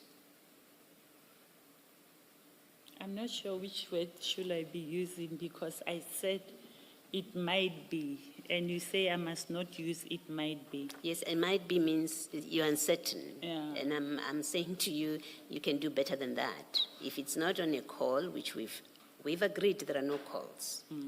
After you said, thank you, got it. There are no calls until the 16th. We've agreed there are no WhatsApp messages. And I'm saying, and you say, well, there were visits in between. And I say, well, then you could only have told him during one of your visits. The answer is obvious. It's an obvious, of course, it would have been one During of the the visits. visits. Otherwise, it didn't happen. Thank you. Thank you, Commissioner. Brigadier, just the last question. And then after this, you never gave him an alternative account number to send you the money? No, I never. Thank you.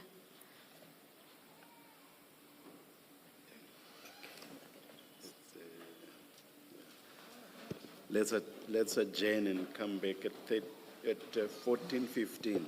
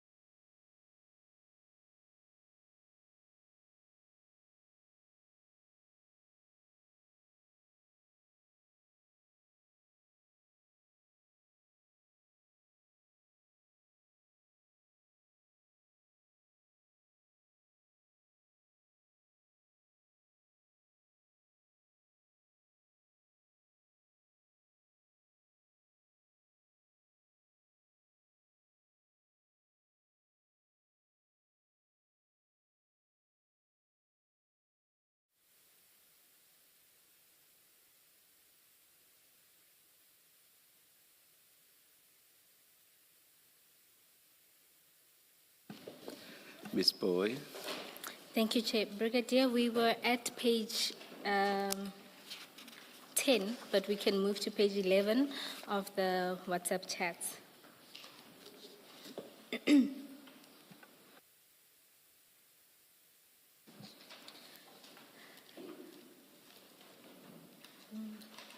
Brigadier, are you there? Okay, thank you.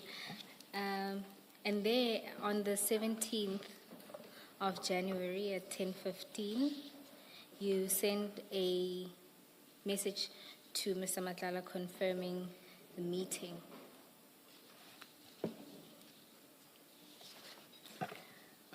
Again, Ms. Boy, if you may, please speak up. Is that better? Yes, yes, yes. My apologies. You sent a message to Mr. Matlala at 10:15, confirming a meeting that was going to take place that afternoon. And in response, he said, okay, I'll see you at 1400. Sorry, I was in a meeting. You then asked Medicare or CAT VIP officers, and his response is Medicare. Just to ask a clarity question, earlier in your testimony, in response to a question from Commissioner Khumalo, you indicated that some of the meetings were held at CAT VIP offices. Why was that? I indicated that before they had an office in Main Lane, it's either the meetings will be held at CAT VIP because it was around Pretoria, or otherwise it will be in Boxback, Medicare, I think it's Medicare Clinic. Is there a reason why it wasn't then held in Boxburg, and rather that it was held at CAT VIP offices? I think Mr. Matlala was trying to accommodate us because we are based in Pretoria and the CAT VIP offices were around Pretoria in Main Lane. But later they had offices, Medicare offices in Main Lane. So in this instance, when he says Medicare, it was now their new offices in Main Lane. If it was a reference to their new offices in mainland, what necessitated the question? Because the last meeting, he indicated that it must be at CAT VIP offices. So now I wanted confirmation whether we're still going back to CAT VIP offices or it will be at Medicare offices. All right. Thank you, Brigadier. Are you moving on, Ms. Boy?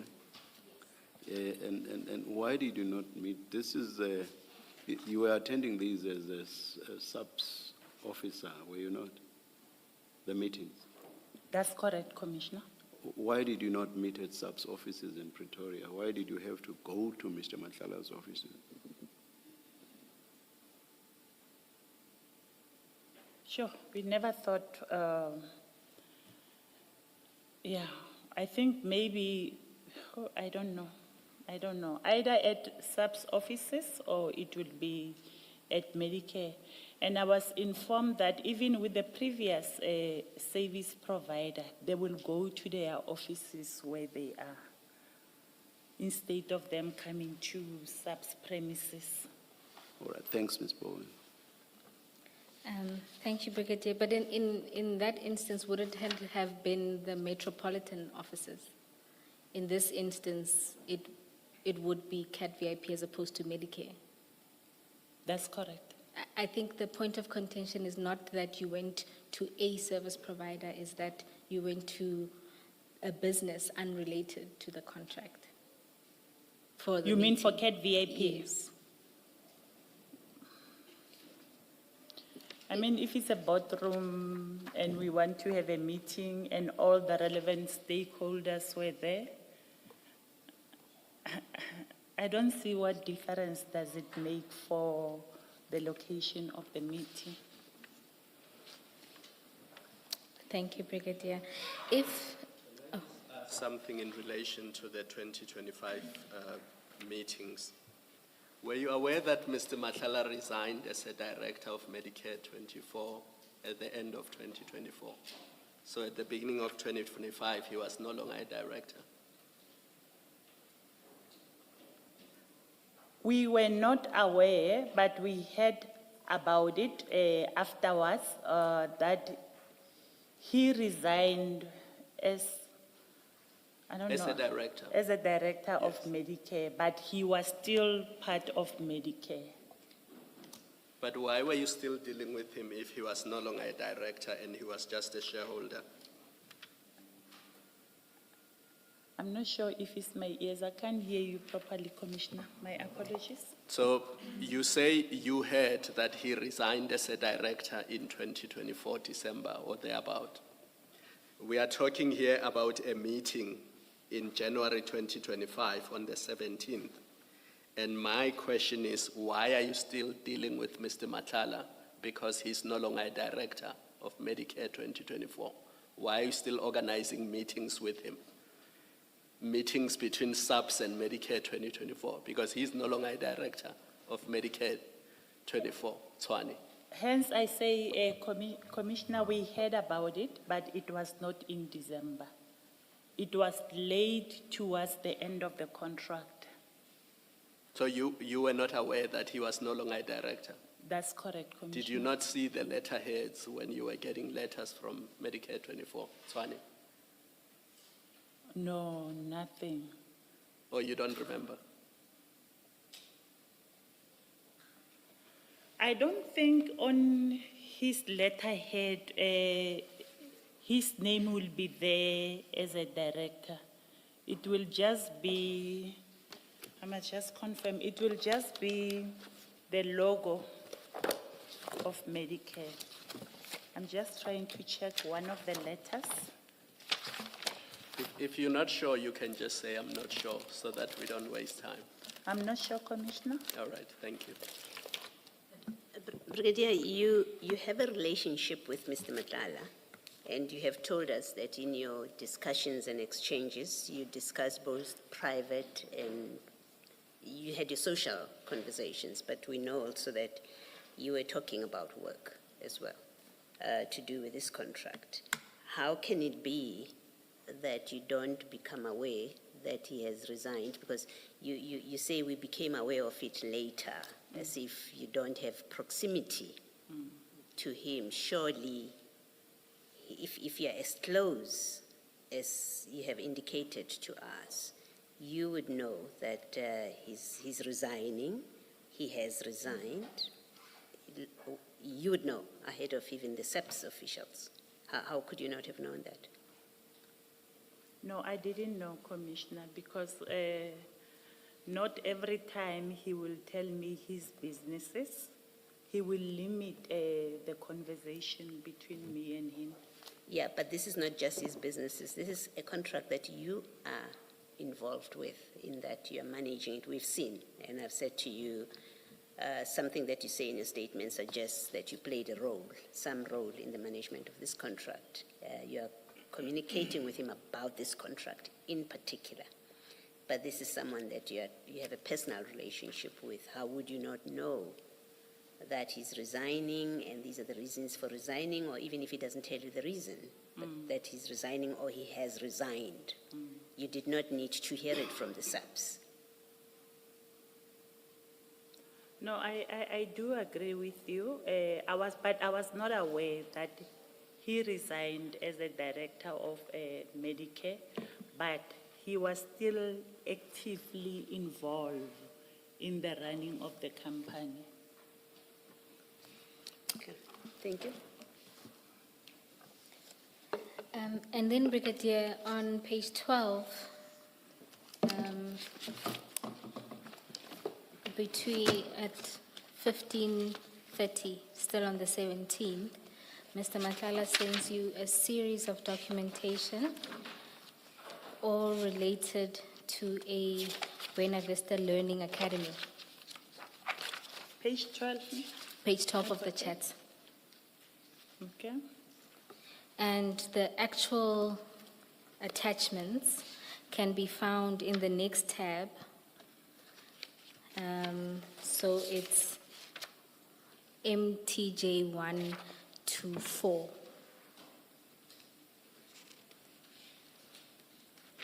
And you'll see there, if you go there on page 1, you'll see there's a notice of registration for this Buena Vista. Then if you go to page 12, it's accreditation as a skills provider. It's a letter confirming that. If you go to page 30, it's another accreditation as a skill provider, a letter confirming that. And then if you go to page 37, there's a provider accreditation notification. Do you see that? So back to the WhatsApp chat. What was the reason for Mr. Matlala to send you this documentation? While we were in a meeting with him, he indicated that he was exploring his businesses, and he will be focusing now, or he will be adding something that has to do with training. And then I draw interest in that because I wanted to enhance my skills and do relevant training for my environment, like your Occupational Health and Safety Act, since I was in a new environment. I then asked him the type of training that they are presenting. He forwarded me all of this document. Brigadier, just to understand your evidence, while at the meeting? After the meeting. Or after the meeting? After the meeting. Okay. He just randomly informed you that he's branching into, expanding into training, or has a company in training. That's correct. And then your interest was in advancing your own skills. Yes. Then I say, what training are you presenting? And he says, I'll send you all the documents so that you can see it.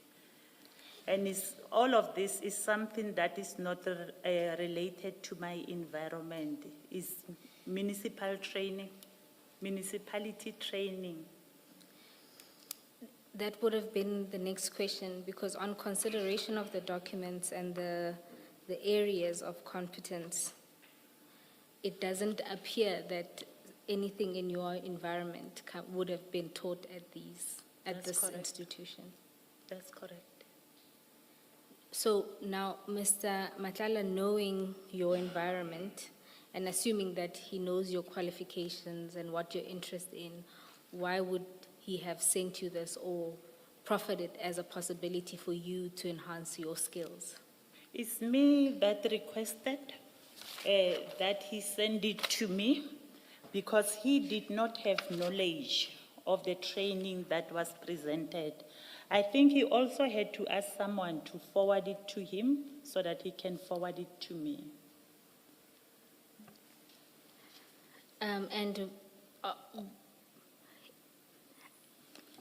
Brigadier, maybe for me to understand, he says to you, there's a training center that offers this. You say, send me the details because I want to enhance my skills. Then he sends you the details, but nothing is related to your environment. Yes. Okay, and outside of these documents, did you know anything about this entity? No, nothing.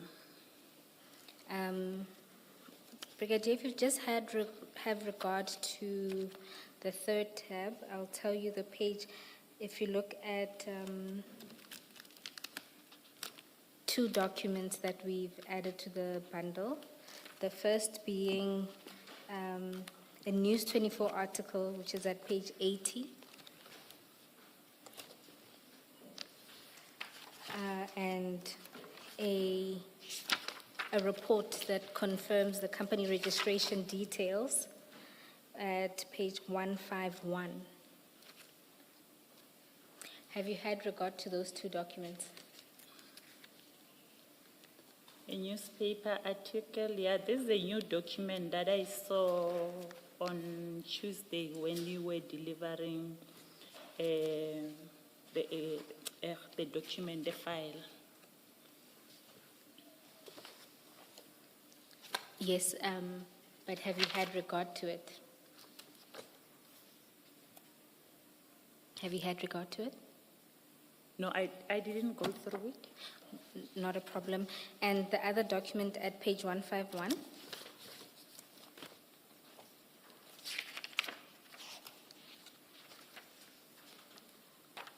Okay, page 151. Yes. In particular, if you go to page 152.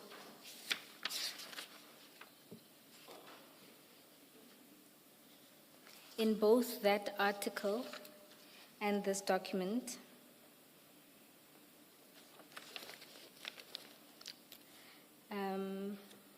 particularly my apologies, page 153, you will see that this learning academy is registered under Mr. Matlala's wife.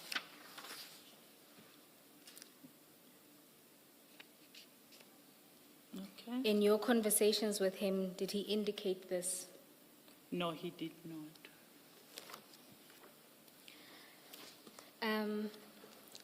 Brigadier, I want to test this with you.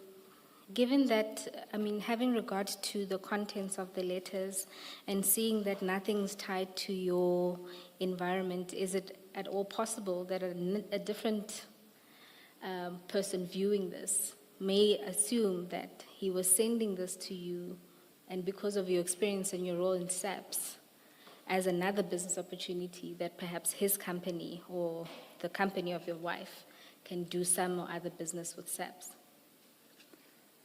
That's not true because if you look at the content of the learning program, they are all based in the municipality training.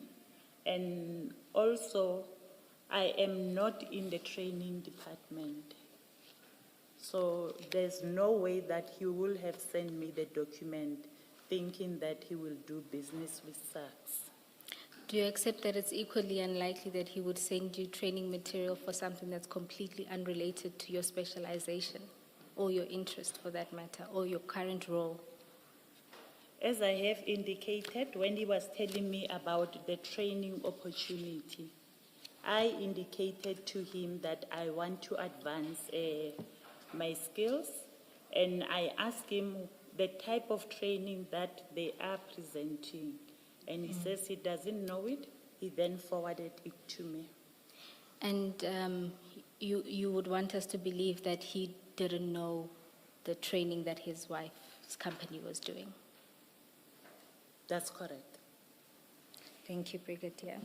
I think, Brigadier, for me, it's a different question, really. It is, if you say to him, you wanted training for yourself, that's why you're interested in this business, which we now know is Buena Vista Learning Academy. You want training for yourself, then I'm confused why he would send you this full batch of documents, because MJ4 is the accreditation notification, right? And then it lists what this organization is accredited for. Buena Vista is accredited what services, teaching services it's supposed to provide. I can see how maybe that is necessary information to someone who says, I want to join this institution. What actually training do they provide? But the preceding ones, MJ 1 up to 3, I don't see why he would have sent you this if it was if it's for your training.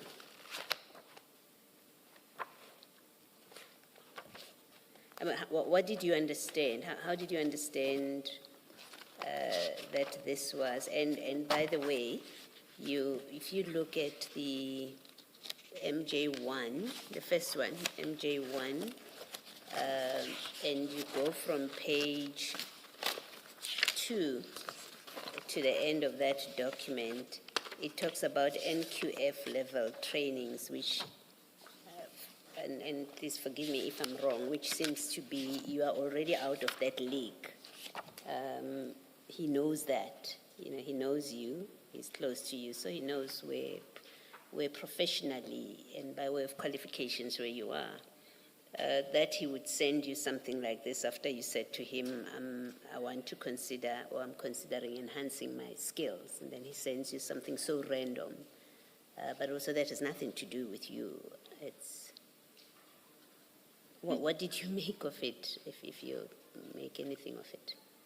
No, he just forwarded the document to me as received, and I went through them, and I saw that this has nothing, or is not relevant to my environment or the skills that I want to enhance. Okay. Nothing more than that, Commissioners. Okay, thank you. Brigadier, if we can then move from this, you'll see at page 13, it's a series of phone calls. And then if you go to page 14, in the middle of the page on the 23rd of January 2025 at 12:03, you send, prior to that, there's 2 calls at 10:22, and at 12:03 you then send a message saying confirmed. Mr. Matlala responds with a thumbs up emoji. Do you recall what this was about?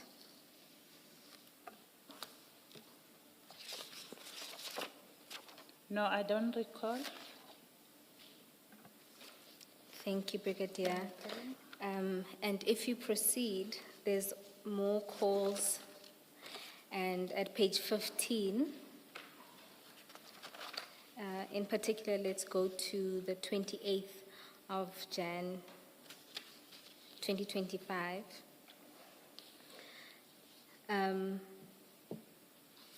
Mr. Matlala sends you what is a picture.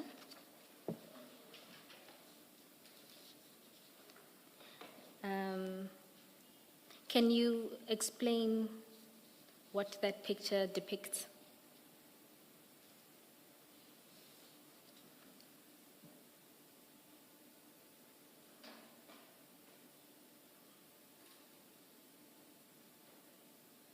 I don't know, maybe perhaps it's a picture of the outstanding payment or the authorizations that were captured. I am not 100% sure what does the picture depict. The text below the picture says, I believe tomorrow, since they did send a notification to you and there is a new 4-generation chicks land include.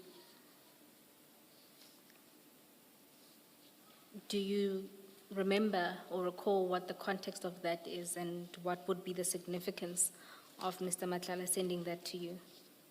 No, I don't know. If you look at the text itself, it's clearly related to the picture, the contract itself. Yeah. And it may be a list of approvals. I'm not entirely sure. The question remains why? Why would Mr. Matlala send this to you?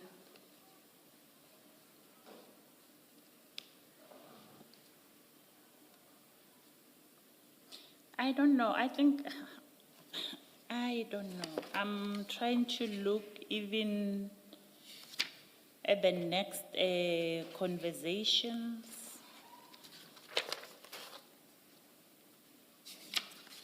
Perhaps. Could he not have been telling you, I mean, you have a telephone call with him on the same day at 11:11, and then at 14:24, he sends you a screenshot and there's stuff like ACB information, and I think approved, checked. I think that ACB has to do with banking. I think I can say that to you.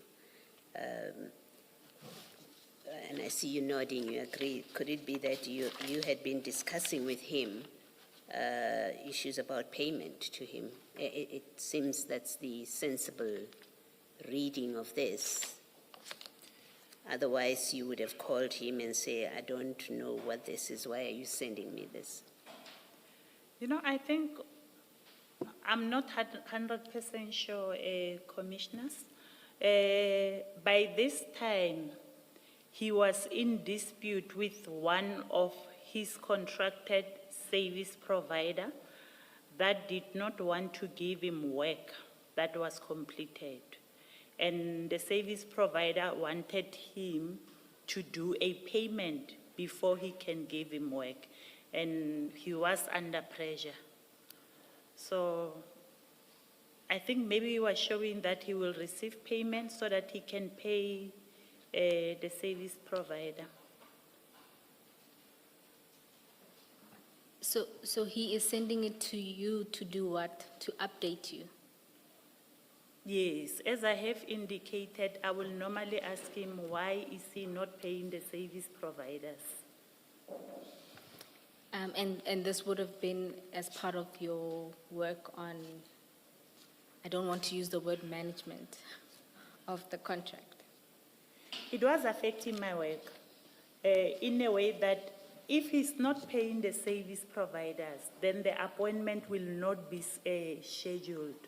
We will try to make appointments with the contracted service provider through him, but they will refuse to assist us because they did not receive any payment. And this wouldn't be the duty of the contract manager?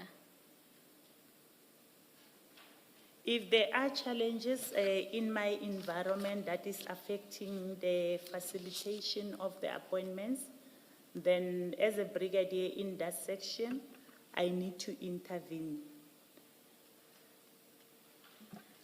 Thank you, Brigadier. And if you continue, then there's 2 more calls that happen on that day, and then there is a video attachment. If we can just play the video attachment.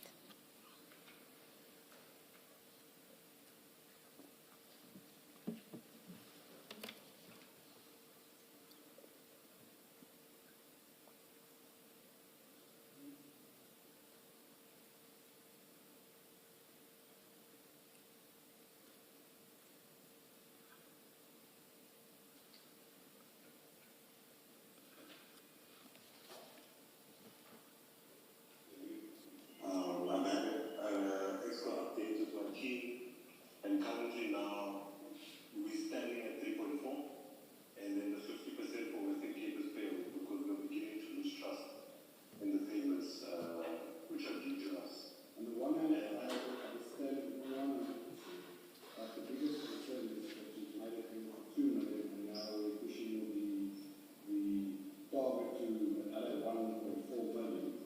And I was open and honest with you to say we cannot afford it. We need to settle everybody because there's a lot of work coming. But if I don't settle everybody, how do I generate funds in the business?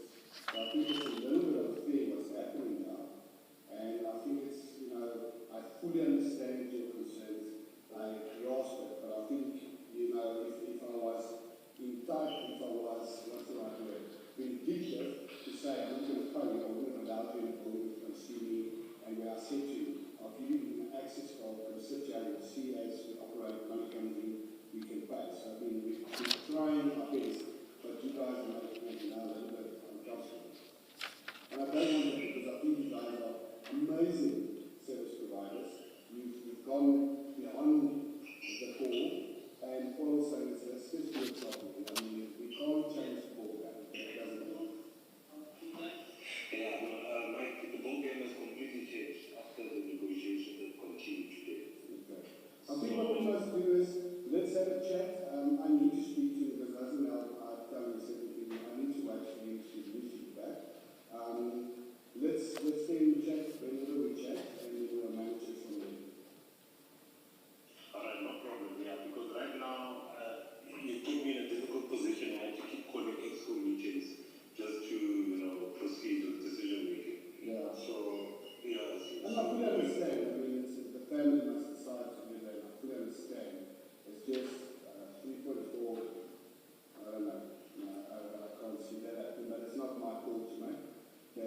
chairman still tonight, but I know the time is still done. No problem. Mike, I want you to know that I really want to assist you, especially to meet your deadline, but that's going to be in your guys' hands. Okay. Cool. I'll give you a shout back. I'll see you on that line.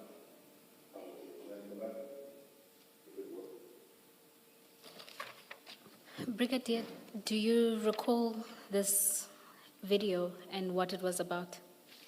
Yeah. Now I remember. It will also go with the screenshot that you asked me about on page 15. This video, it was regarding a meeting or a negotiation which they had with one of the service providers who was refusing to give them work that has been completed. They wanted to receive payment first before they can give them the files. Mr. Matlala is one person that will like sharing document and sharing info.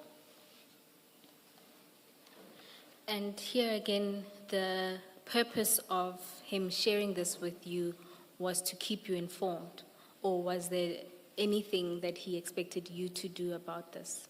No, it was just to keep me informed. And given that it affects your environment, knowing this, you took no steps internally? No, it was not in my environment. No, It I was mean- affecting a different environment. My apologies. Earlier you said that the reason why you are intervening, it would be because it affects your environment. So this one didn't affect your environment? This one did not affect my environment. It had to do with pre-employment. My environment is medical surveillance. Like I have indicated, there are different streams. You'll have your pre-employment, you'll have your incapacity leave, your short-term capacity leave. So it was in a different environment. So in essence, Mr. Matlala was sharing with you a problem he was experiencing in a different environment and updating you on something that had nothing to do with you, essentially. That's correct. Okay. And then there's a call that happens at 19:10, and thereafter there's another screen, no, it's a picture. Do you recall this picture? And if you do know, what does it depict?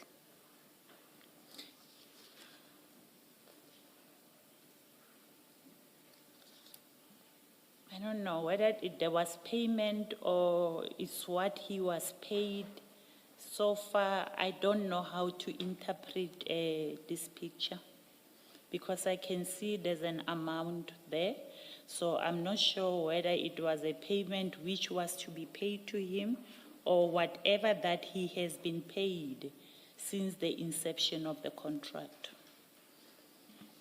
And when you get this picture and you don't understand what it means, did you ask Mr. Matlala what is he trying to convey to you? The way he likes sharing information, sometimes you don't even ask, why are you sending me this document? What must I do with this document? I just open it and leave it there. So it's in essence, again, Mr. Matlala would send you random information from the contract, the Medicare contract, which part of it is serviced by your environment, and you wouldn't understand what it's for, you wouldn't ask, and you just leave it at that. You will see a lot of times when you send me documents or pictures, I'm not even commenting on them. But equally, there would be calls in between or following those messages. For example, if you look at that document, before that at 9:10, there was a call between you and Mr. Matlala. Thereafter at 9:14, he sends the picture. 19. Sorry, my 1910 apologies. and 1940. My apologies. 1910 and 1914. I believe it has to do with the same video or concern that he had, that he's not receiving the certificate of fitness from a specific service provider. And sometimes we will discuss our own personal issues. All right, thank you, Brigadier. If you look at the next message that comes in, it's on the 30th of January 2025 at 11:10. That's at the bottom of page 16, but if you turn the page over, you'll see the contents of it. And there, it's an email correspondence with the subject line, SAPS Recruitment Project 5500, Outstanding Medical Certificates of Fitness. Have you had regard to those screenshots? They continue on, my apologies, at page 18, and it ends at page 19. This is the same information that will be relating to the picture and the video that was played. This one will be in connection with the outstanding certificate of fitness, which were not submitted by his company. So this was a non-performance complaint of sorts from SAPS. That's correct. And here again is your evidence that you've got this, it wasn't related to you, and it was just an update or random sharing of information. That's correct. Why would Mr. Matlala send you this if it has nothing to do with your work environment, and it obviously has nothing to do with your relationship? It doesn't say anything about your relationship. Why does he send you this? Because he related to me that he was struggling with one of the service providers that did not want to give him the certificate of fitness. Yes. Well, why does he tell you that? What are you supposed to do when he tells you that he's struggling with getting certificates of fitness? Nothing, just sharing of information, maybe also wanting to talk to someone. Is he not perhaps sending this to you so that you can speak to your colleagues internally to assist him get payment so that he can pay the service providers? I mean, it's strange that he would send you things that have nothing to do with you and that he doesn't expect you to do anything about. This has nothing to do with the payment of Mr. Matlala. Yes. It's the outstanding certificate of fitness, which he must submit to recruitment. Yes. Which he must submit to recruitment. Now he's just showing me that he's struggling with the service provider that he has contracted, because the service provider wanted money before he can give him the certificate of fitness. As shown on the video, they were negotiating with the service provider. Yes, now I understand the video and how you've explained the video. What I don't understand is SAPS writes to him effectively complaining about performance on the contract, and he shares it with you, and there is no explanation why it's being shared with you. That's why I'm proposing to you that perhaps he sent this because you have had a discussion with him and he's showing you what's happening in your organization, and he's sending this to you so that you can assist him internally with your people. There's no way that I will assist Mr. Matlala on a stream that I'm not involved in. Unless it was for medical surveillance in my environment, maybe then I will try to assist. But Or- if it's for a different stream, there's no Yes. way that I will be able to assist him. Well, you could assist him by speaking to your colleague in that stream to help him out. You could. There's always that possibility that you could speak to someone in that other stream to try and to understand what's going on, and then to see if you can assist him by using your relationship with someone. You understand what I'm saying, what I'm putting to you? I do understand, but the only way that he could be assisted was to pay the service provider, then the service provider must give him certificate of fitness so Yes. that he can submit it to the recruitment. From my side, there was nothing. Even when I talk, even if I can talk to my colleague, because it was for members that were supposed to go for basic training. Now he must give certificate of fitness to show that those members, those students, they have already been tested. So there was no way that I could assist Mr. Matlala. Well, you see, he's sharing with you his money troubles. Even that video, it's about a service provider saying we haven't been paid. We do know, maybe let me not say we do know, let me suggest to you that you do have access to people in finance. No. It's not your stream, but you do have access because they're your colleagues.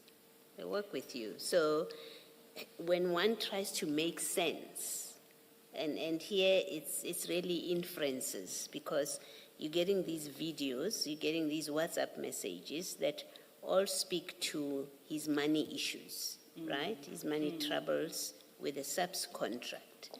There is no plausible explanation why he would send these things about his financial troubles. There's no plausible explanation that you are offering or from the WhatsApp messages. And so we have to draw inferences. What could he possibly have been intending? And it's not the same as saying you did speak to your finance people. I'm not in any way at that stage, at that point of suggesting it. I'm saying perhaps he sent this because he's hoping and expecting that you would speak to somebody to facilitate payments to him so that he can pay his service providers.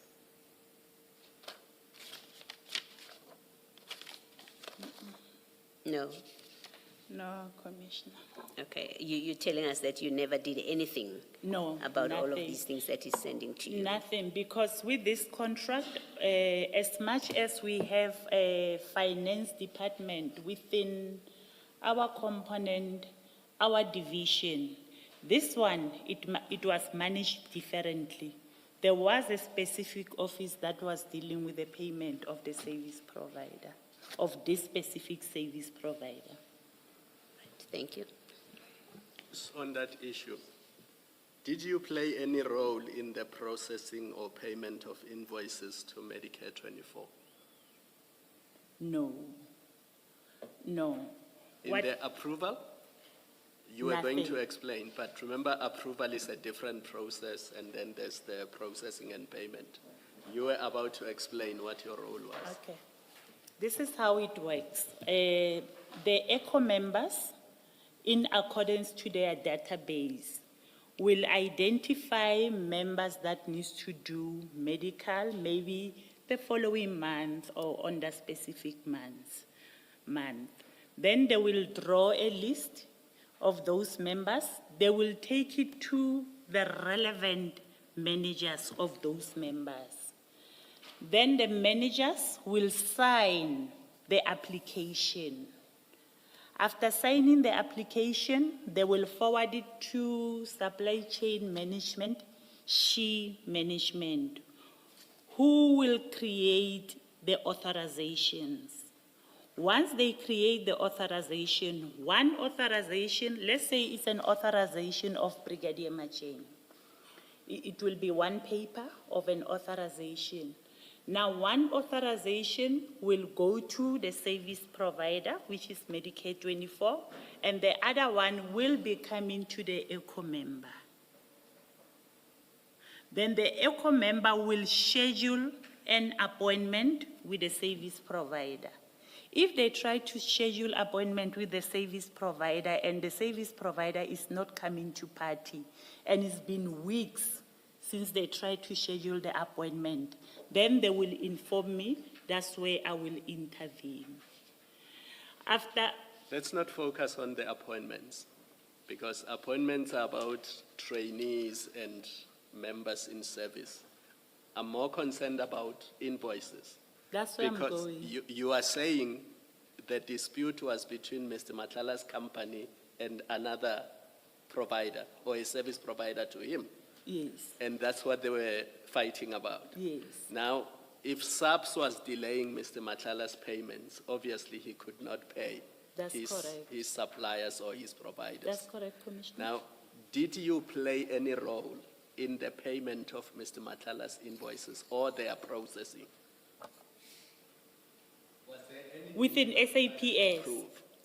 within the organization. Yes. So say Medicare24 submitted invoices to SAPS.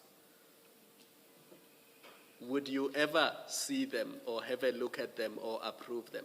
They're not even coming to me, those invoices. That's where I was explaining to say, once the authorization has been issued, an appointment has been honored, members conducted their medical surveillance, then you will have something that will be called a certificate of fitness for that specific member. Now, Medicare will take the certificate of fitness together with the authorization and submit it to SHE management in supply chain management, who will certify the payment. If they delayed the payments, would you intervene? No, I will not. Because I don't know what certificate of fitness did he submit, because it's not one invoice. I think the payment are based on the certificate of fitness that will have been submitted.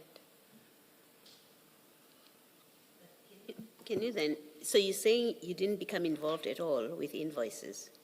That's true, Commissioner.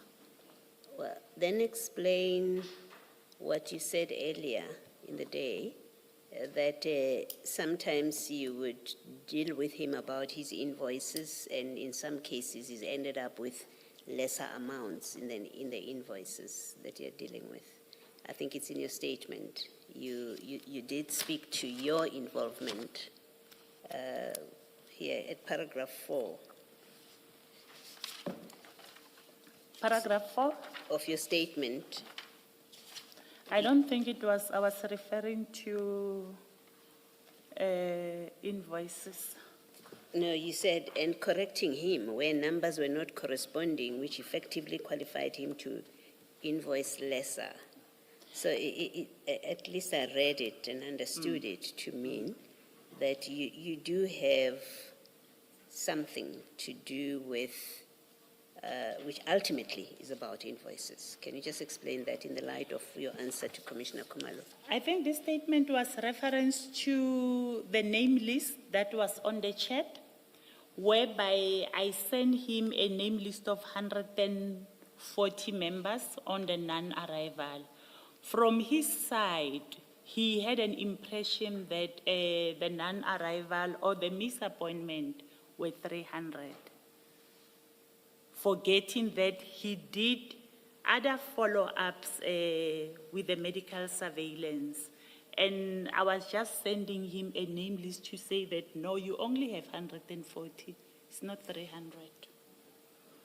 So my further statement, it was just to say, whatever information that I was sending him, it did not benefit him as a service provider. It did not benefit him as a service provider, but it disadvantaged him for claiming for more. Okay. Thank you. Then, Brigadier, if we just keep to those chats on the 30th maybe this will shed more light. After the screenshot with the non-performance email, there's 2 calls that then take place at 11:12 and 11:17.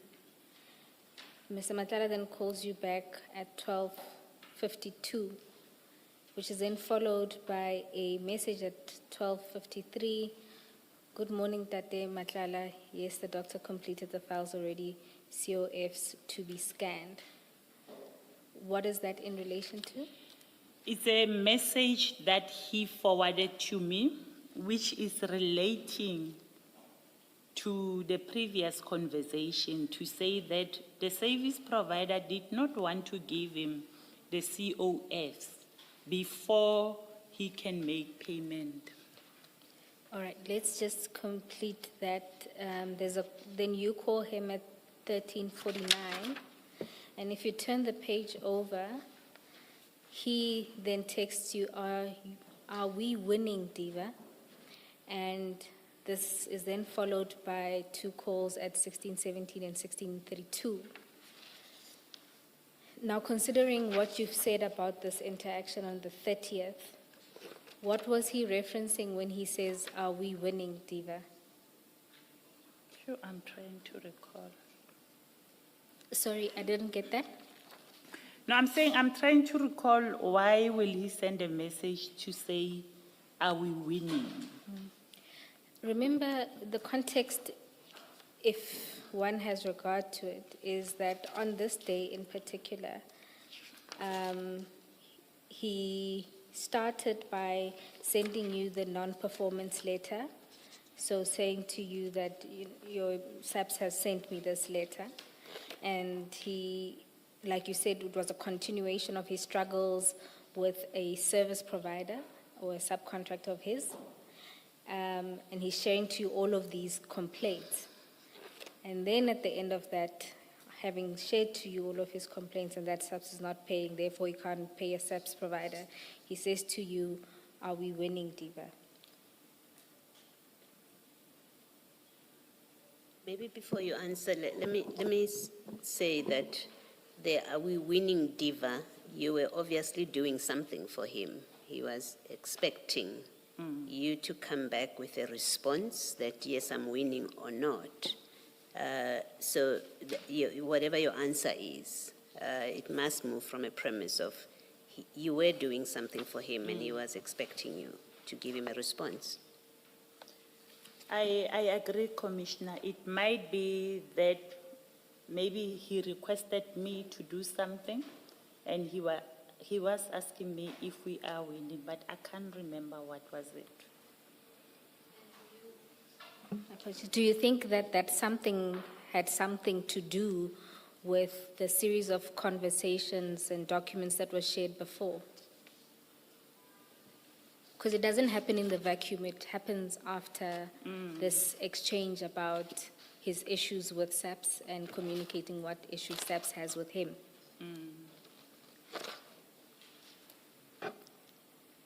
And maybe to tie it all together and refer to the exchange that you had with Commissioner Baloyi about him sending you all of this. Wasn't there an expectation that you'd do something, and could the something be talk to your colleagues?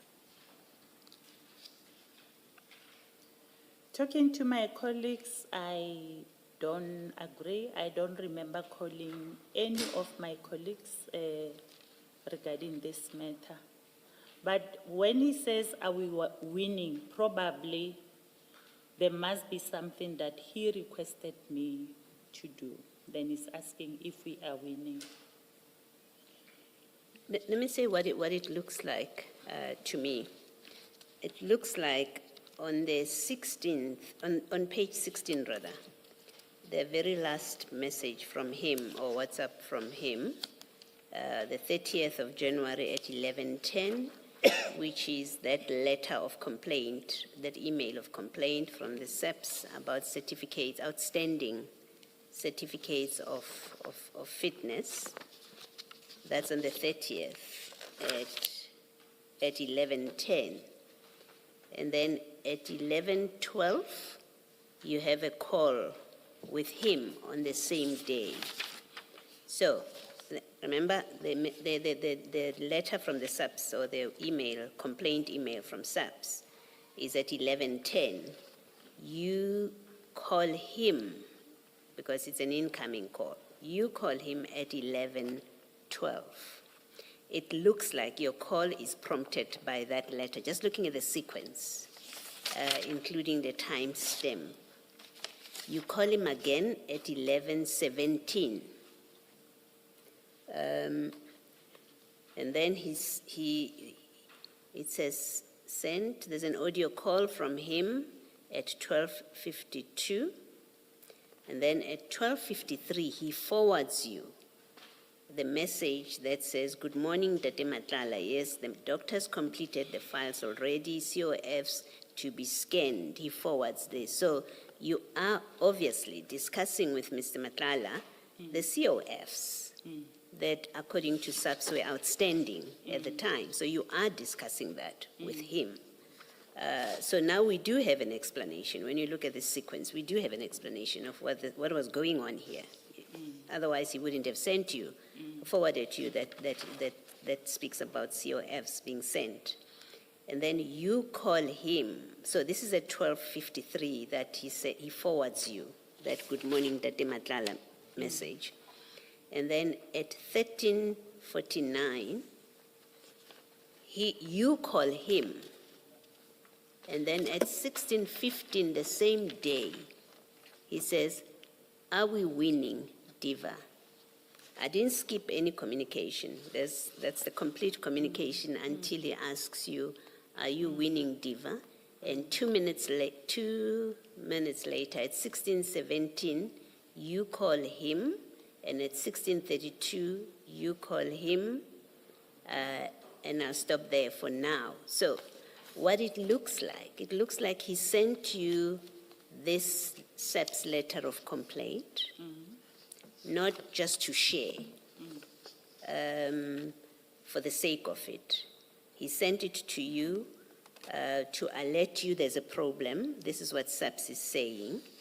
And then he forwards you that message that tells you, you have that communication with him, and I'm suggesting to you that in the telephone conversation, you must have been discussing this letter, because the next thing that happens is he forwards you the message from somebody, and then Diva, right? He asks you that question. So what it looks like, or what it suggests, is that he sent you were doing something for him about this, right? You accept that? That's what it looks like. Okay. I agree, Commissioner. All right, thank you. And then, Brigadier, at the end of that day, there's a series of calls between yourself and Mr. Matlala. Now, if we go to the 31st of Jan 2025 at 10:26, Mr. Matlala sends you the following video.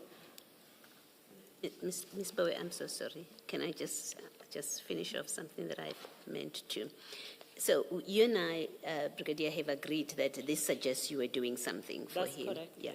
I just want to confirm finally that this is the same area where you said it's not your component. This is about recruitment, I think you said. That's correct, Commissioner. Okay, thank you. Thank you, Ms. Bowie. Thank you, Commissioner Baloyi.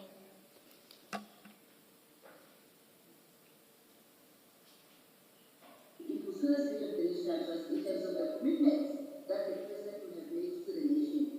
So now I will say to the President, we are not achieving our target of 10,000 because of the electricity management. No, we can't do it like that. You made a commitment in my presence that by the 20th of December, you give us everything that we want. We are now end of January. We have to say everything that we want. And there's that possibility that we might not even reach our target, not because of ourselves, but because of you, the electricity manager. So I hope you are going to give us a better feedback when you come to the podium under 1.2, on the 2.2 item. And I don't want to hear anything, Mr. James. I don't know you. I don't want to hear anything. The only thing that I want you to say, your certificates are delivered, have been delivered today. That is the only thing that I want on the table now. Nothing else. No more stories. I want those certificates by today. Otherwise, I have to escalate it. Because now to me, that is beyond me. I can't do anything about it. Next week,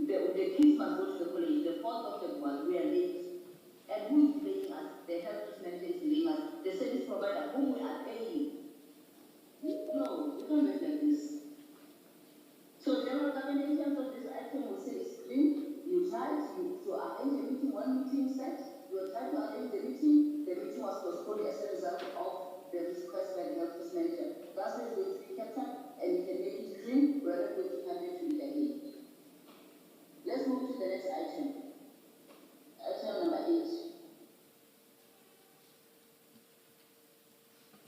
8. Brigadier, do you have, you've had regard to this video, and do you know what it was about? It's, it's in relation with what we discussed previously regarding the email and the other screenshot, whereby the COFs were outstanding, and I think they were in a meeting with, I think it's General Mkhwanazi that is speaking there. So he forwarded me this video. So it's a follow-up of all those documents and videos that he sent me to say I'm in trouble now. And then he then sent a message saying they even imposed that penalty fee. Yes, on his payment. He indicated that according to the service level agreement, if he's not delivering on time, then they will impose a penalty fee. Because he was not delivering these COFs, he's just indicating to me they even imposed that penalty fee. And then what did Mr. Matlala expect of you in this context? Nothing.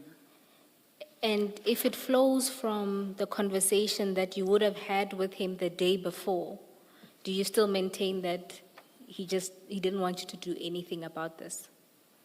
Like I have indicated to the commissioner, there must be something that he asked me to do if we follow the context of the messages, but I can't remember what was it. Brigadier, it must be that he said to you, please buy me time with General Mkhwanazi, because I'm already late with the certificates.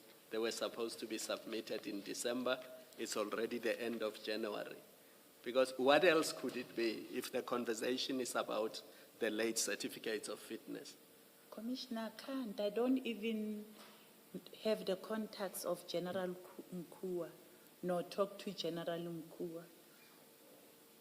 I don't think so. I think it has to do with a certificate of fitness that he did not receive that was delaying the recruitment in the organization. And the service provider was withholding those certificates of fitness. So I can't remember, or maybe he wanted me to talk to the service provider to give him the COFs. So your evidence is that he wouldn't, it's much more plausible that he'd ask you to speak to a service provider than asking you to engage your own colleagues. This one is complicated. It is complicated. But he wanted me to do something. It's either I spoke to the service provider that was holding up the COFs. Because it was also affecting our COFs. There was a medical surveillance which were done in our environment, and we also have not yet received those COFs. So it might be that he wanted me to talk to the service provider regarding the COFs. No, Brigadier, I think something like that, you would remember it, because this issue about the COFs was a big issue for you, for the, Yes, for the that's organization. correct, It was a big issue, would have been a big issue. And this is in January 25, so just a few months before the cancellation of the contract. So I would expect that you would have a clearer memory of issues surrounding this, Mr. You know, because you are not distant from this. He's sharing with you. He's talking, the two of you are talking about this problem. And so I would expect that you would have a clearer recollection that, yes, I ended up speaking to a service provider. And so that, and this is what the kind of conversation we had, or I ended up speaking to a colleague in that component, whichever one it was. I'm not sure I understand why you don't have a clear recollection on something so specific. This is not just asking you what was the telephone call about, that sometimes you may be excused for not remembering it. But there was a big deal about this. It's, as you say, it was affecting you, even your work environment. And if you did do anything about it, I expect that you remember that. It's difficult to understand you don't remember. That is why, Commissioner, I'm saying I do agree. He expected me to do something. But what comes into my mind is talking to the service provider regarding the COFs. That's what comes into my mind. And as I'm reading, I can see, I'm asking him, did she give you the file? And he's saying she didn't. Now, further follow-up, did you pay her? So maybe it's regarding the COFs, which were held up by the service provider. Not maybe, it is.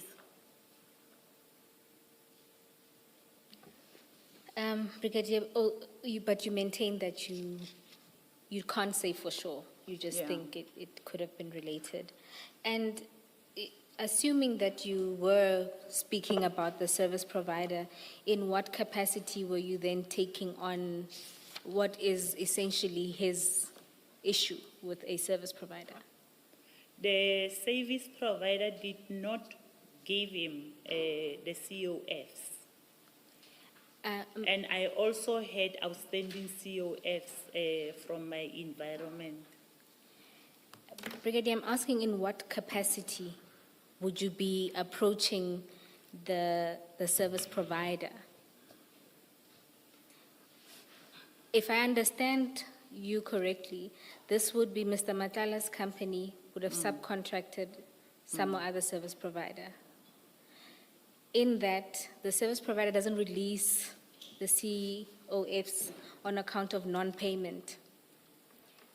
You say you think the most plausible thing, or what you have in your mind, would have been to approach the service provider. In what capacity would you be approaching the service provider?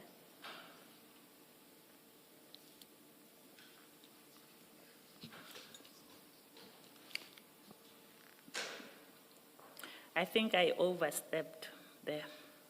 I was not supposed to approach the service provider. And whose interests would you be advancing if you approach the service provider? Both. Both? Because I also have outstanding COFs. So when you say both, what do you mean? Both Mr. Matlala and the SAPS? organization. Yes, not you as an individual. No. Or maybe 3, not 2. No, not me. You really can't quite divorce your interests from his. You are his partner. And let's face it, when you speak to a service provider in this case, it's really to assist Mr. Matlala, right? You didn't do it to assist SAPS. You did it to assist Mr. Matlala because he's stuck, penalties are being applied. So when you approach a service provider, it's to make it possible for him to get those certificates in the training, because you said that's for recruitment, right? So you were making it possible for him to get those certificates of fitness so that he complies with the terms of the contract. Because General Nkua has now said, I will escalate it. That's it. So you are helping him. There's no question about it. But you must also accept that assisting him benefits you as well personally, because you are his partner. He gives you money. He assists you. And I'm not criticizing that he gives you money. It's not my emphasis now. My emphasis is a financial resolution of Mr. Matlala's conundrum now, the fix that is in with this contract, if that is resolved, the certificates and therefore the finances, the payments to him, also benefits you. You might look at it in that way, Commissioner, but it's also benefiting the organization because delays in submitting the COF's members will not go to training on the allocated time or the planned time, as well as from my environment. If I do not receive the COF, some members are refusing to go to the lab and work. Yeah, but that was not the concern here. You have said the COFs, these ones that this stuff that is sending you, those COFs have to do with recruitment. You said it's not your, I think you said component, I don't know what it's called, but you said it's not your area. Yes. So it's somebody else's area. Yeah. If SAPS benefits, it's incidental. It's not what you were trying to do. You were not solving a problem for SAPS because that area of recruitment, they have the ability to solve this. Contract management, as you say, contract management, that's their function to solve this kind of stuff when it happens. Your direct involvement here, when you speak to, if that's what you did, you spoke to a service provider, which you say you realized it was overstepping. It was to benefit him, to solve a problem for him, so that SAPS stops giving him a problem.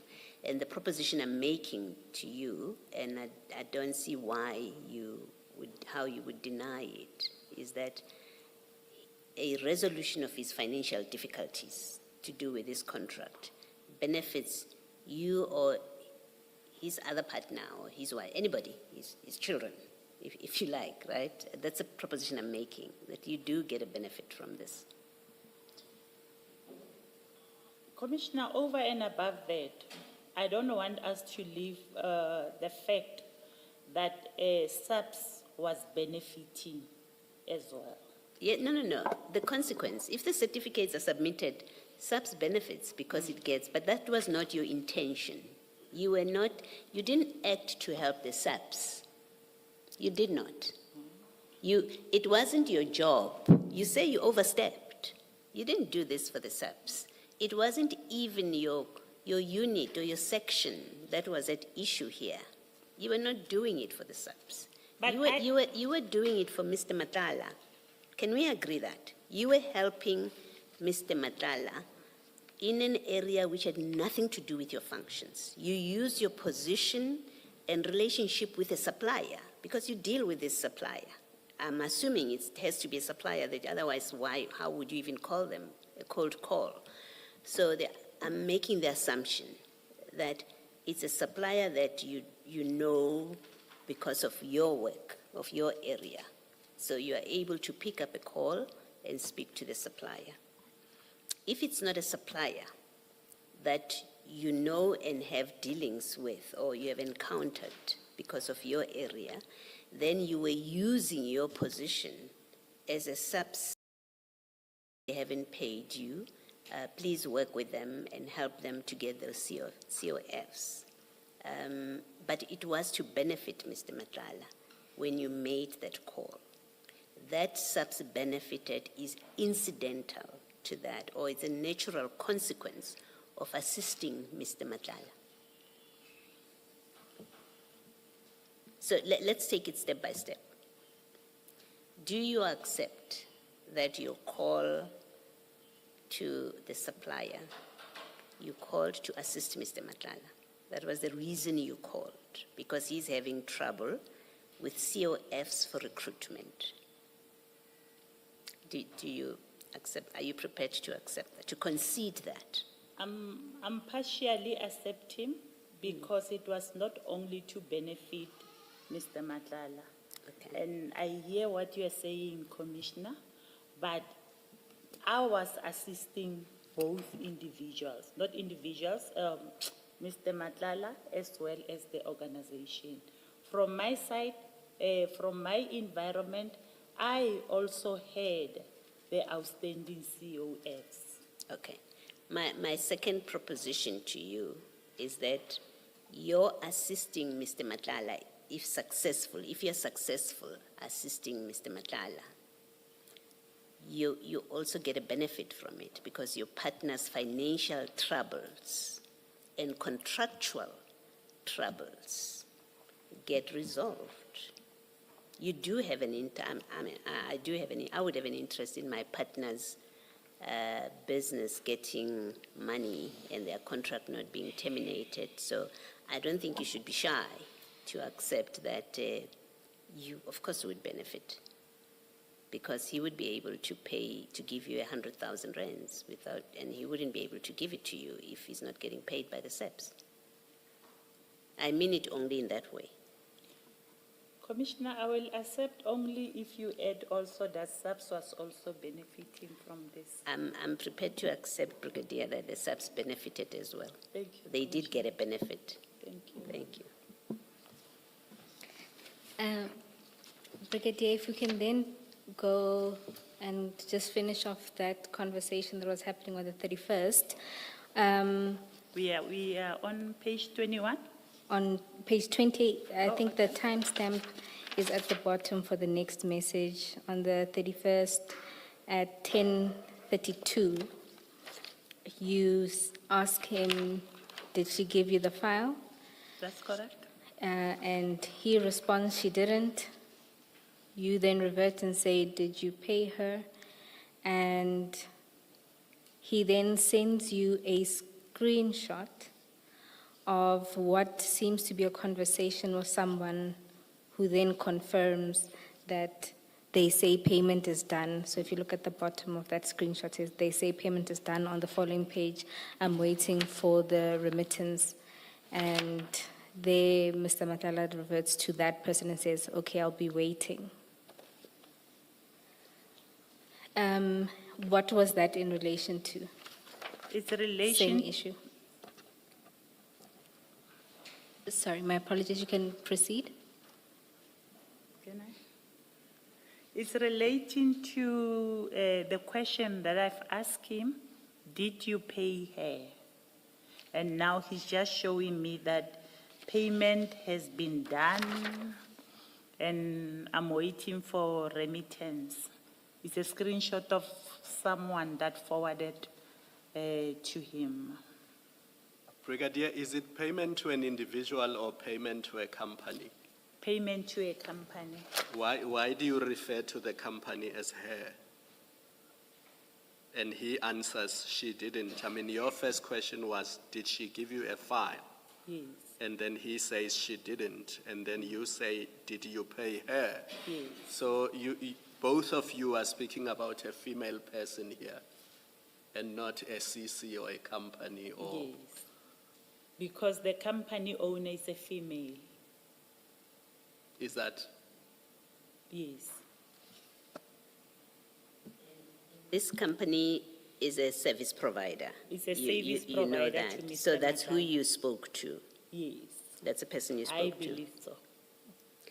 No, it looks like that when he asked, are you winning Diva, he was asking, are you succeeding with the service provider? And you succeeded with the service provider, and you expected that she would give Mr. Matlala a The file. files, yes. And you asked, did you pay her? Pay her what? What had you been discussing with Mr. Matlala about payment? The payment that he's owing to the service provider, seeing that the service provider doesn't want to give him files. So this file would have what? If it's a service provider file, what would be in the file? It will be the certificate of fitness, feedback from medical surveillance, and it will depend on the test that has been conducted for medical surveillance. It will be your height, your weight, your BP, your respiratory, your lung function, it will be your lung function, maybe your urine test, Yes. and your blood test. Okay. And if they have detected anything on your urine test, or your physical examination, or your blood test, then they will indicate on the COF. So how should we read, if you go back to page 19, where he forwards you someone who has said to him, COFs to be scanned, that's on the 30th. And then on the 31st, you are asking about, did she give you a file and did you pay her? It seems to be out of sequence because already on the 30th, someone is saying the COFs are going to be scanned. How should we read and understand this? I think this is a message that Mr. Matlala forwarded that he received from the previous, from the other service provider. Because the other service provider is saying, good morning, Tate Matlala. Yes, the doctors completed the file already. The COFs to be scanned. So we can accept that when someone says to him, the COFs to be scanned, it must mean he's already paid, right? Otherwise, he won't be getting the COFs, because that's what this fight is about. Sometimes, what I've noted after this whole thing, they will give the COFs, then after giving the COFs, he will pay them later. Okay. Based on the COF that they have gave to him, and also the quality check that will have been done on the COF. Okay. So in this instance, I think he promised him that the COF will be scanned. Then he realized that Mr. Matlala is owing him money, and he never gave him the COFs. Hence, that video whereby they were negotiating the money. So are you saying that the message about COFs to be scanned and the message at 21 where you ask, did she give you the file? She didn't. Did you pay her? Are you now saying they are they relate to the same service provider? That's or correct, it's different Commissioner. service providers? That's the same service provider. Okay. Thank you.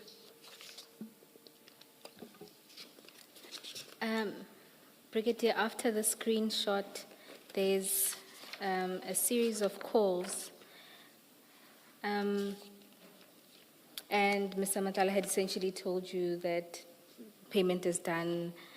And did this constitute that everything was now sorted as it related to this service provider? No. No, I think this is a screenshot. Yes. I don't think Mr. Matlala will call the service provider, Salam brother, can you please check with your guys how far is the payment? It should be someone who's having access to the PERSAP system. Now he's sending me this screenshot to say to show that payment has been done. He has not yet received the money in his bank because he says, I'm waiting for remittance. So once payment is in his account, then he will be able to pay the service provider. So,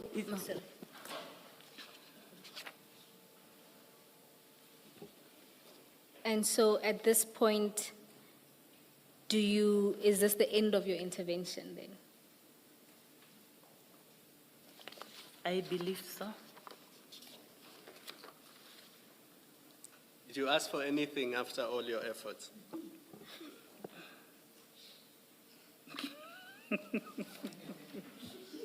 I hope I'm not going too No, far. I know where you're going. I hope I'm not going too far. You know where I'm going, but not too far. No, I did not. With this screenshot, what is he doing? Is he reporting to you that now he's being paid? Yeah, he's waiting for payment, and once he receives his payment, he will be able to pay the service provider. Yeah, all right. Thank you. That's how I understand. That's how you read it. In short, yes, Commissioner. All right, thank you. And so now the following day, this is now on the 1st of February at 10:12, you call Mr. Matlala, and at 11:41, you send him a picture of what looks like, I want to say a mechanic and a car, and attached to that picture you say, "Nkadimeng koloi batho," with a crying emoji. Yes. And maybe let's, Meaning what? oh, my apologies. Please borrow me a Meaning car. what, Brigadier? Please borrow me a car, and I'm crying that I don't have a car. Thank you. And then if we can just play the voice note that you send to Mr. Matlala.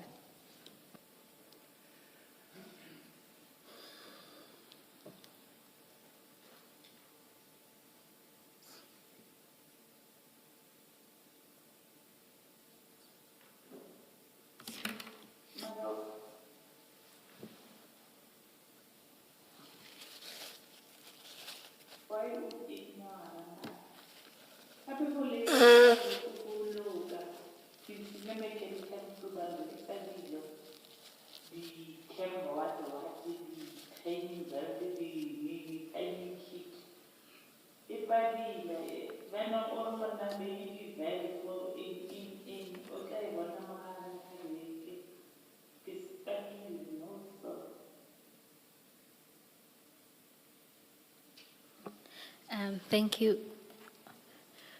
Brigadier, because there was some Setswana in there, I'll just ask you to translate what you said, or just recount what you said in that voice note. No, I'm just saying, why is he ignoring me? The car which they were fixing, they could not fix it. Because now they are telling me about, oh, I'm not a mechanic, I'm not good in car parts. They're telling me about valves, cam belts, and yeah. There was something about midweek, or did I miss here? Maharing abeg something. Yeah, I think it was during the week. I think he says he'll fix it.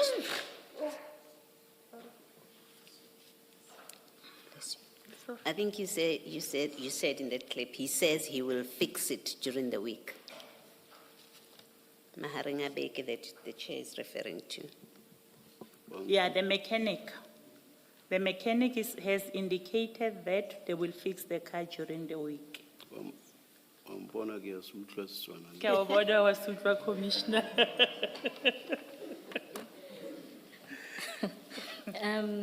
And then in response at 14:21, Mr. Matlala says, I don't have a car, rather I'll rent a car on Tuesday for you.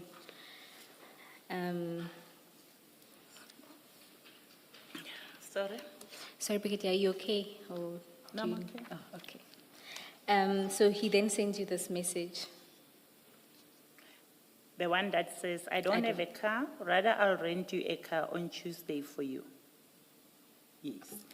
So, Brigadier, just to understand this interaction regarding the car, in what capacity do you then send this request? As Dali. As? Dali. Dali. Lavi. Lavi, oh my Yes. You listen to the chair, Mr. right?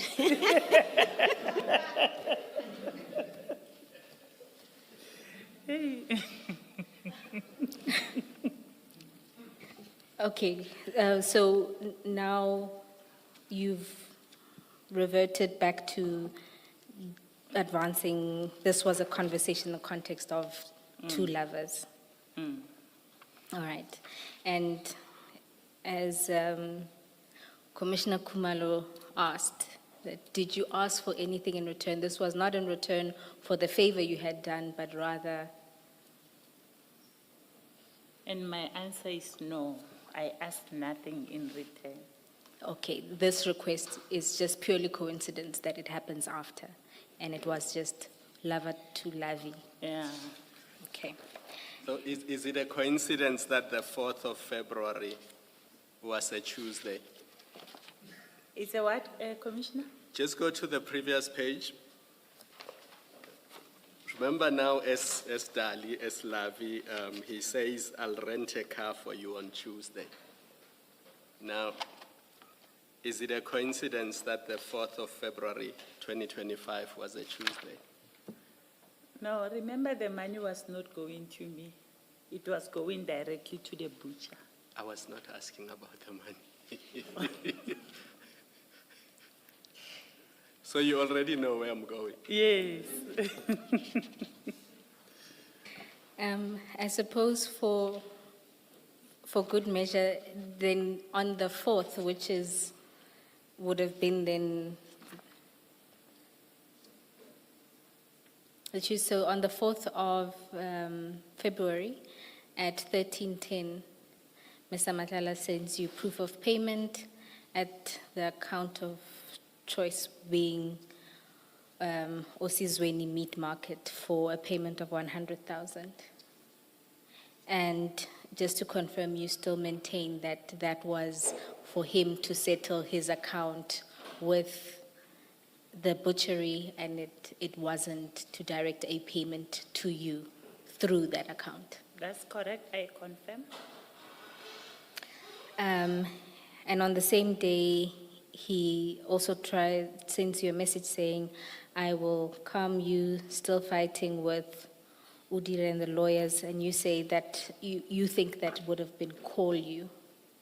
I will call you, still fighting with the lawyers. Yeah. And Udire and lawyers is the service provider that we've been discussing regarding the COFs. Okay, so he's updating you ostensibly on a conversation you've been having. All right. Then this is followed by a series of calls, one at 2027 and another at 2030. Then on the 12th. Ms. Boyd, just let's deal with the issue of the car first. Your car troubles at the end of January. Mr. Matlala promised you a car on Tuesday the 4th. What happened to your car troubles? We are now on the 12th, which is a week later. It was fixed. Before it was fixed? It Did he rent a car for you? It was fixed the following day. Oh. So he did not need to rent a car for you? No. Or to give you money to rent a car? No, Commissioner. I've been driving this Korokoro that you are seeing here.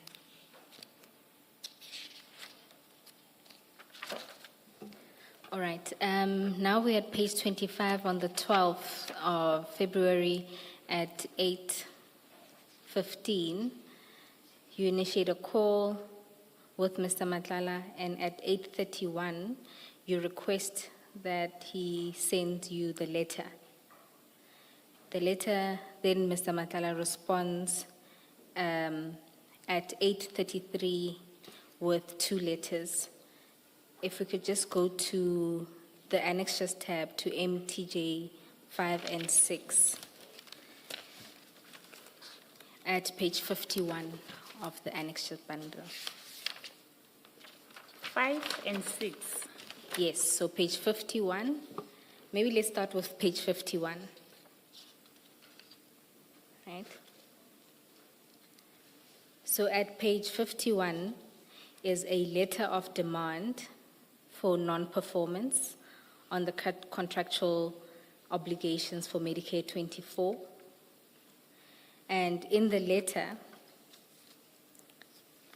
SAPS details a series of non-performance in most of the areas that Medicare is supposed to be servicing. Can you confirm that? And at MTJ6 is a response from Medicare, a response to the letter of demand. And in that response, generally, Medicare tries to explain its position in relation to all the areas that SAPS had pointed to non-performance. That's correct. Can you confirm that? I confirm. And ultimately, they promise to essentially do better. They say they will ensure that various work streams within 14 days that a bilateral meeting is held to ensure the backlogs are addressed and timelines given for the submission. That's on page 60. That's correct. All right. So if we can then go back to the chats. In response to the two letters, you then write to Mr. Matlala and say, on your response, you should also indicate the challenges experienced from SAPS, delays in payment, failure to have QTR meeting with SAPS to discuss challenges in order to improve service delivery as per SLA, members insisting on using their preferred doctors. Right? So you deal with this exchange at paragraph 23 of your statement.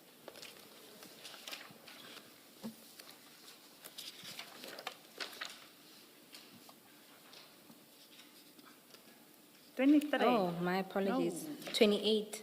Can't even read my own handwriting. 28.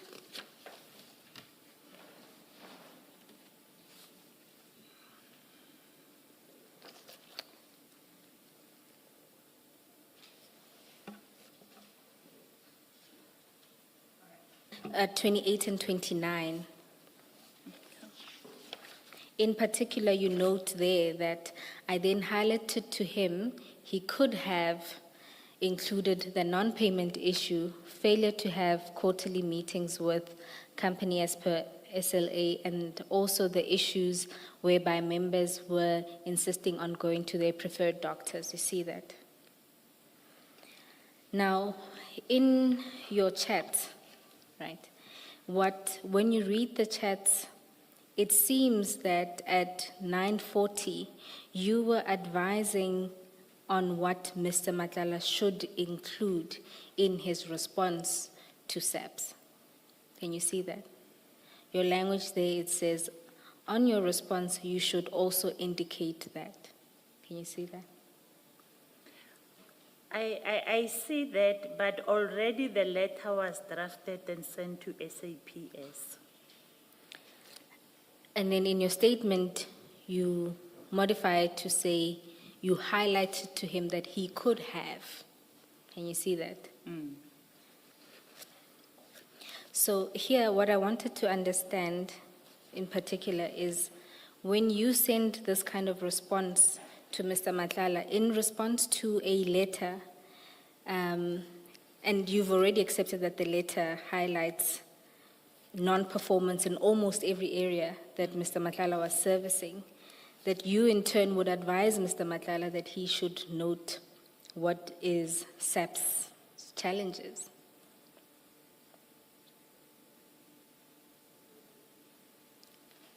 Do you have a comment to that? I mean, why would you advise him to do this, and whose interests were you advancing with this advice?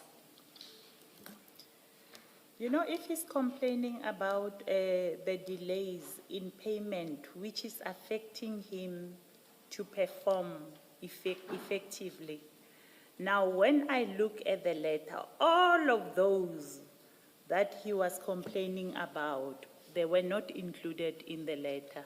Now, it makes me wonder if he was telling the truth that there was delay in payment from SAPS, or because if delay in payment was an issue, I believe that he could have included it on his letter, but he did not include it. But you know he didn't include it. And what you then do is advise him to include it. The Because letter was- the letter was sent. I mean, it doesn't Yeah, preclude him from yeah. sending another letter. Yeah. And if you consider it, they are responding to a letter of demand and not including these challenges. It is you who suggest that they included. They didn't see it necessary to do so. I agree. So my question again is, whose interests are you advancing here when you give this kind of advice? Of Mr. Matlala, Right, thank you. Against who? against my employer.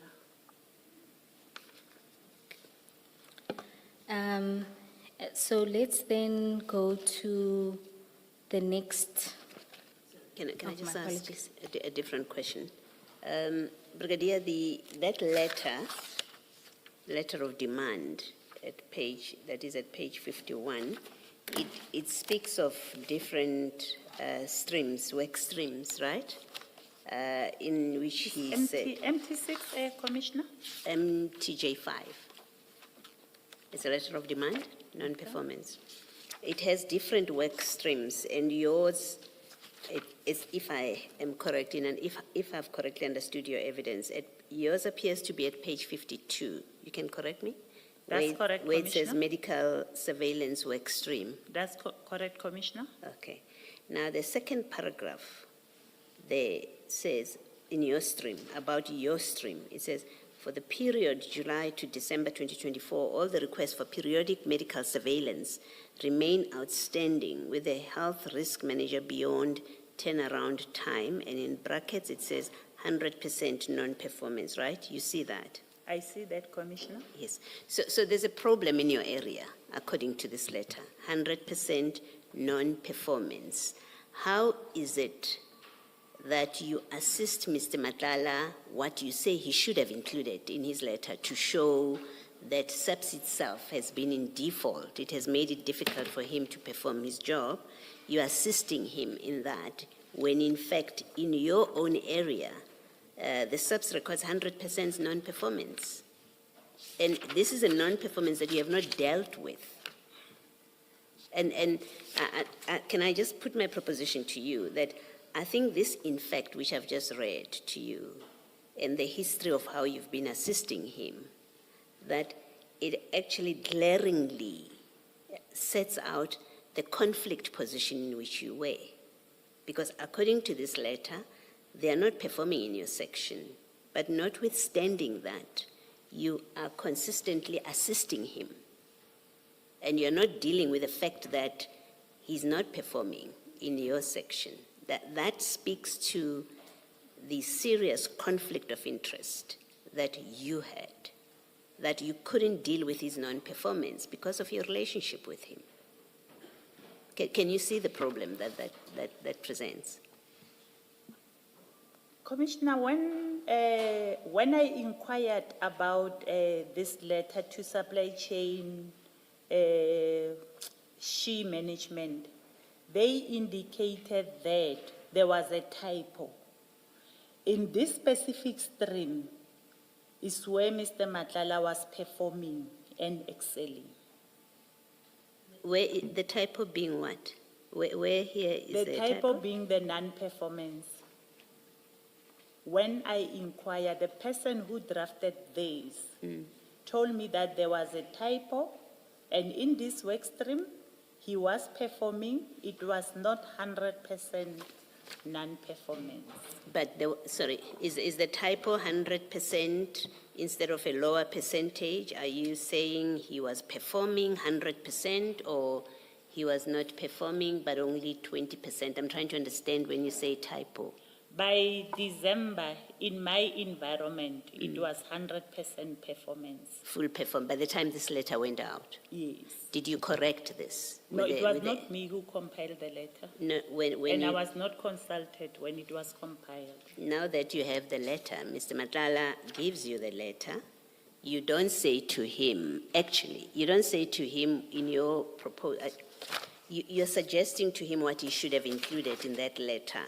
in that letter, right? In that WhatsApp message, you say you should have mentioned delays in payment, failure to have quarterly meetings, members insisting on using their preferred doctor. You don't say to him also that you should have included that you've been performing 100% in my area. That seems to me to be a big thing, more than failure to have quarterly meetings. It seems to me that if where you're sitting, a service provider that you are close to has in fact performed 100%, and he sends you a letter to which you are suggesting what you should have added, it's strange to me that you don't add that, but you should have added that you are performing 100% in my work stream where they say you are not performing. Maybe because on his letter, on his response letter, he is clearly indicating that he is performing in the stream. Can you show us that? It will be on page 58. Page? 58. Yes.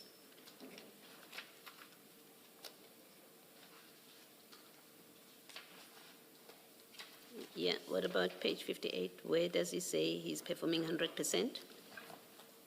He's under medical surveillance work stream, he's saying with regard to SHE management, our work stream has been working with various service providers and specialists through the country.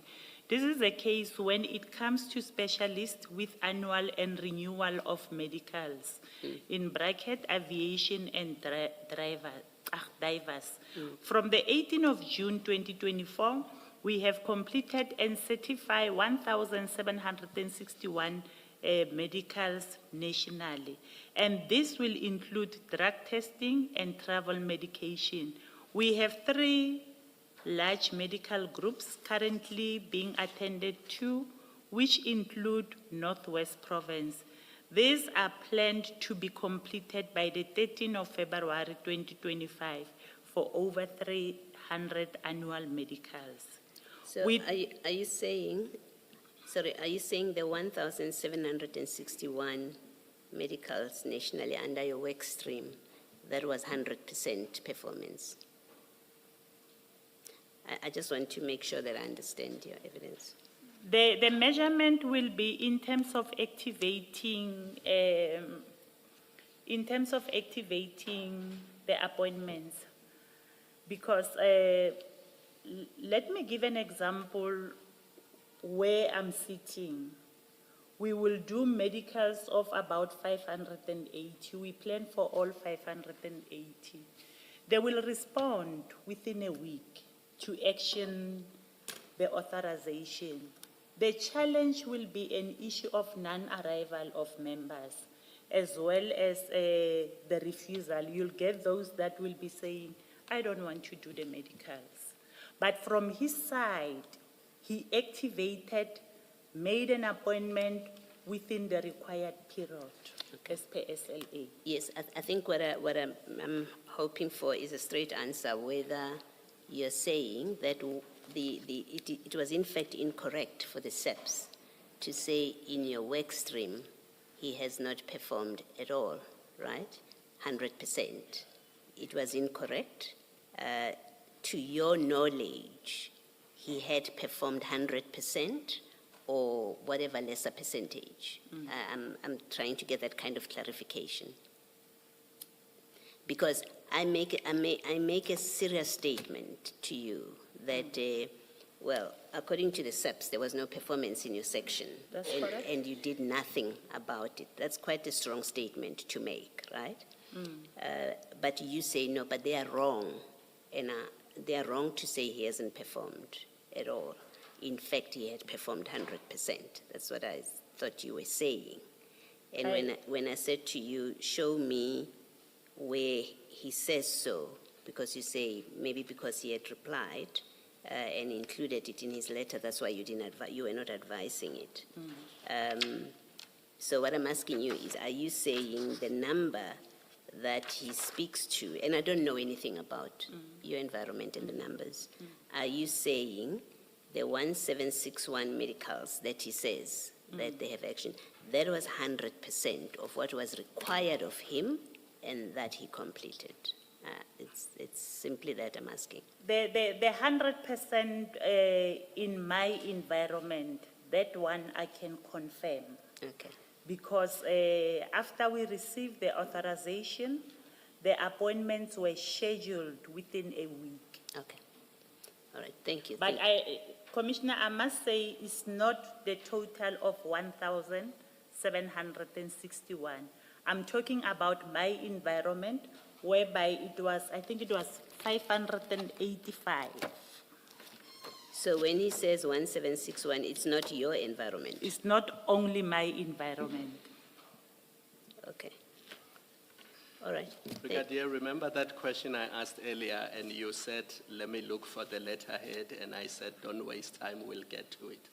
While you are on page 58, there is your answer.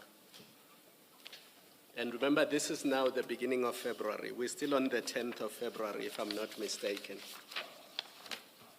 Yes. So it's clear. And because Mr. Matlala sent you this, you knew that he was no longer a director of this company. Maybe sometimes we don't pay attention into details. We just look into the content of the letter.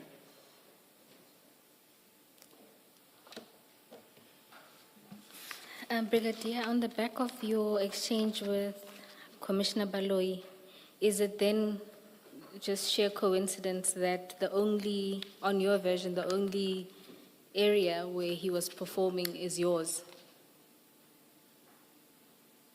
It's not only mine. If you look at the 1,661, it's not only in my environment. Although it might be medical surveillance, but there are different divisions and components that are conducting medical surveillance. But look at the letter that SAPS sent. So if you look at the first one, temporary incapacity leave work stream, you'll see the general or high levels of non-compliance, 89.88 or 100% of non-performance. Can you see that? I don't want to critique the letter that is coming from my organization. But looking at this picture, where it says 100% non-performance, it was not 100% non-performance. And also it was confirmed by the colonel who's working in supply chain management, who's managing this stream. And you don't think it's curious that as a first response, it would be that this is inaccurate and not a true reflection of our performance? Because for me, and according to my knowledge, he responded to it to say they have already completed and certified over 1,761 medicals nationally. If you look at that, again, it's contained in response to what is medical surveillance work stream. My simple point is, if you have regard to the letter, in every stream, there is general non-performance. And you are now saying that this was not the case of your stream. So I'm asking if it's coincident that the only stream where you say there's 100% performance is yours. It's not my stream alone. There's quite a number of brigadiers that are included in the medical surveillance work stream. My number will be 580 something, not the total 1,761. So it is also then possible that when they say there's non-performance in the stream, it may be as a result of other streams within medical surveillance work? It might be possible, but even if it might be in other streams, it cannot be 100% non-performance, seeing that the 580 something that we arranged for, he did perform, within the allocated time. My simple point, Brigadier, is that if you have regard to his letter versus what SAPS is saying in the letter of demand, what you're saying as the errors or perhaps a failure to properly capture the non-performance doesn't accord with the explanation that Medicare itself provides. If you are a contractor accused of gross non-compliance like this or non-performance, one would imagine that the very first thing you say is, this is not true, or, we are performing. Instead, much of it is, we agree, however, this is what we're going to do to try and make things better. We'll try to meet these requirements. We are engaging with service providers. You see, they give an explanation as opposed to deny that there's non-performance. Okay. I think Medicare will be in a better position to come and explain this response. Brigadier, the only reason why I'm asking you is because of your defense of Medicare in your responses to Commissioner Baloyi. But I'll take it no further than that. May we take a 5-minute adjournment, and may we ask to see the legal representatives outside, please? Now. Let's adjourn.